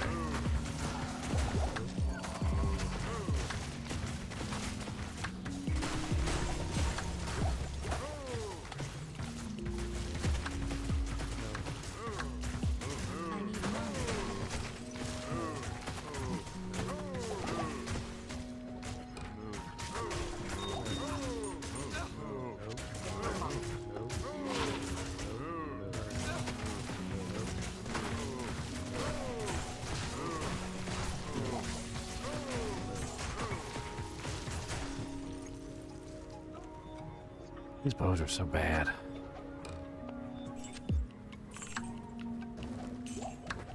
Horrible bows. I often sometimes wonder what they were thinking when they put they did this really weird thing in Diablo 2 where they would take a skill that belonged to a specific class, like for instance a sorceress or whatever, and they would put it only on those items that belonged to that class. And sometimes it worked out because other people could use those items, like, you know, like for instance, you can get certain like necromancer spells on necromancer wands, right? Like lower resist on a necro wand. But for the most part, it didn't work out because they're all locked specifically to those classes, right?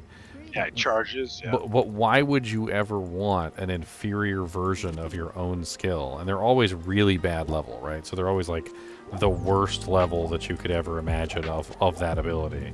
It's like, oh, let me give the sorceress, the one who literally has the commands over the elements and probably has a better version of the skill sitting in her repertoire, a level 3 enchant. And you're like, woo, yeah, oh yeah, that's way better than my level 72 enchant. Yeah, I might be out of mana and just need to use this level 2 charge. And it's like they do this for everything. Like I just found this bow that was sitting on the ground earlier. It's an Amazon only bow, and it has inner sight charges on it. And it's like, if you even put 1 point in inner sight, it was level 3 inner sight. With 1 point in inner sight right now, and like garbage equipment, I'm at level 4. Which means I literally have better inner sight than the bow would ever give me. and with like the worst amount of points in that skill. And for some reason or another, they always targeted these skills at the class that they belong to, which was really strange, because you would think that the class that belongs to it would have access to that skill and wouldn't care, right? I mean, like, let me give a couple really good examples. Treachery having Fade on it. Treachery was an armor that was postulated directly at the freaking the assassin, right? Assassin. It's right at the assassin. They're like, this is for the assassin. But then what does it have on it? It literally has a skill on it that is something the assassin can just cast herself. But then on top of that, it overwrites the skill. So if she has a better version, it'll just overwrite her version. And if she's using Burst of Speed, it overwrites her version again. So it's like, somewhere along the line, they thought it was a cool idea to add, like, skills that already existed on those classes to those class items. But it would have made a lot more sense to take that stuff and put it on another class. Like, putting the Fade on, like, the Barbarian's armor or something. Or, you know, like, giving some of those skills to the classes that didn't have them. Because the charges really only make sense at the really low levels for a character that's not that class. Like, having level 3 enchant sounds absolutely stupid on a sorceress, but if it was on like a paladin item or a barbarian item, it would suddenly seem more interesting. You'd be like, oh yeah, I got level 3 enchant, and I just use that every now and then and beef up my character a little bit, you know, no big deal.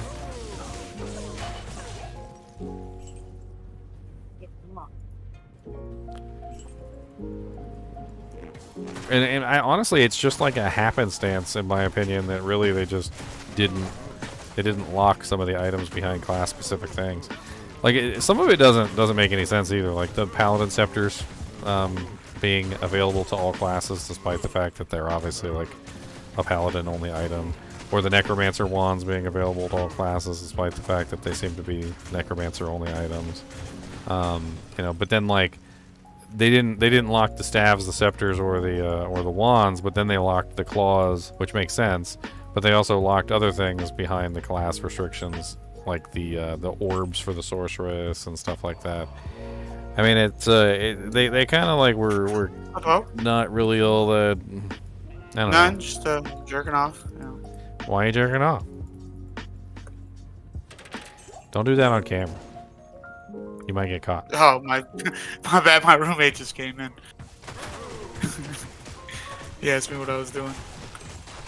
Anybody need a bunch of perfect gems non-ladder? Nah, no. I'm not gonna roll stuff non-ladder.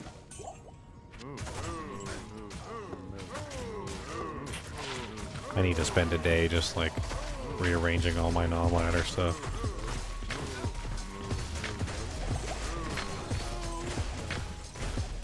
What's a good base for an infinity? Mancatcher is the best one. He said infinity, not enigma. I've got a cryptic axe. That's not gonna work, is it? I mean, it's not the best base. It's you generally want a 4-socket thresher or a 4-socket ethereal thresher or a 4-socket ethereal mancatcher. Those are your two best ones. Oh, Giant 4-socket ethereal giant thresher's not bad either. What's up, Yahweh? How's it going, man? Which wild string will get you through hell, yeah. It's a little slow, but it'll get you through hell. People sleep on witch wild string. That bow's stupid. It's easy to find. 2 sockets, highly customizable. Comes with amp damage. 100% deadly strike. I mean, upgrade it. Put 2 shale runes in it. It'll carry you through pretty much all the hell. I mean, you ain't gonna go like super duper ridiculously like atomic powered fast or anything, but it'll carry you through hell.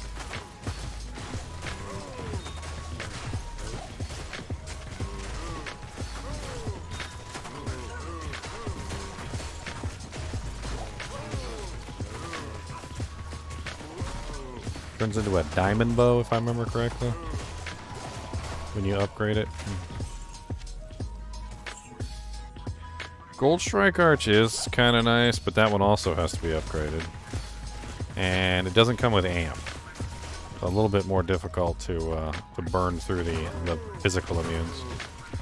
Witch Wild String comes with actually 2 different ways to deal with physical immunes, which is kind of crazy.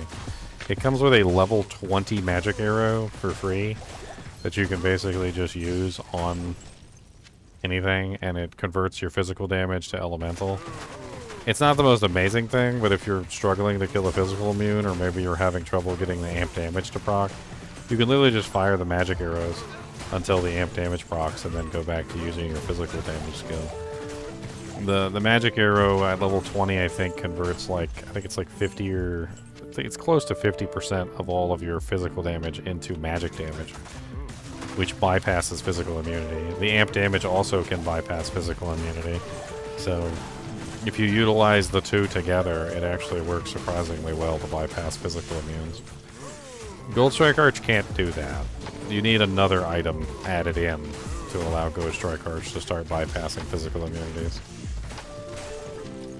It's just one of the amazing things that frickin' that bow does.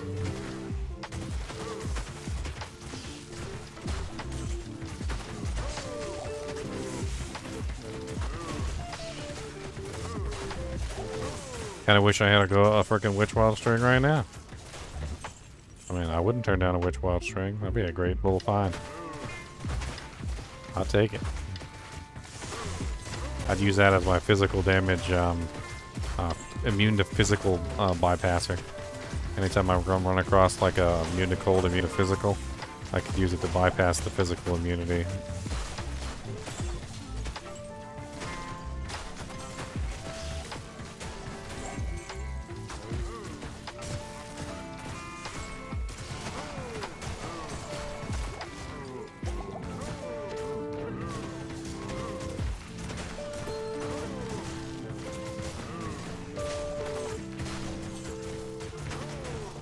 Well, my thoughts on Kuko? Kuko is a decent little bow for low-level builds.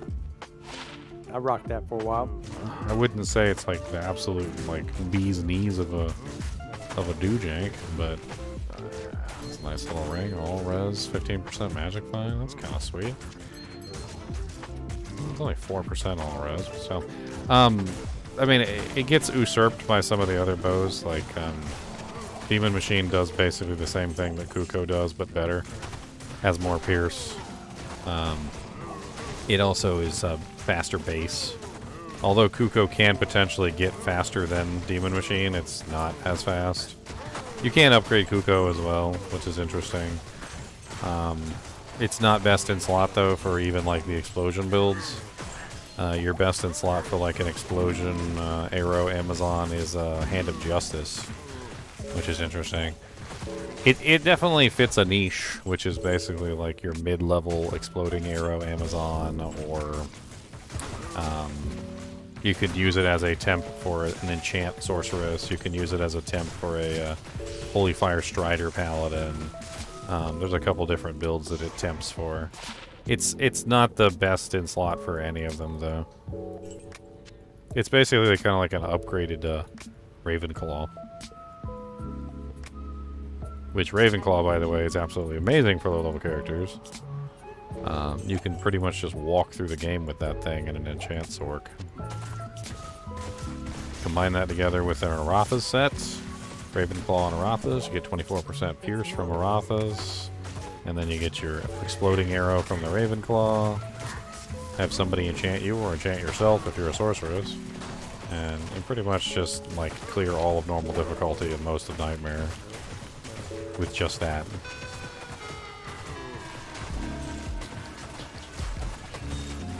Wind Force is pretty rare. It usually drops within the kinship at least a couple times, but I think I've yet to see one in Diablo 2 Resurrected. I've yet to see an actual Wind Force fall. Yeah, good work, callers.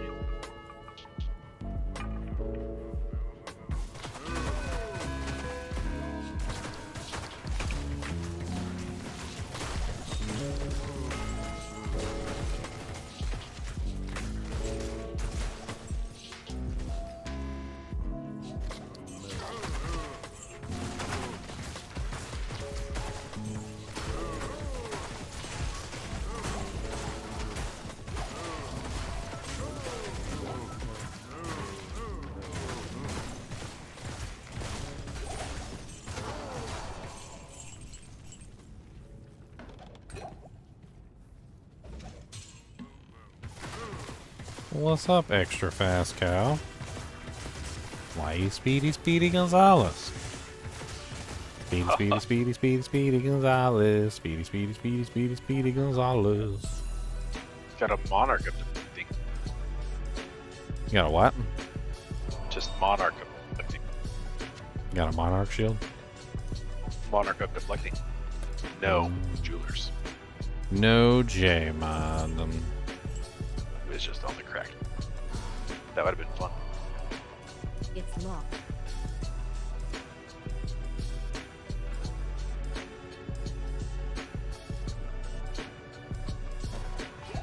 My luck, I'll probably find a J-Mod in my solo self-found run. I need a key.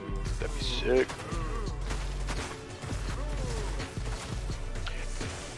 Well, she does P8 stuff with no charms and no merc with the best in slot gear. Fun.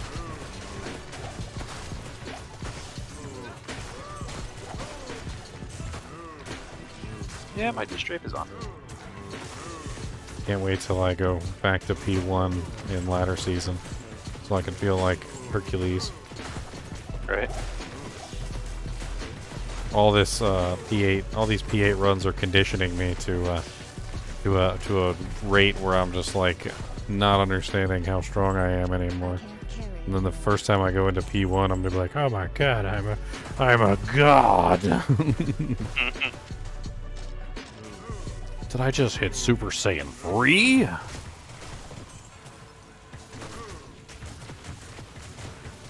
Right, you guys have a good now. Call it.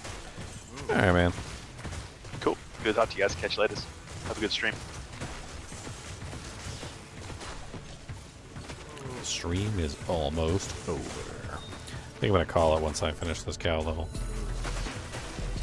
Gotta leave soon anyway.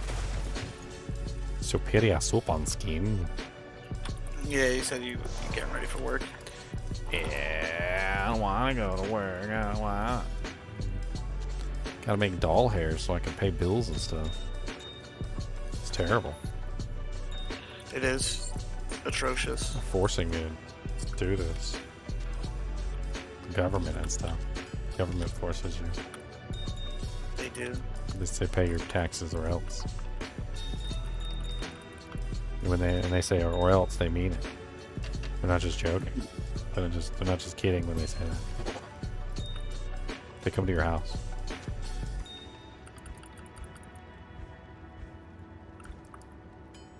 And they're like, so we hear you haven't been paying your bills. What you need? Freaking The time. what they used to do back in the day with debtor's prison. Just throw you in prison because you were in debt. Like, oh yeah, you owe money to the bank, and you're gonna go to debtor's prison and pay off your debt. That's like Ready Player One. We're gonna pay you a $1 an hour. You'll have paid off your debt in approximately 77 years. Like, I could probably pay it off faster if you just let me out of jail and I could go get a job and just pay it off normally. Well, no, we can't trust you to pay off your debt anymore. So we're gonna pay you $1 an hour.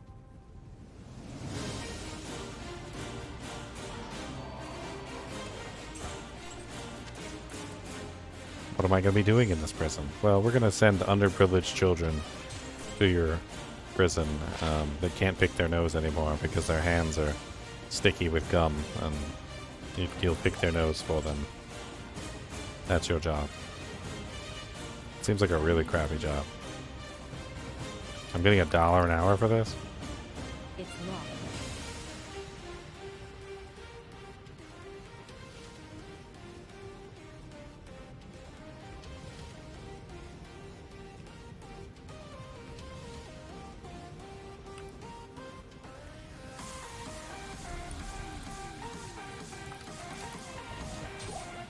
Well, I don't think I got anything good this cow level except for that ring. A decent ring, I guess. I haven't found nothing. You know how it be. The game don't give you I jack. do. The game just be No, trolling. how it be. Like when I found a freaking Drax after I killed the Ubers. Game was just straight up trolling me at that point. Yeah, that's savage. I'm not gonna lie. That was when I saw them things drop. I was like, no way. After I killed the Ubers. Do you know how easy this run would have been with those? Well, you know what the really funny thing was is I changed it to P1 because I was like let's take off the weights. Let's see how powerful my character actually is in P1, right? And then I went to go kill P1 Diablo, and I like wrecked his poo. And he was the P1 Diablo was the one that dropped me the Drax.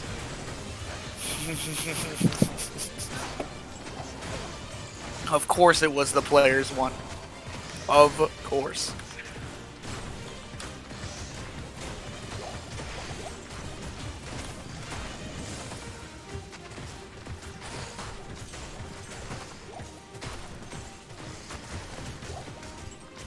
You can bring your man to Diablo, but you can't make him drop good stuff.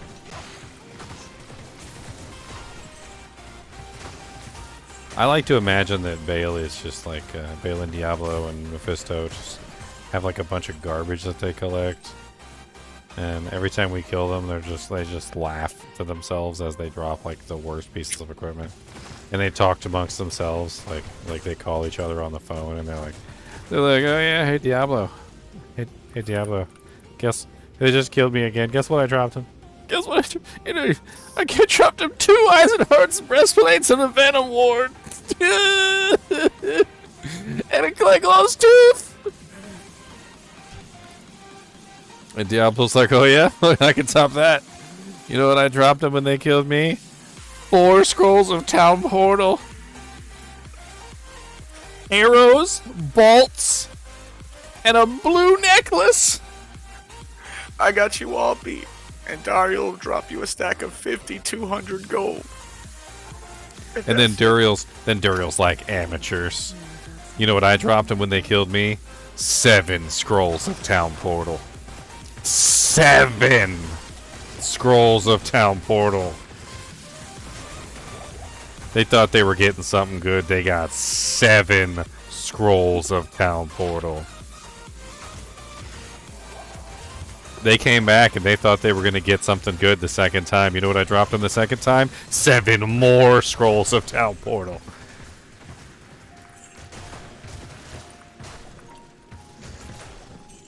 Ooh, green amulet. You gonna be Tails? And then one day this ginger fool came in and he was making jokes. He's like, oh, this guy drops his scrolls of Town Portal. He doesn't drop anything anyway. He's not going to give us nothing good. So you know what I dropped him? A Soj. Showed his punk butt.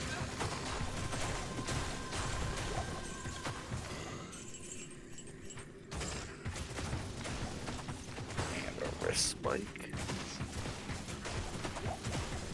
Tails? Raft is.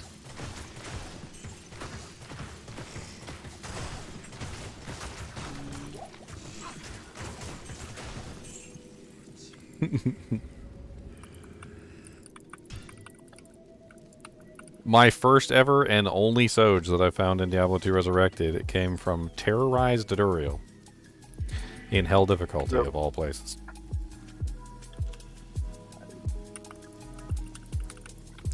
That's hilarious. Oh, I've gotten 1 from Hell Andy, 1 from Nightmare Andy, and 1 from And then I was in a game with somebody who got 1 from normal Diablo.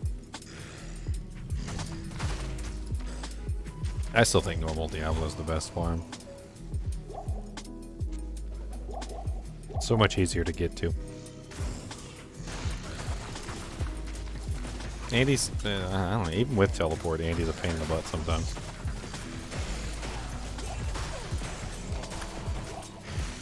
You are not wrong. Also, normal Diablo requires, like, no equipment, so you can pretty much just, like, throw on every piece of Magic Find equipment that you have.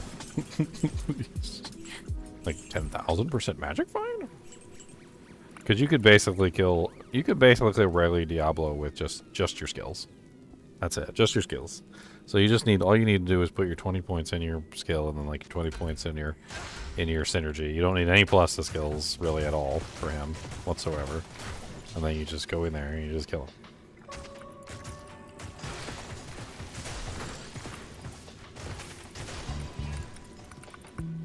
Oh man, I would love to find some claw bases, just like at all.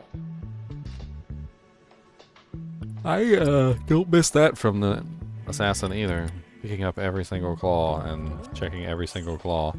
And then, not necessarily the picking up of every single claw, because I don't necessarily mind that, but just like the constant disappointment of every single claw being absolutely terrible. But it gets to the point where you also want to repair all of the broken claws.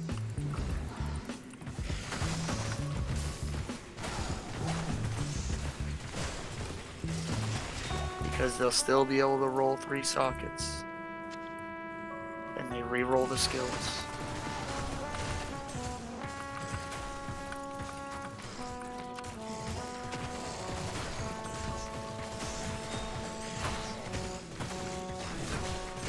Womp, womp, womp, womp, womp.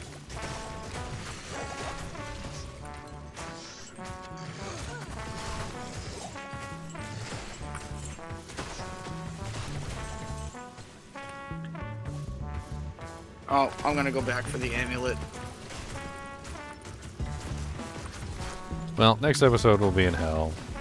One way or another. By hook or by crook.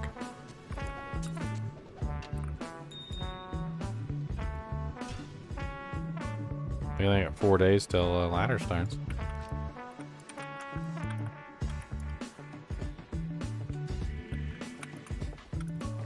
Oh yeah, I don't even think you can with a singer barb. I don't even think you can get away with not using insight.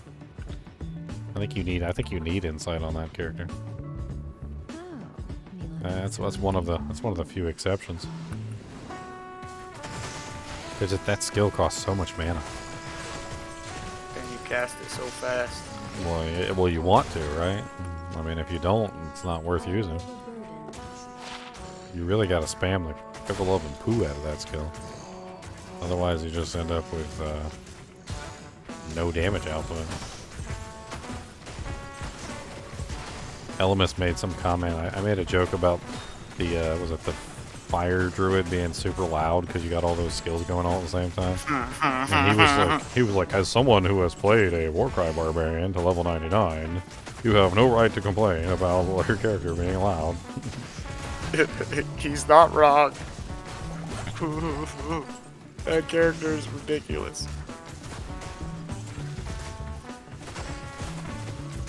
Really, it's like that with that barb and then any kick assassin. Really, that noise gets so old so fast.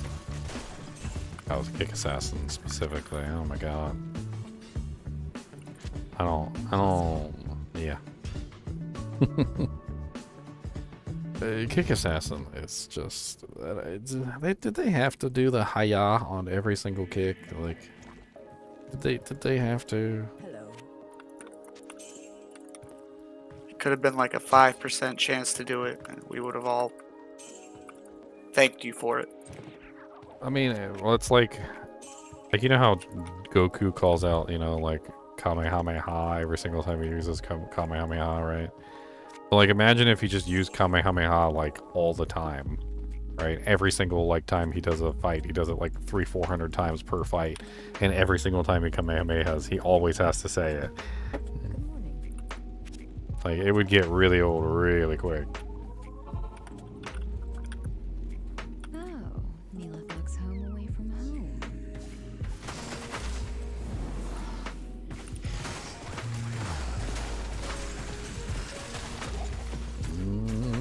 Pendle don't wanna drop me nothing good. Pendle just wants to be a crude booed dude.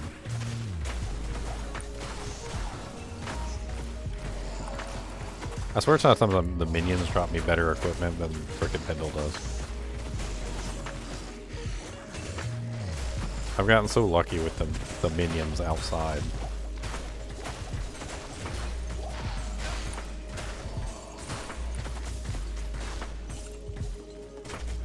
What's my favorite horror game that I've played so far?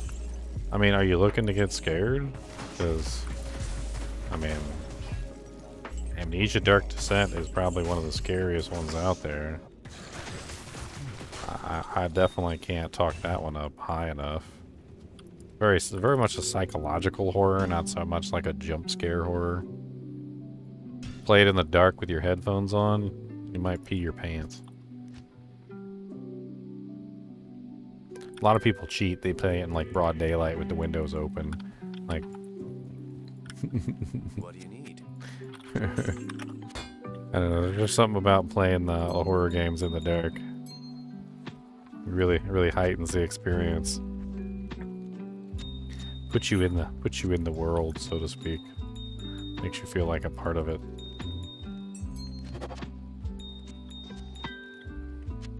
I still remember when I originally played Amnesia. It wasn't on stream. It was with my nephew. I was like, oh yeah, sure. I was like, come on, let's play this horror game together.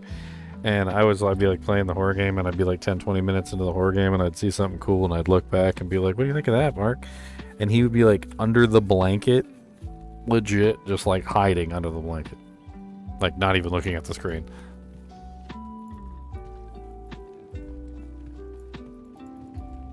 And I'd be like, come on, it's not that scary. Oh, Mila Thug's home away from home.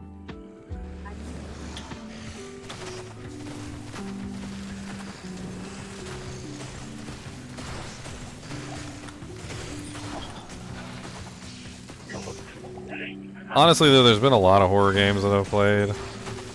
I could go through the list and like, I have a playlist of all the horror games. Give me a second, and I'll go through the list and tell you which ones I really like.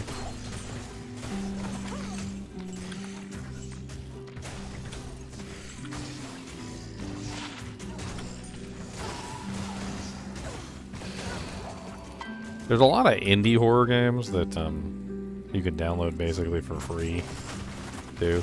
Some of those are actually really fun. They're short, but they're really fun. I kind of like them, though, because they're short, because you can play a whole bunch of them in a row.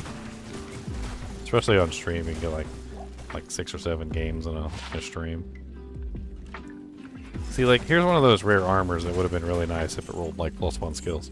17% pass rate recovery, 58% enhanced defense with 186 total. Level 22, 20% cold resist, 22% fire resist. You throw a 1+1 skill on that, you'd be like, Oh, yeah, suki now. Where the remote is? in the holder.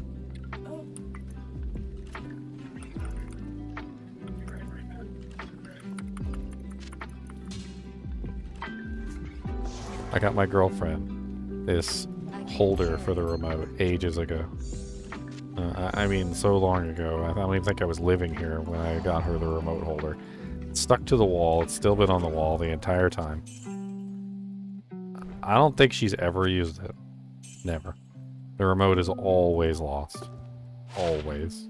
It's gone to the nether realms. Always.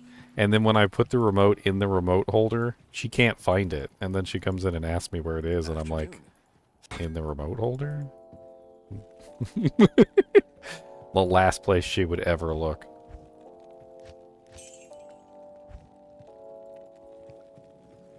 Alright, let's take a look at my horror list real quick. Let me pull up my horror playlist.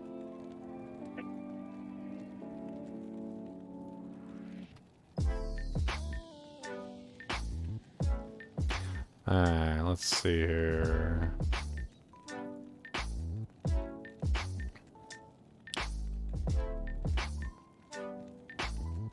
Alright, Visage, that was a fun one, although kind of a long one. That was really interesting. Little Nightmares are good. If you like Little Nightmares, Little Nightmares 1 and Little Nightmares 2 are both really fun. I had a lot of fun with the Little Nightmare series. At Dead of Night was actually pretty good. I did like that one. You get chased around by frickin' I can't remember what his name is. Night in the Woods is not really a horror game. I didn't really feel like that was a horror game. Murder House is really fun. That's like an older PS1 style game made by a company named Puppet Combo. I actually did really enjoy that one.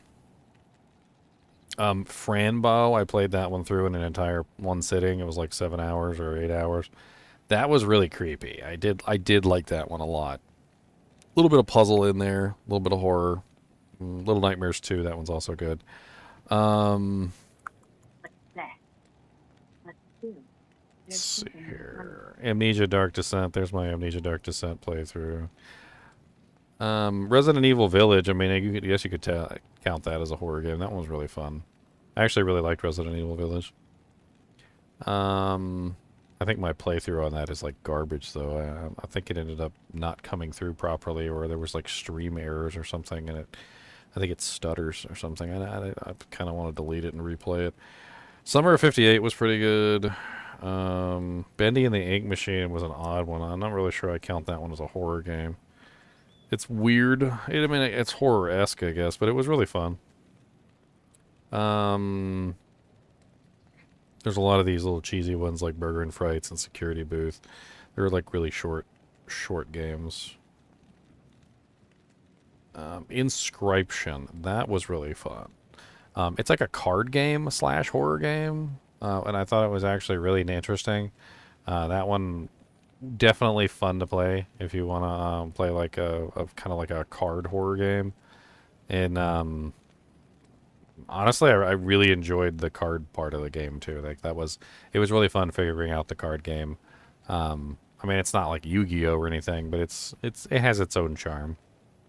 What else is in here? Oh yeah, the Fears to Fathom episodes. There's 3 of those. Fears to Fathom 1, 2, and 3. I don't know if they made a fourth one yet, but those were really good. I like the Fears to Fathom series. What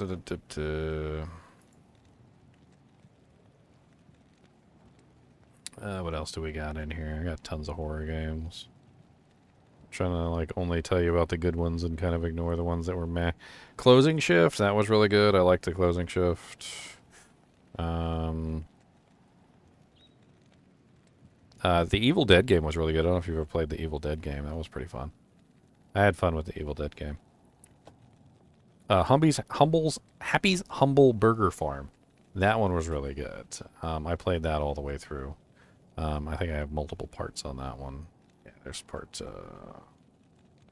freestyling. What did I freestyle on Happy's Humble Burger Farm?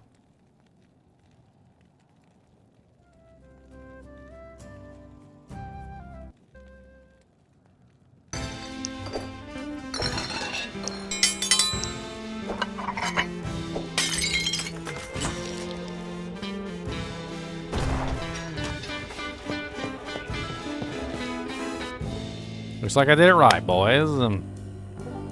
Blend up the cream. I don't know why I'm doing this at all. Gonna fry up some eggs because it's fun and they look like rubber and it's on the run. And we're gonna throw the eggs on the frying pan. And we don't care what happens to the land.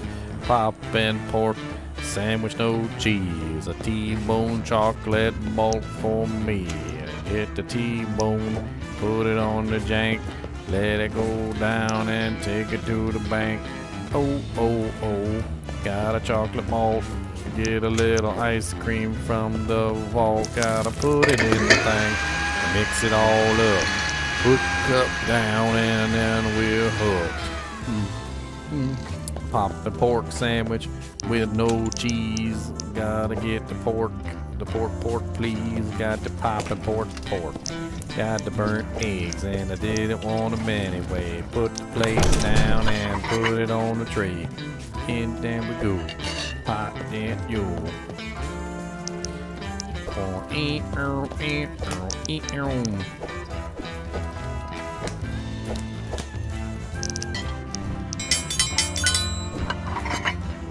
Take your food and get out. Oh, no. Okay. I can do this.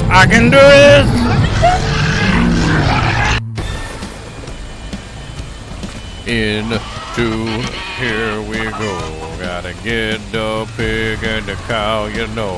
And I don't know what's going on with you. You're real weird. And I got the cows like over here, and then gotta get the chicken too, and then we gotta take them all and put them on the thing, and a 1, a 2, a 3, a whoa, and this one doesn't want to grill, oh no. I got a bad one. God bless it. Which one was it that was bad? Ah, blang it. You know what? Just finish me. Yes, that's a good clip. I like that. You guys should like that clip and give it some more views. That's right. Show us Power Master Optimus Prime. Optimus Prime. This is Power Master Optimus Prime. Yes, this is my childhood toy. Oh no, his head fell off.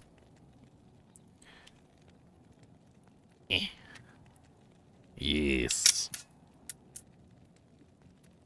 Happy's Humble Burger Farm was pretty good though. It's a horror game. It's the worst kind of horror game. It's where you work a 9-to-5 job.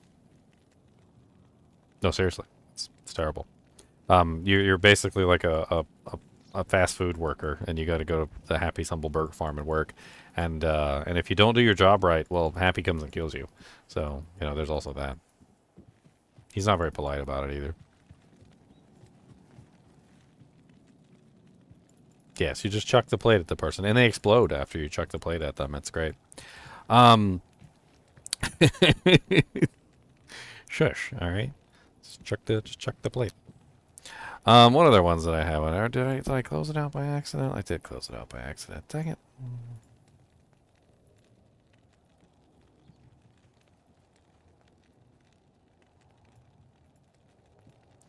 There's some other ones, I'm sure. Hold on, let me see if I can pull this back up. Yeah, here we go. Okay. Other than Happy's Humble Burger Farm, let's go forward again. The quarry, I don't know if I can recommend the quarry. It was okay. It's kind of long, and I didn't like the whole multiple ending crazy stuff going on there. It was a little weird. It was okay, I guess. Meh. Baddies of Bells, this one was pretty fun. I actually talked with the developer on this one, which was pretty neat. That's actually a, what is it, a Game Boy game? It's actually a game that's made for the Game Boy. It's a Game Boy game. The guy actually designed a horror game in the Game Boy architecture and released it. It's really neat. You can actually download it for your Game Boy. Like if you have like an emulator or something, you can put it on there and you can actually play it on your Game Boy. It's pretty cool. I did play Iron Lung. That's on the list. Choo Choo Charles is really fun. If you want like a evil spider train chasing you around, that one was pretty fun. I got scared pretty bad in this game too. I can't remember exactly where it was, but I got like deathly scared. It was somewhere in here. Hold on.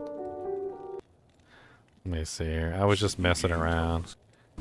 Got my butt scared. They make me feel the happiness. Jump in the water. All right. Do it. I need scrap. I think it was right around here. I think this is it right here. Bring the journal next time you're here. Why does everybody want to give me scrap metal? Like, I mean, I get it. I need scrap metal, but how do they know that I need scrap metal? And why is scrap metal suddenly the currency of this entire island?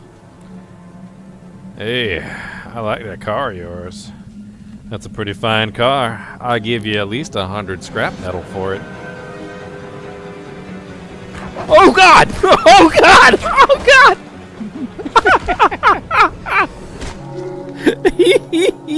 He got me good. He got me really good. I'm not gonna lie.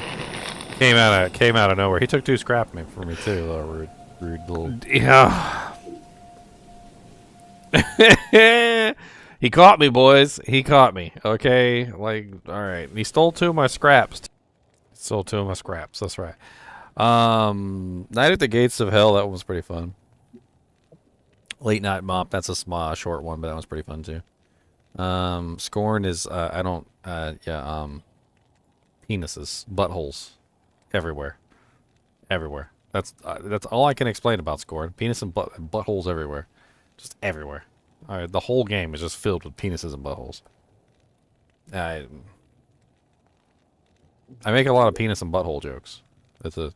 And rightly so. Is there what time does the ladder start on Eastern time? Because they always they're like Pacific or whatever. What's the start time? Yeah, Eastern. I don't remember. I think it was like 11 or something, EST or something. I can't remember. Somebody had it on there. It said it was. It's on the Diablo 2 news article. EPM PDT Oracle. It's 2 p.m. PDT, which is what, like plus 3 hours for EST, so it's like 4 or 5. It's like something like that, like 5 o'clock EST. I don't know. It's 11 p.m. CEST, 6 a.m. KST, 2 p.m. PDT. Yeah, and 5 p.m. Okay, not released. I don't know. I count Callisto Protocol as a horror game, but it was fun. It was very fun. Kind of like a Dead Space-esque. I liked it. I actually did enjoy that game. Yeah, I got pretty good views on my explaining the ending. There's Fears to Fathom, episode 3. That was pretty good. I got pretty good on this one too. They got me pretty good on this one. This one was I got. That's what happened.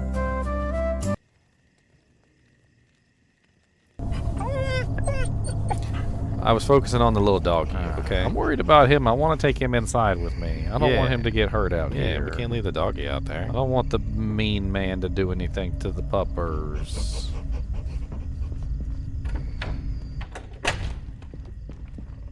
Don't be mean to the puppers. You said we'd stay friends. Turner, this is not funny. I know it's you.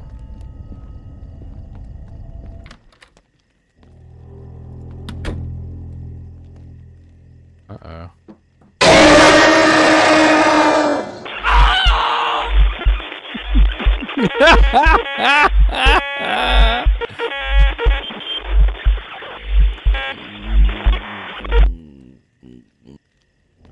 Replay.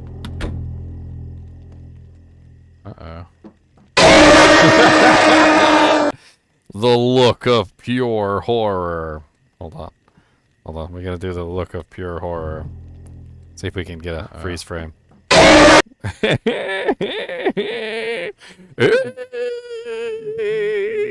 The terror face. The terror face. That was good too.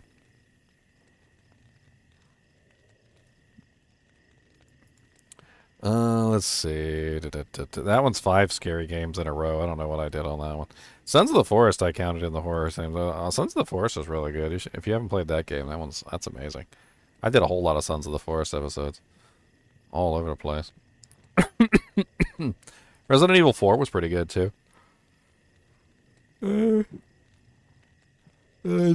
Dredge. If you haven't played Dredge, it's like a horror fishing game. It's more like Lovecraftian horror. That one's pretty fun.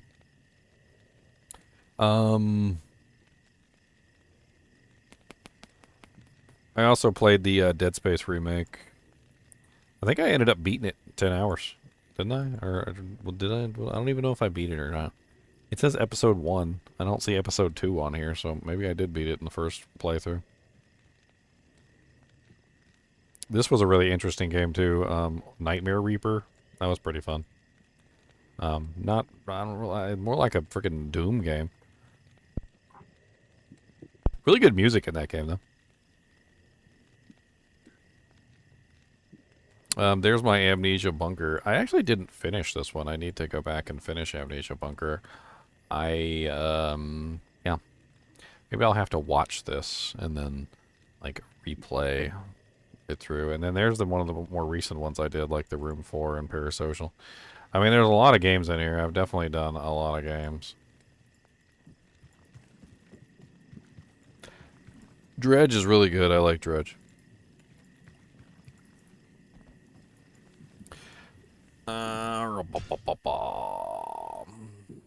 Alright, guys. I gotta get out of here.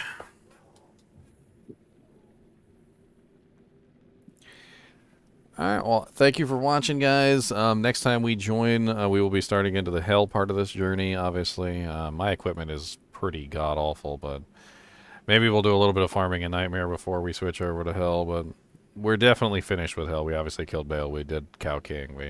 We're done with Nightmare. I mean, we're done with Nightmare, I guess. So we're on our way to hell difficulty. As always, I do appreciate you guys and gals joining, and couldn't do this without you guys.